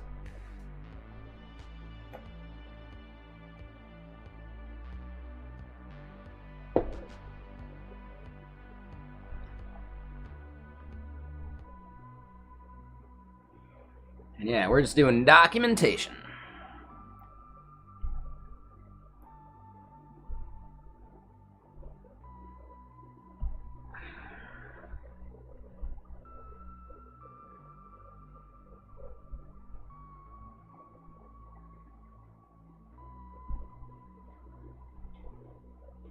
It is pretty damn fast. Yeah. Yeah, part of the stuff I'm doing for work, like, I haven't even had a chance to use Bun for that yet, because I need to port over to, like, Veet and, like, update our build processes and stuff. But even just porting over to Veet is so damn fast. Like, holy shit.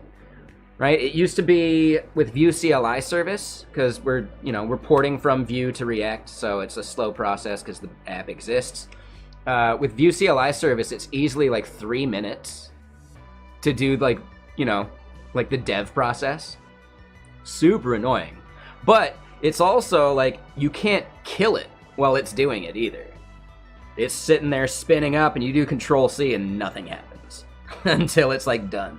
So if you accidentally launch the dev process without like changing your branch or something, super annoying. So yeah, I showed it to a coworker. I was like, all right, and I'm gonna run the command and boom, we're up and running. And we're like, wait, what? So yeah, pretty pumped on it.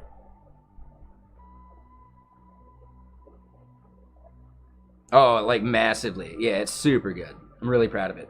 Running into weird issues with our deploys for some reason. It's not copying the assets as we expected, but whatever. I've seen worse.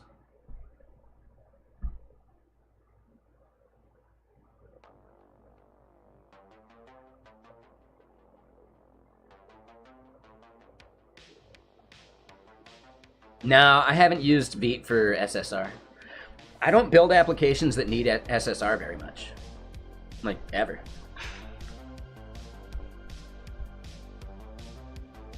To me, SSR only makes sense if you're doing something that static site generation doesn't handle. And that's only really for like massive websites, right? Sites with like thousands of pages. And even then, Hugo does that fine.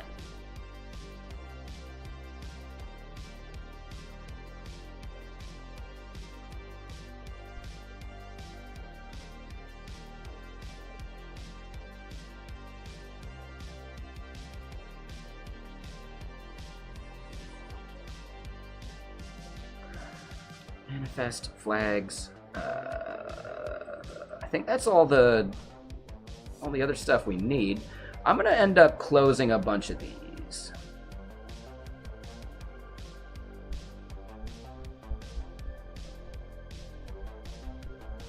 I got too many things open right now.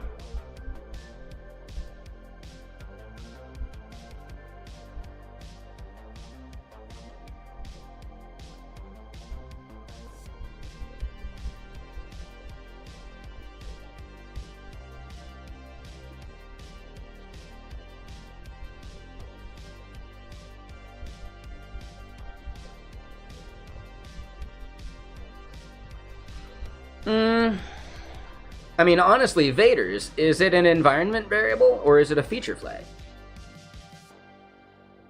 That's what I would question. Is it actually an environment variable, or are you abusing environment variables to do feature flagging? Oh, they can be. It's called feature flagging Vaders. You know, the thing I'm working on right now. Environment variables were never meant to be a runtime thing. Environment variables are a build time thing.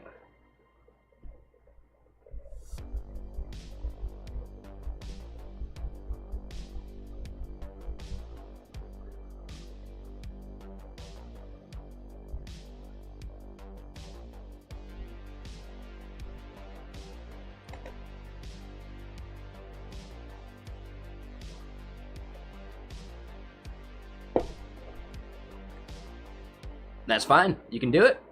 It's actually not that hard. Yeah. Launch Darkly. Pretty much every tool out there allows you to do a value lookup. So you might want to check out Growthbook. Or Vexilla when it's time.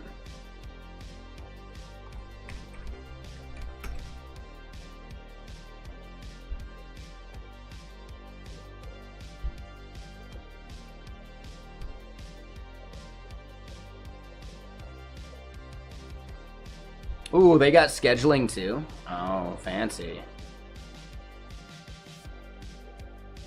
Ooh, I like the way they do scheduling too. Oh, but it's only for Pro or Enterprise. Ah, so yeah, I can eat their lunch.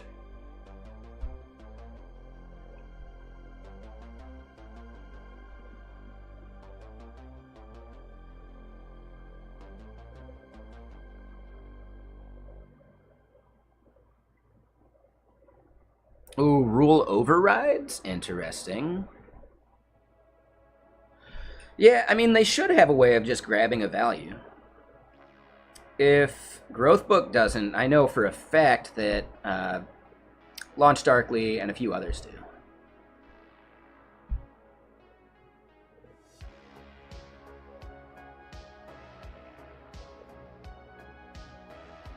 Again, Vaders, like, on-premise can still access the internet, right? That's feature flagging, man.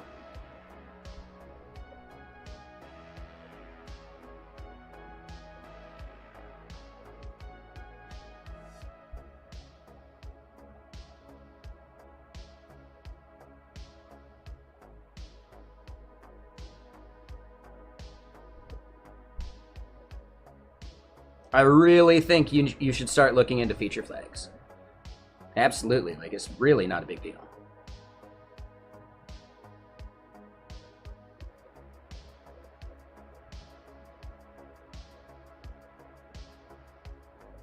Now here's the thing, does it have to be unique for each on-premise deploy?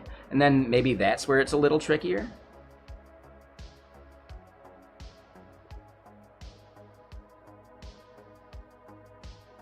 But even then, I don't think it's that big a deal. If you were to use Vexilla for it, I don't know if we support that specifically for you yet. Like how you would maybe like spin out just the flag groups for those users or whatever, right? But I'll have to think about that. I think that's not a bad idea. Still something I should probably try and support. Because you're not the first person to bring up like the on-premise thing.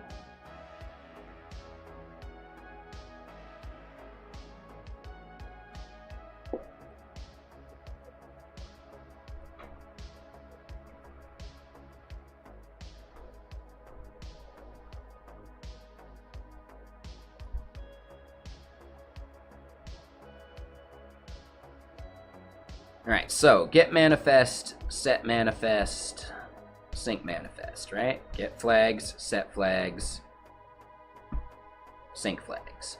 From there, we've got should, value, and that's it.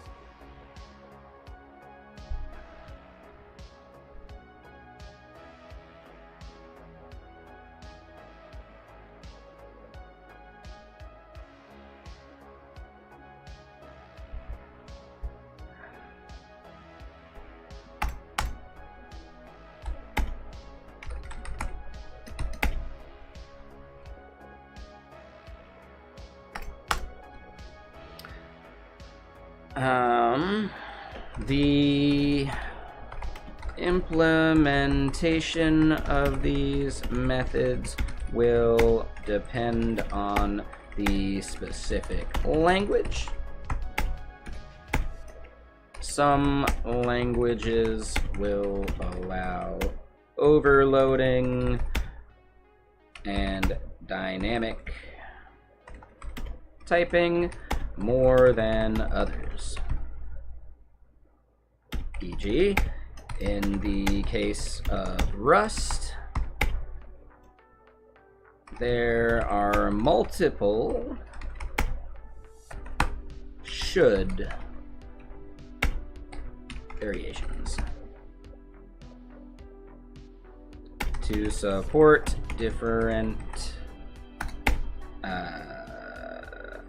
data types.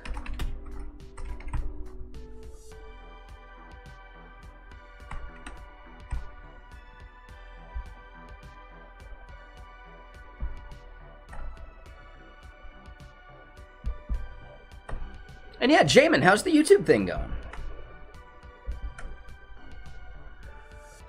Real quick life hack for you. If you have friends with YouTube Premium, they can click the download button and it'll count towards your watch hours.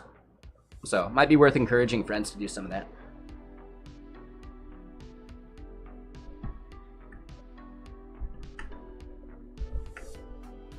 Right? It's as if they watched the entire thing. Which is pretty cool.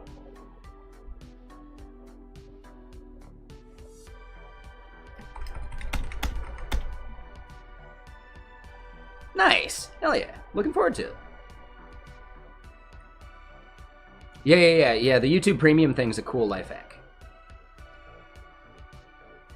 This is the main function consumers of your SDK will be using. It returns a Boolean value.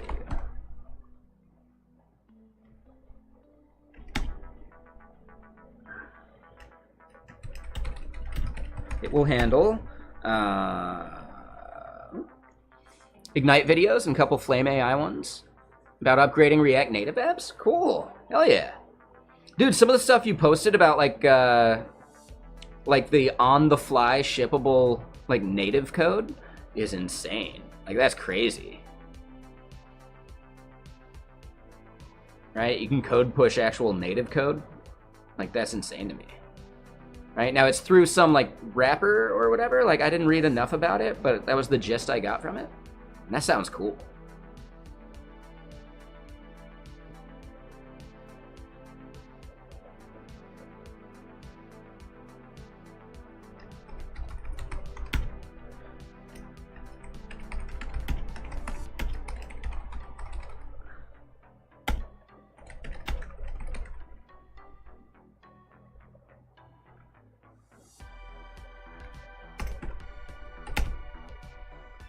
Static Hermes compiles JS to native code, no interpreter at all, right? And the fact that you can actually send that over the wire, that's the insane part to me. Yeah, that's really cool. I think. Maybe I misread the tweets, but yeah, like crazy. Yeah, great for very specific performance things. Yeah, really cool stuff.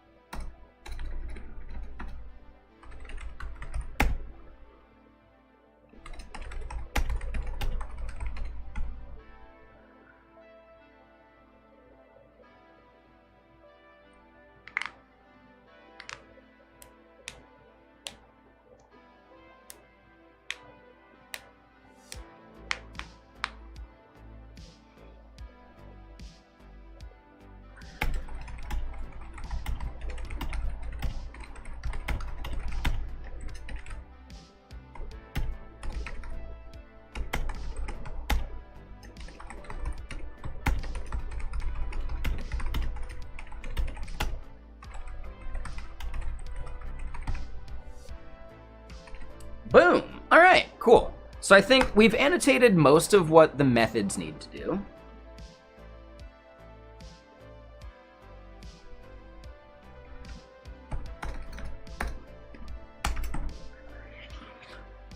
Testing. Your client SDK should make sure to test some of the core pure not necessarily pure functions, but some of the core functions such as the hashing algorithm.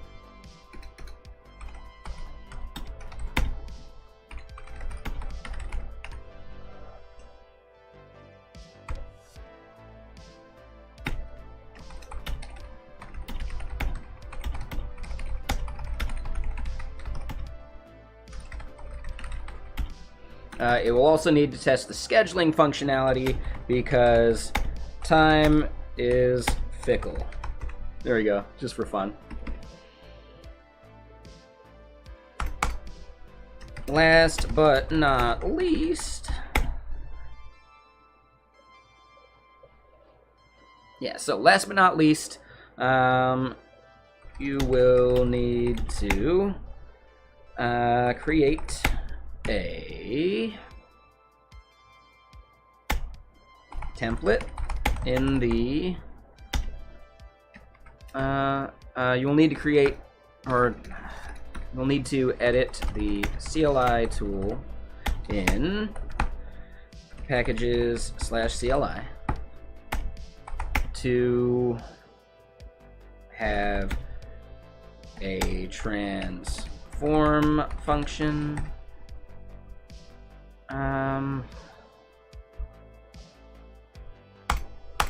Yeah, last but not least, we have a CLI tool. The main purpose of the tool for now will be to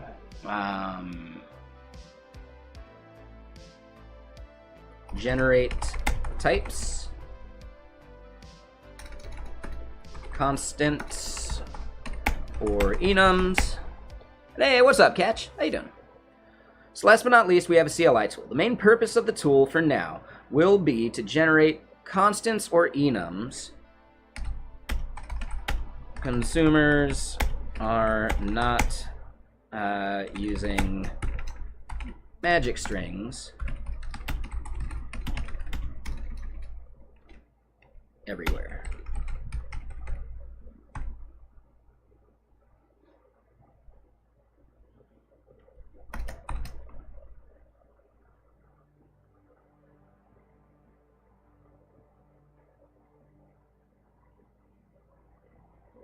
You will need to edit the CLI tool in packages CLI to have a transform function. Hold on, let's do this.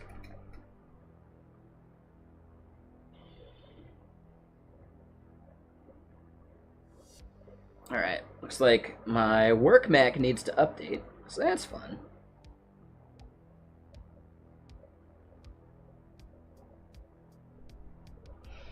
So yeah, you will need to edit the CLI tool in packages CLI.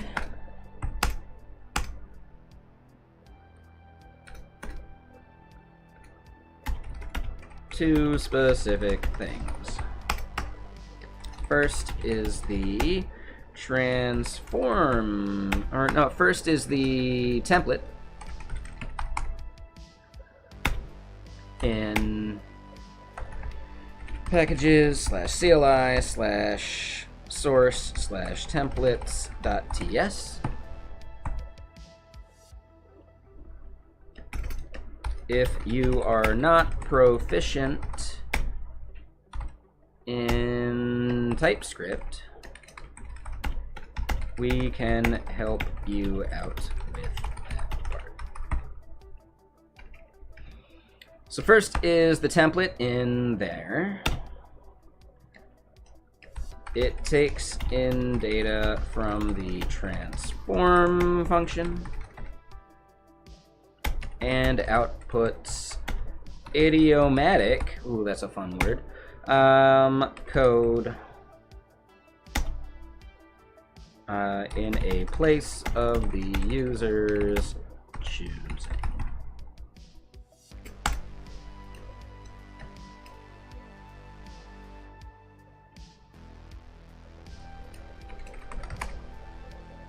Secondly, ooh, that's a fun one. Secondly, you will need to add a transform function that generates the values passed to the template.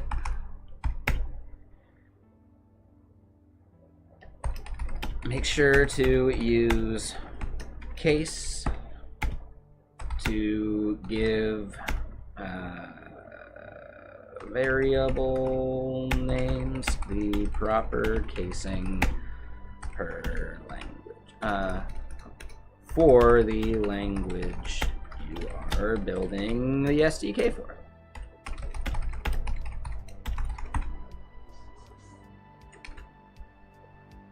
And then finally, when you have finished all of that, you are ready to make a a pull request on the Vexilla repo.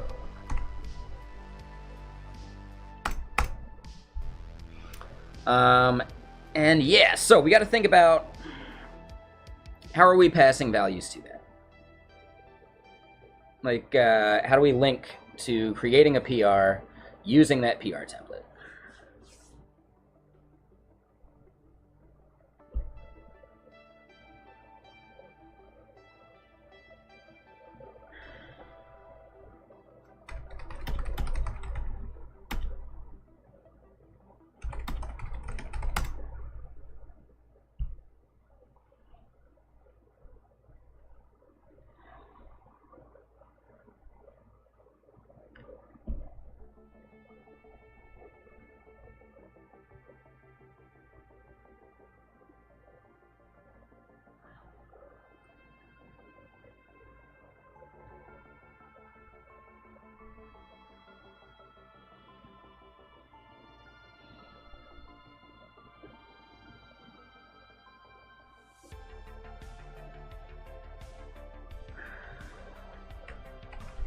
So I think it's something like that.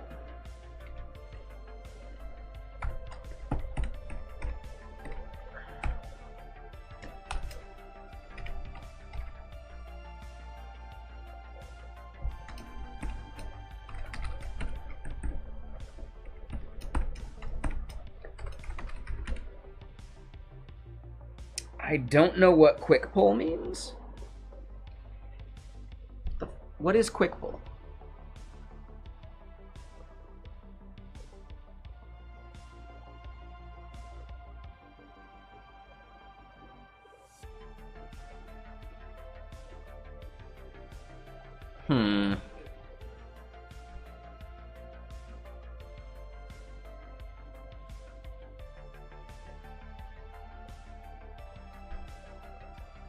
Hmm. Well, yeah. Let's do this. SDK. Or is it SDKs? SDK.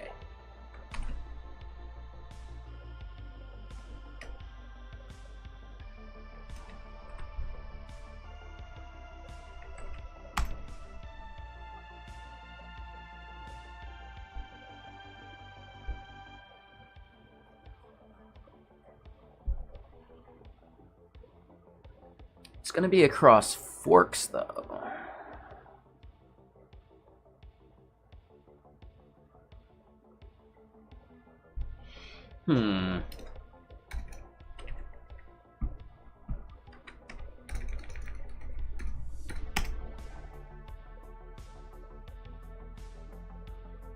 Yeah, so we don't necessarily need the ... part.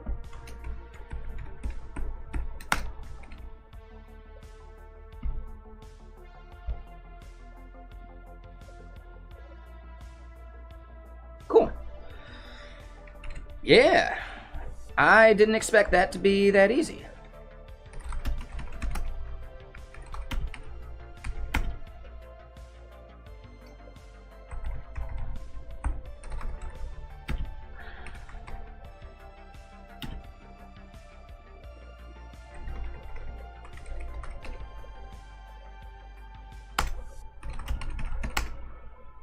All right.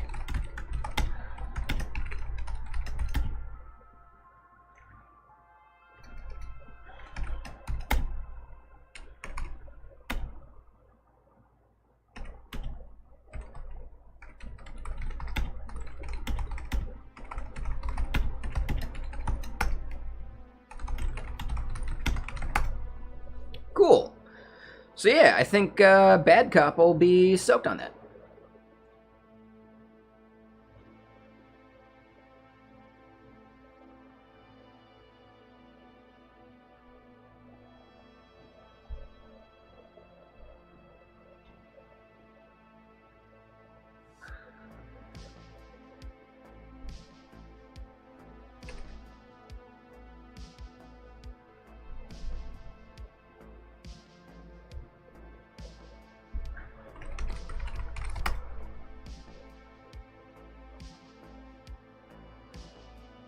All right, so that has not been updated yet because we would see guides up there.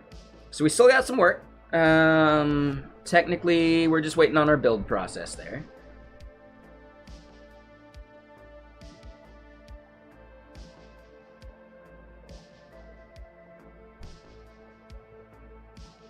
Oh, and our server's down. Let's do pnpm dev.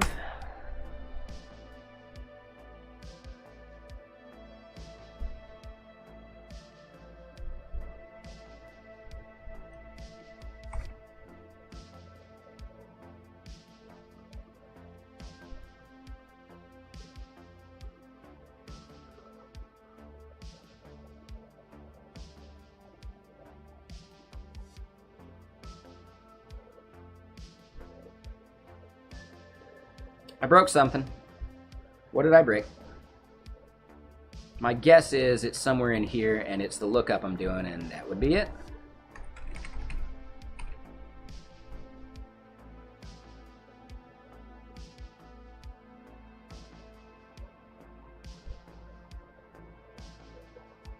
Cool.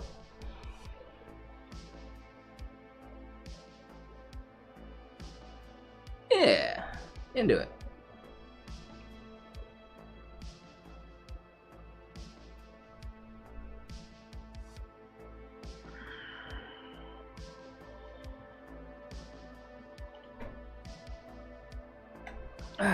And yeah, how's everyone doing? You enjoying your Friday? Man, we did some really good work so far. I'm into it. We gotta have way more of these, right? Creating a client SDK, etc.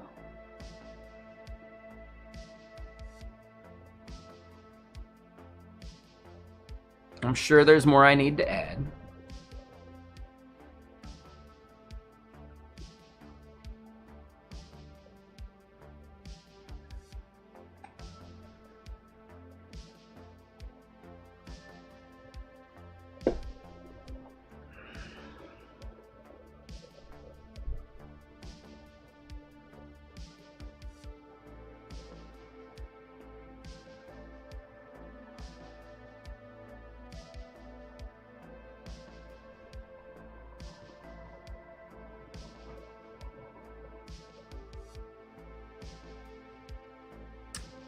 Yeah, this is looking better and better. I like it.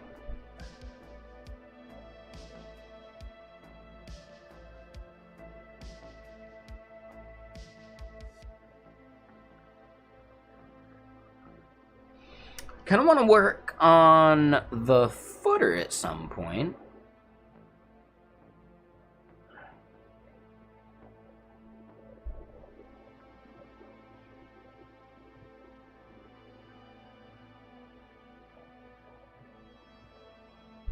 Thinking about, yeah, let's give the footer just that like light blue background color.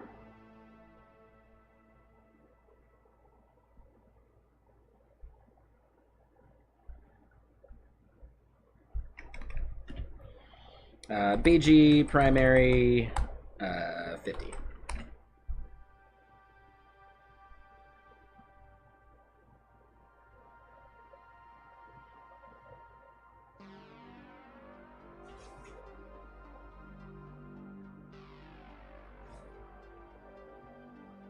And yeah, we can actually do some fun stuff here too. So we're gonna list out the documentation, guides, blog, like all of the important stuff there. I think documentation and guides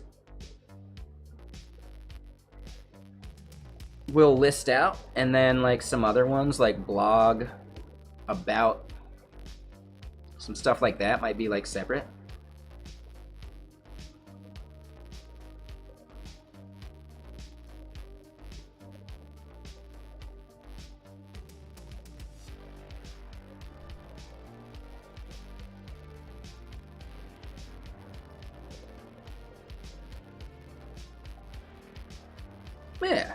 Yeah, I'm liking this so far. All right, so yeah, our footer needs a lot of work.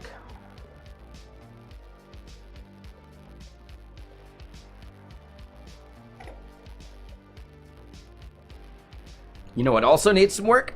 Another whiskey. Damn right.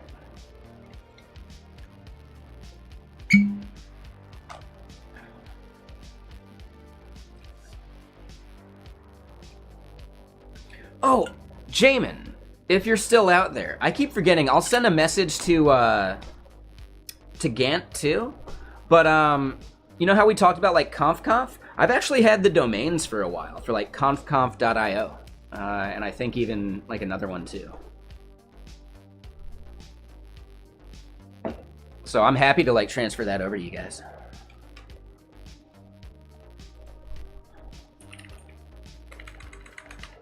Yeah, for sure. Yeah, so I'm happy to transfer that if it's like the domain you guys are interested in. Let me double check though. I want to make sure of that.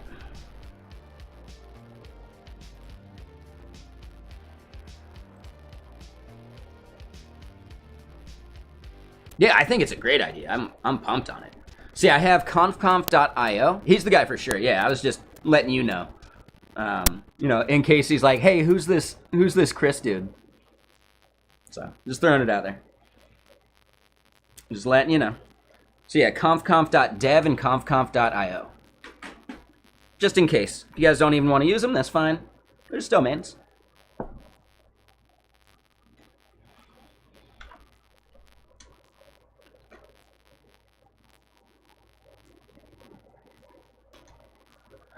Yeah, I think it's a genius idea. I really like it.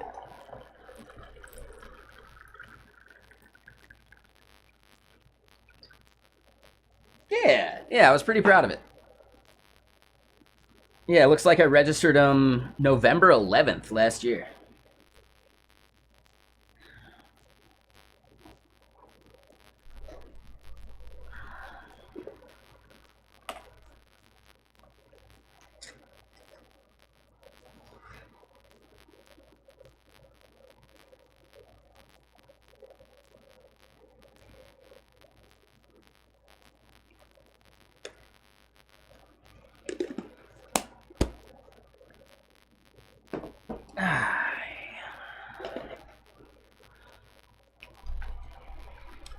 All right, so this next bit, yeah, we got to think about how we want to do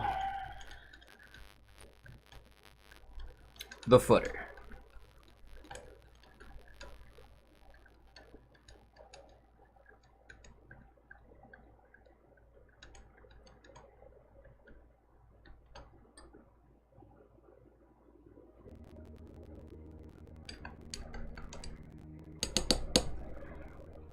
So basically, about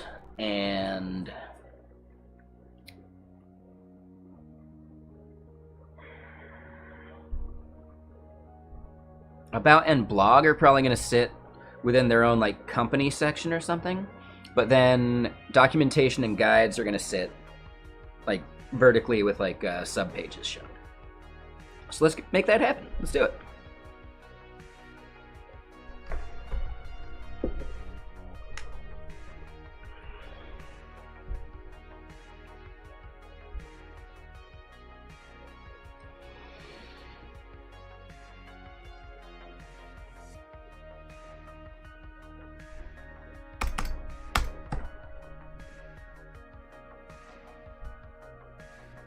So yeah, the data fetching that we're doing here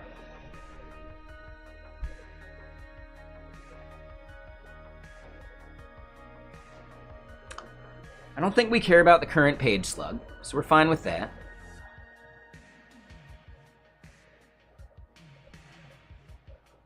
But we do care about some of this.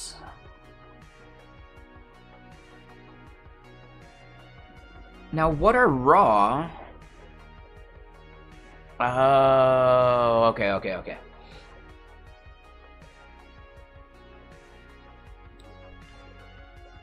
Yes, we end up needing kind of all of this. I don't like how we are, like, duplicating it.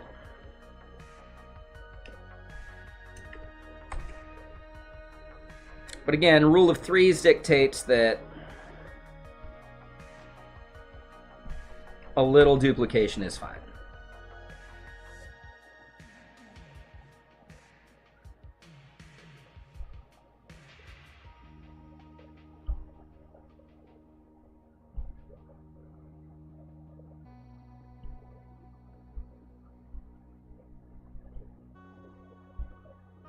That was weird. Let's bring that to the top.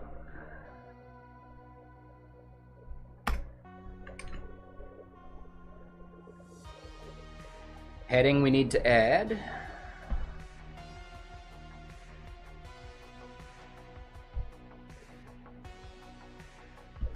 Blog, we'll do this part.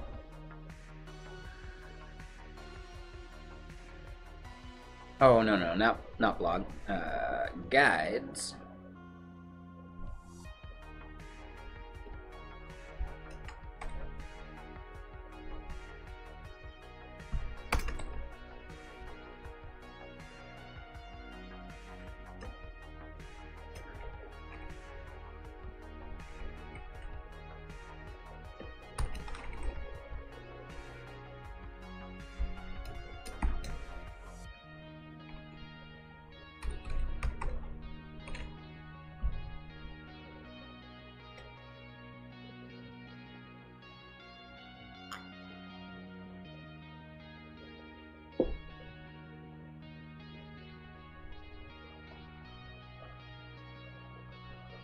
Okay, so then our next little bit. This is justify center with a padding of 16. And we've got the Discord link there. I'm not sure we need the padding 16 anymore.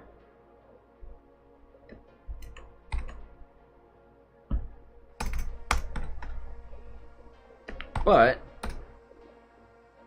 I am going to need a div here.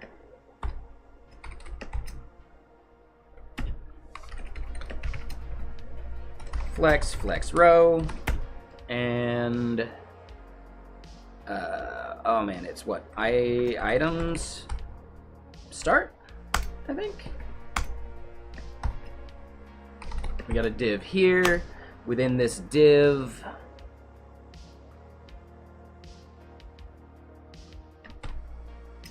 like an H5 maybe.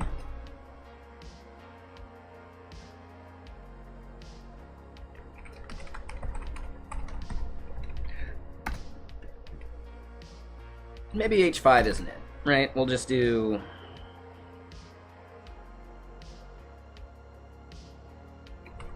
a div.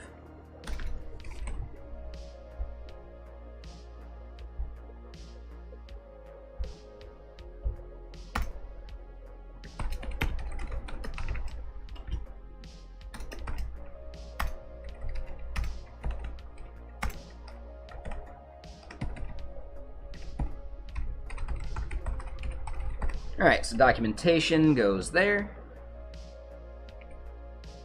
From here, we're going to have a UL.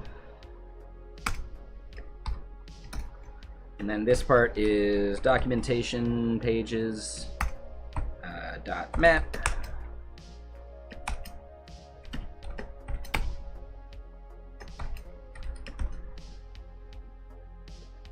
Li, a href equals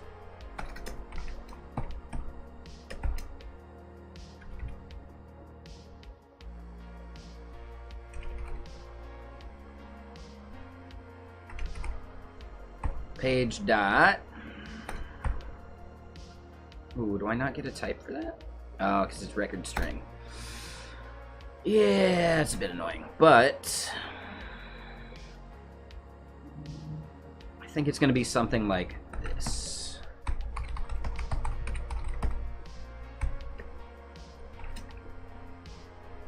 Page.slug. And then this would be page.title, I think.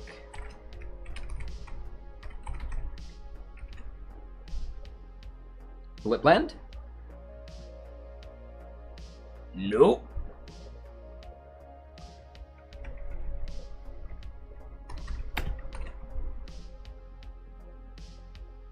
Okay, so it's not title.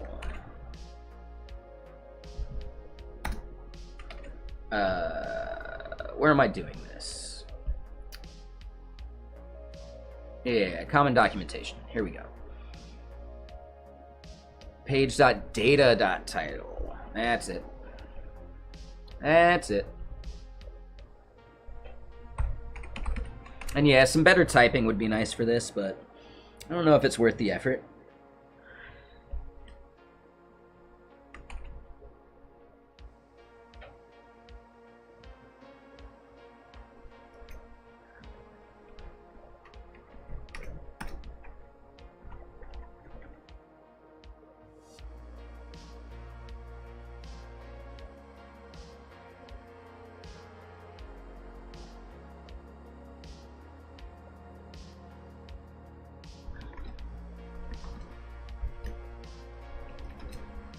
Yeah, for some reason my prettier broke for Astro files, and I really gotta fix that. It's getting annoying.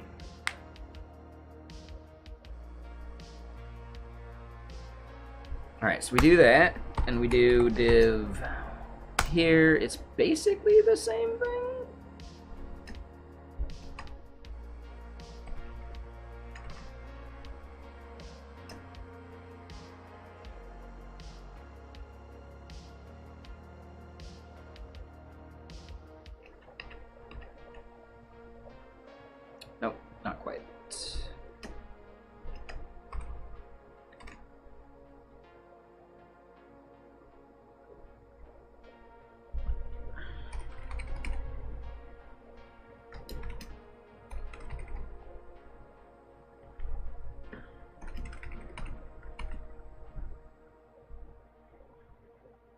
All right, cool. I think I am going to want to give this thing some padding, so maybe like a PT, let's just say 8. I think that's 2 REM, right? Cool. We're going to make the titles font bold.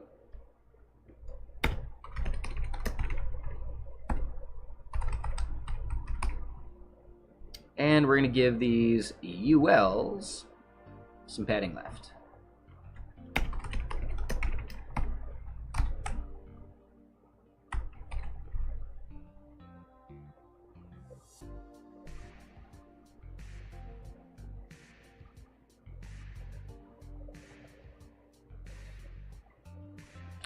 What?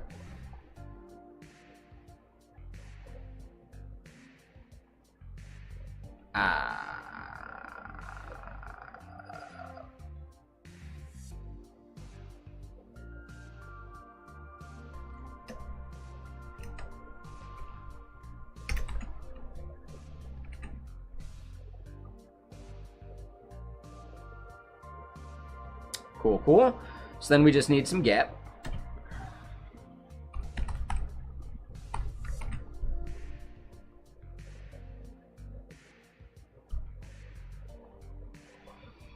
Tester passing locally? Hell yeah. Awesome.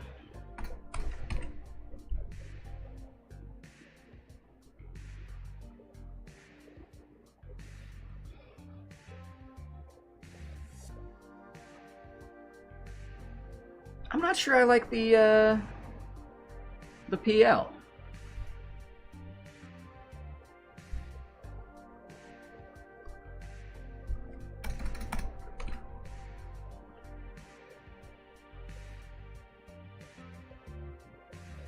Yeah, we're gonna leave it that way.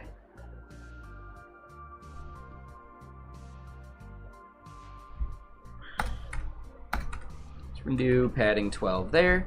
That means we get that section and that section. And I want to create another div here. Basically follows the same pattern.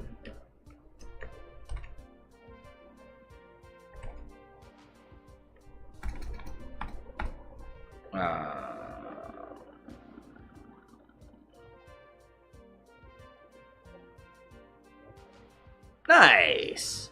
Hell yeah. That's a quick run. The power of bun, huh?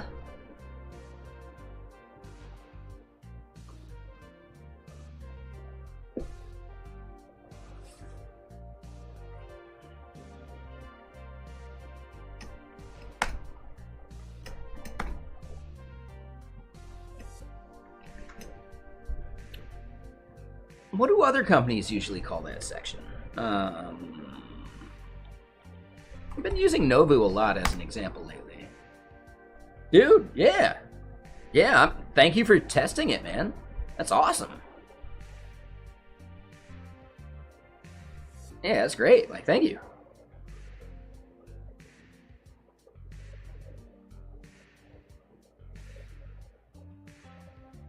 Ah, okay. So they don't actually call it anything. They just have this section. They got the documentation and roadmap and blah, blah, blah. It almost seems like there's no, like, rhyme or reason about it.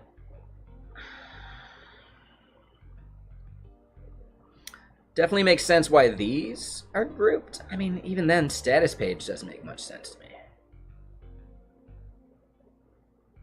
But yeah, the social stuff, that'll be important.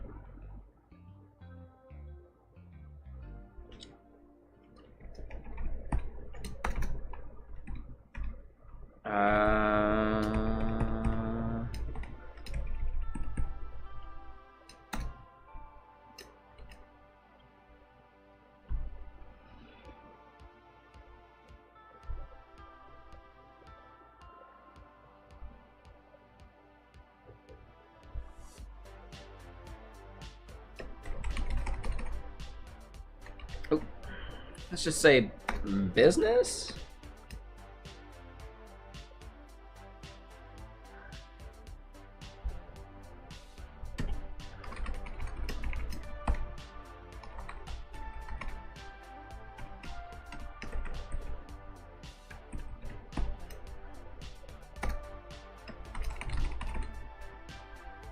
Yeah, I'll take it. So business.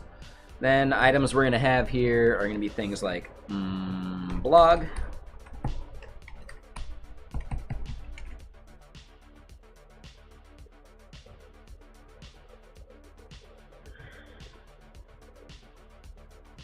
We probably end up needing an about page.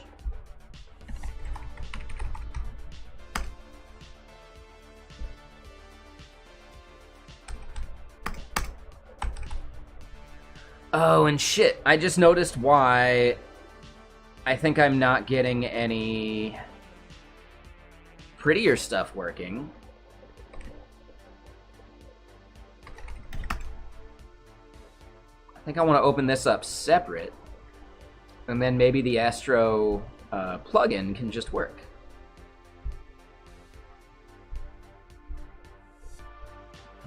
So yeah, let me double check that. We'll save it.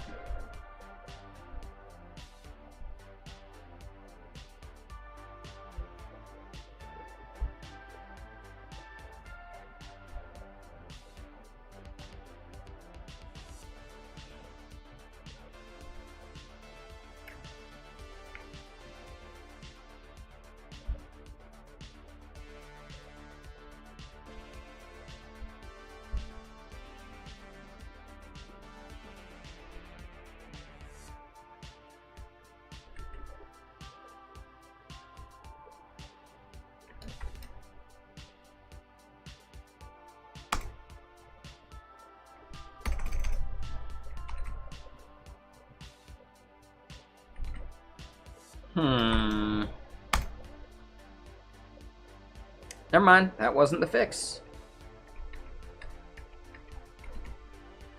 Yeah, that's annoying.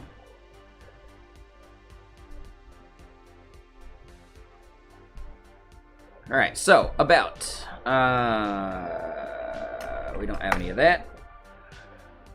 Oh, wait, do we? Oh, yeah, we do. Not sure I actually need anything on this page, so we're just gonna do it like this. Div pros LG pros XL.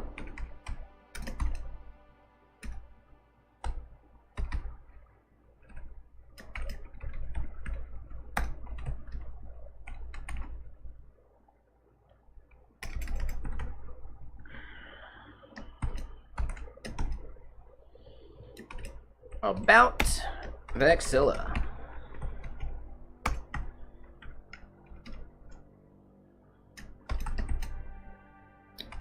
Vexilla is a fully open source, statically hosted feature flag tool.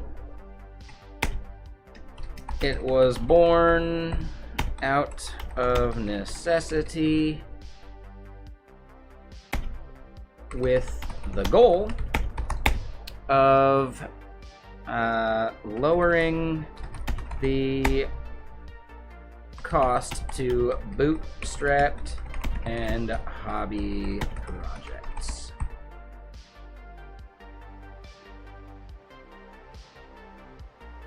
Since then, it has grown and is used for more than just smaller projects. I'm kind of bullshitting on that one. Shh. No one call me out.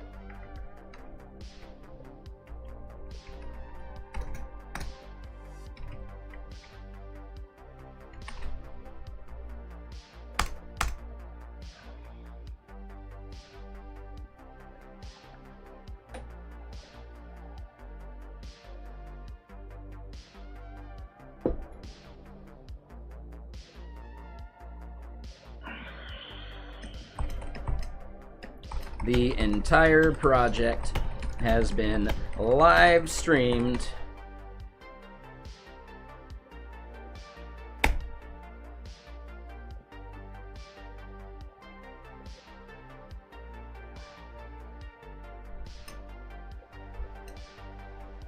It's not a bad option.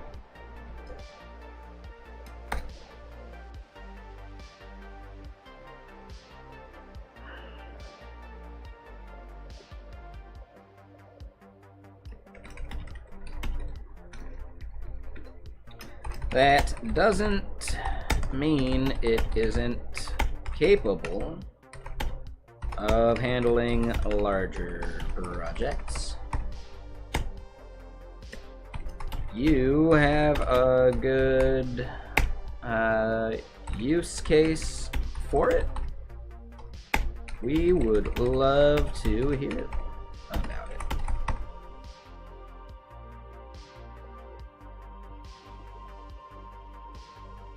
If you are using it or plan on using it at your organization, we would love to hear about it. But the entire project has been live streamed as a build in public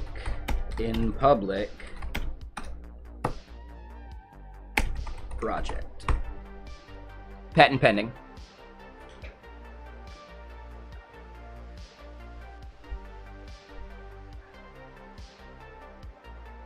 Right? So many people like build in public, but all they're doing is tweeting about their progress while they do it. How many people actually build in public?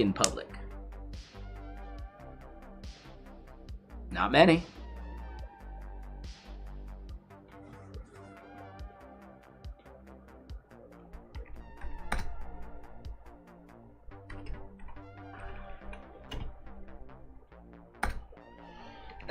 I don't need too much on that page. I just want to have something. So business, blog, and we'll get about into that layout.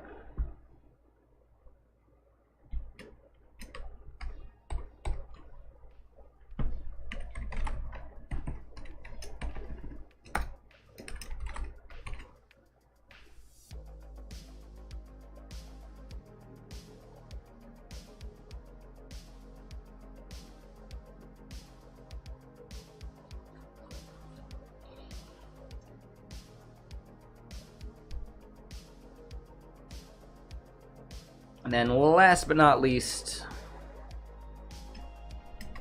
we'll create a social one too.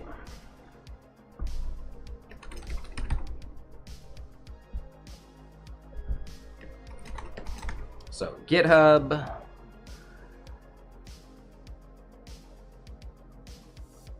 Not a huge difference. Okay.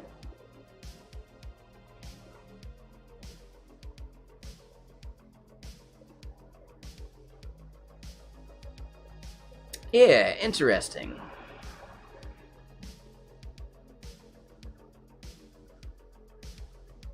I feel like I've seen it somewhere, but I am not positive that it's possible for Bun to actually call out to NPM. I don't remember the case that triggers that, though.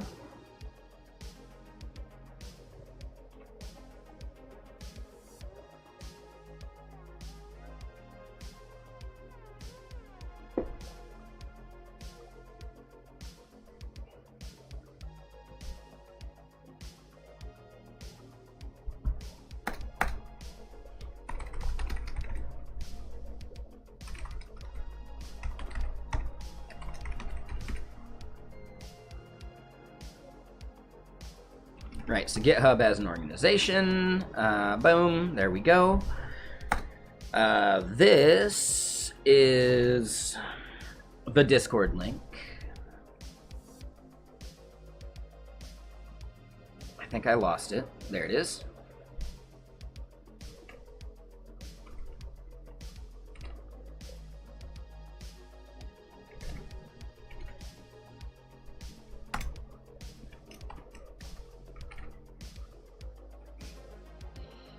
Did you notice any other like improvements in the process?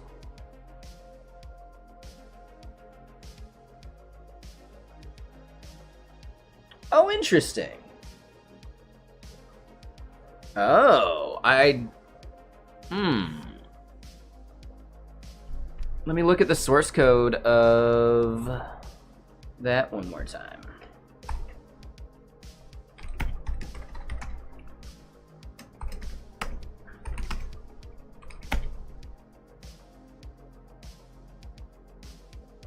One install is wicked fast, at least? Perfect.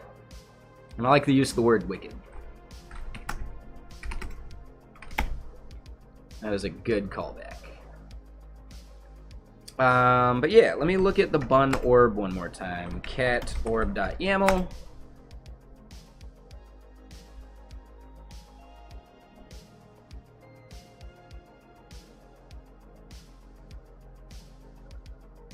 Okay, so I'm just doing use strict. It's nothing crazy. Yeah, I was wondering if, like, maybe I was calling something like that at the top of my command here. But it doesn't look like it, so I don't think that's the problem.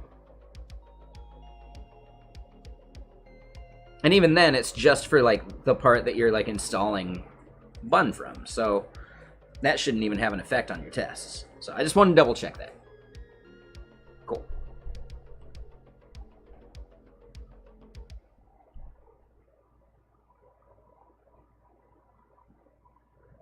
And what about, like, your build? Did your build speed up at all?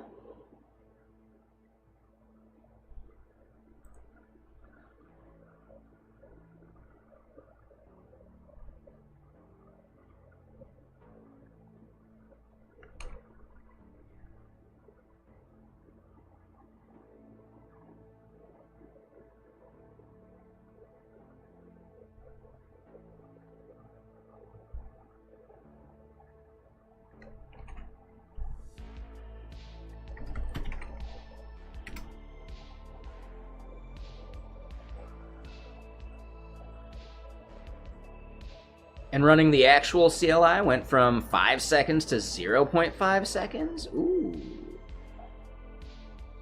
Okay, it's in a broken state. That'll happen. It's fine. Ain't no thing.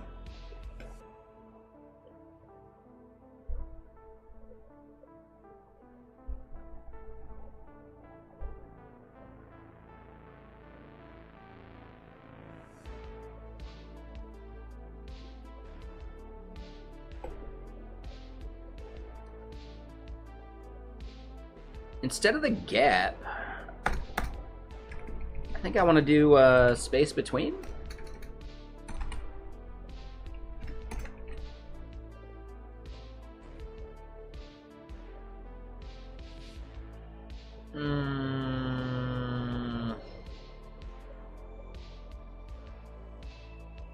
Now let's go back to the gap. Let's make it 16 and then center it, maybe?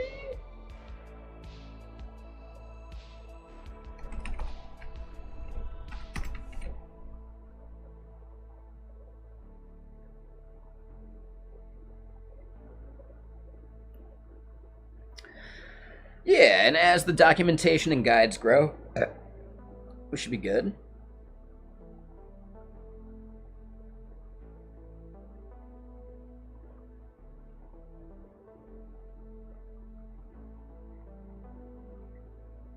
Yeah, I like that. It's not bad.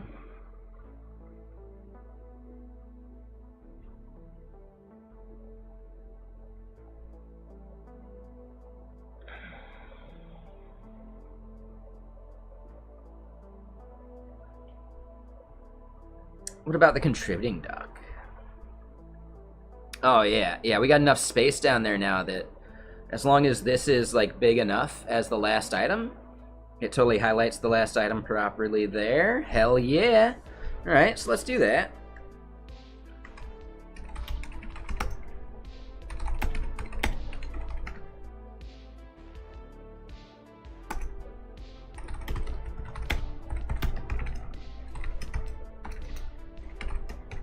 All right, so git commit -m feat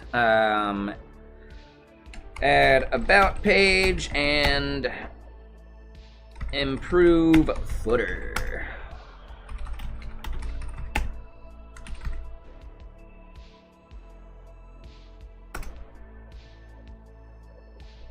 Sweet. All right. I feel like we're at a pretty decent stopping point. That's a little cleanup we can do there, but not a big deal. Yeah, I feel like we're at a pretty good stopping point for the day. I got more work to do tomorrow, of course. Always more work to do.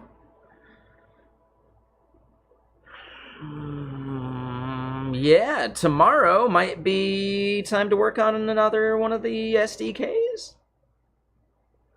Is there anyone out there that wants to like take dibs on creating one of the SDKs? Right? Like anyone want to take dibs on the Golang one or Python or, you know, something new, something fancy, something I don't even know about? Maybe some Zig? I definitely got more documentation stuff to do. But what I'm thinking is...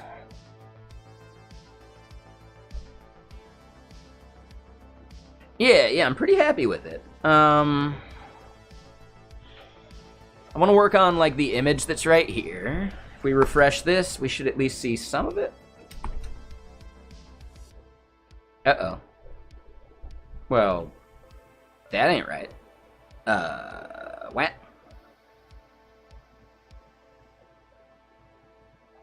Hold on. I don't think our render build is working. So, yeah, let's go look at that. Let's double check it.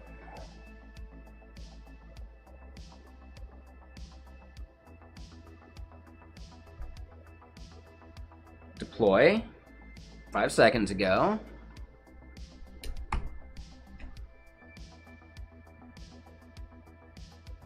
Oh. Wait, what? How are those not working? Yeah, we messed something up on the main page there. Footer looks good, though. Let's fix this part first. All right, I got a little bit left in me.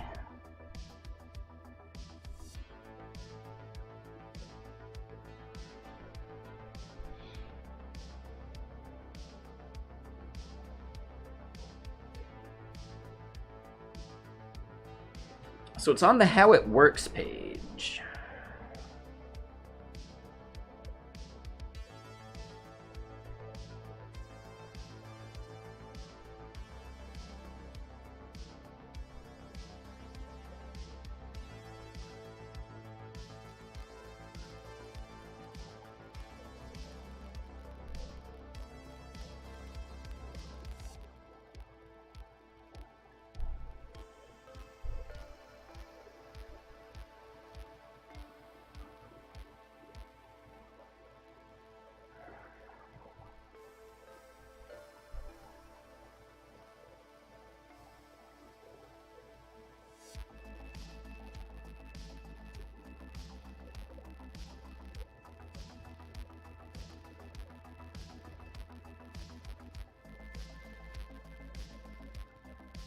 Oh, that's an empty SVG.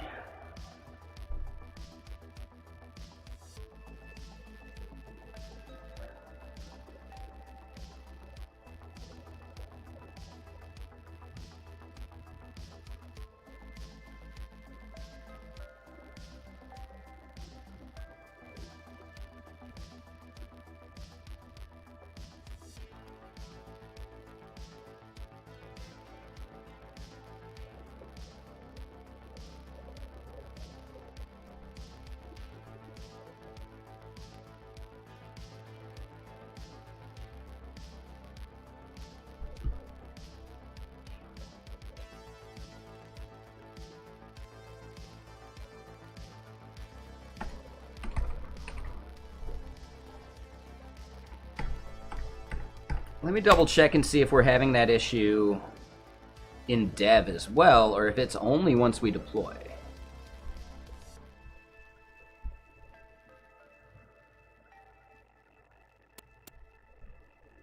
Oh, it's only after we've deployed. Oh no. Oh no.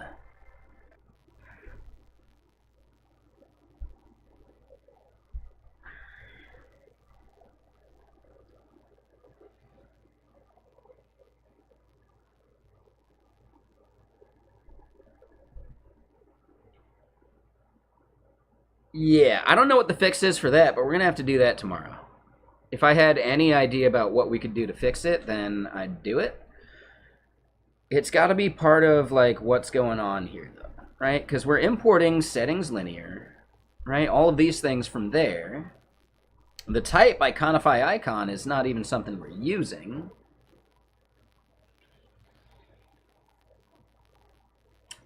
I got one more thing I want to try.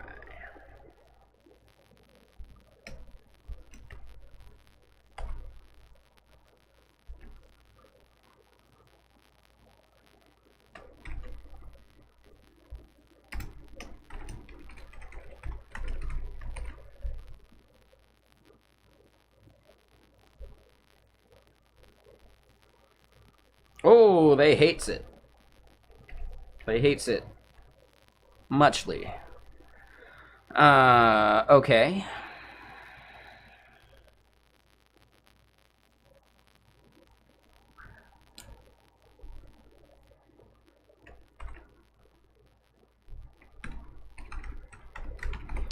So hold on. This is probably actually the fix. I just don't like it.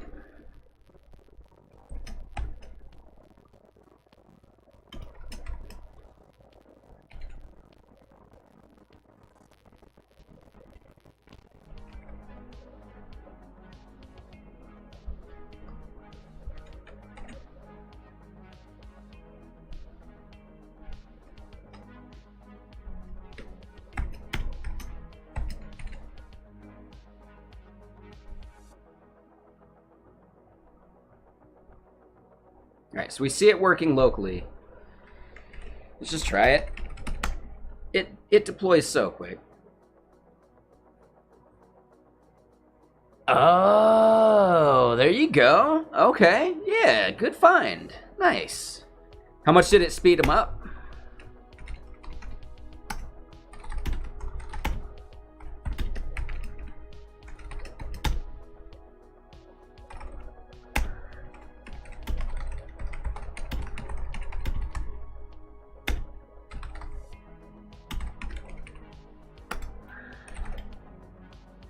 Oop.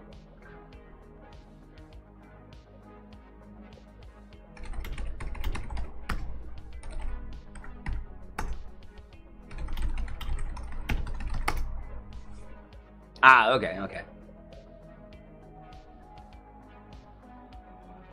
Alright, so this build goes fast. Alright, how long did this one take?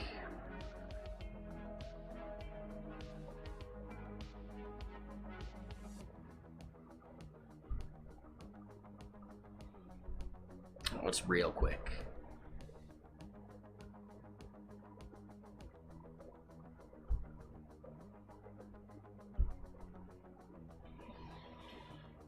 Alright, so we're downloading the cache, doing what we do.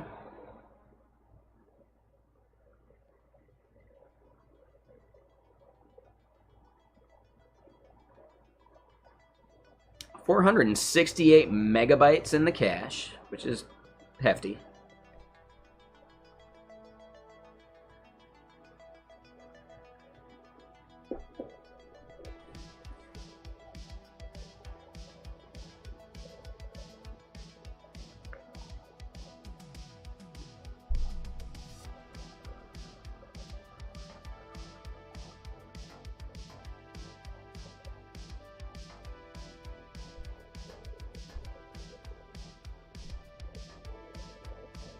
Hold on, what were they complaining about?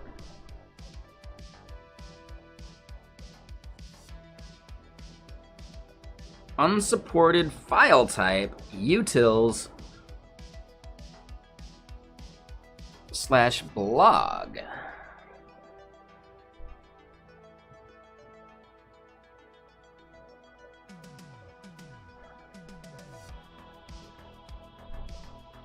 We don't even have that.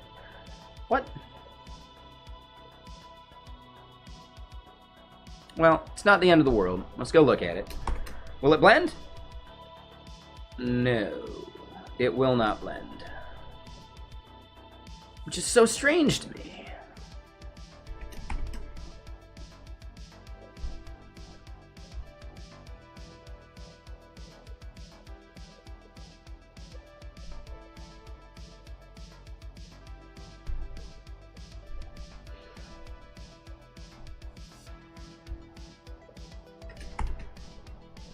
Yeah, it looks like this is a problem for tomorrow.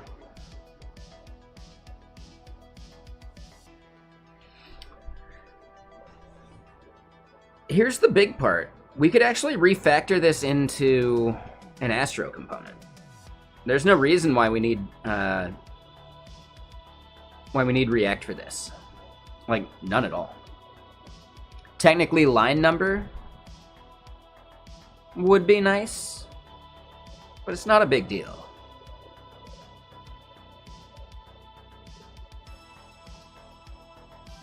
Yeah, I don't know. Alright, well, let's figure out who we go raid. Because I'm getting hungry. And I still don't know what I'm eating tonight. I could do something lazy, or I could do something right.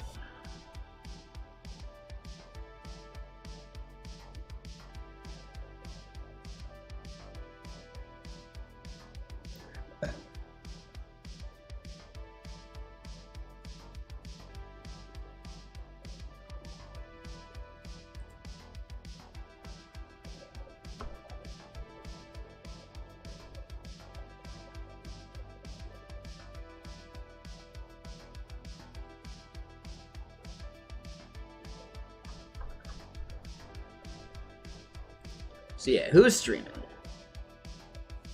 I see DM Mulroy again. Not a bad option. Oh, Coding with Strangers?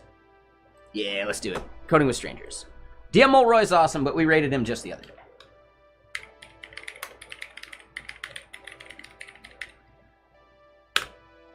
So yeah. Yeah, Coding with Strangers. Very good, dude. Very cool. Let's go see what he's up to. Looks like,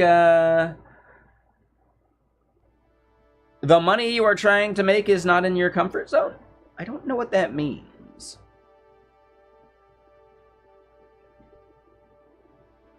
Looks like he's doing some game dev. So yeah, let's go say hi to him. Thank you all for hanging out. We had a great day today. We made a lot of progress documentation-wise, and man, I appreciate y'all keeping me motivated. As just hanging out, chilling. Tomorrow, same Chris time, same Chris channel, and yeah. We gotta figure out this bug, which is a bummer. Let's just try another refresh and maybe it works. Nope.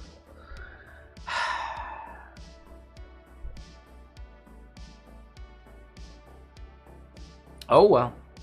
But yeah, thank y'all for hanging out. Thanks for chilling, Jamin. Thank you for testing the Bun Orb. I think, besides myself, you're the first person I know that's tried it. So, awesome, man. Thank you. So yeah, we're gonna go say hi to Hero, and I'll see y'all tomorrow. I'll see some of y'all over on gaming, right? And I'm gonna cook some shrimp, like a butter shrimp dish. It's gonna be delicious. So, see you guys soon. Later.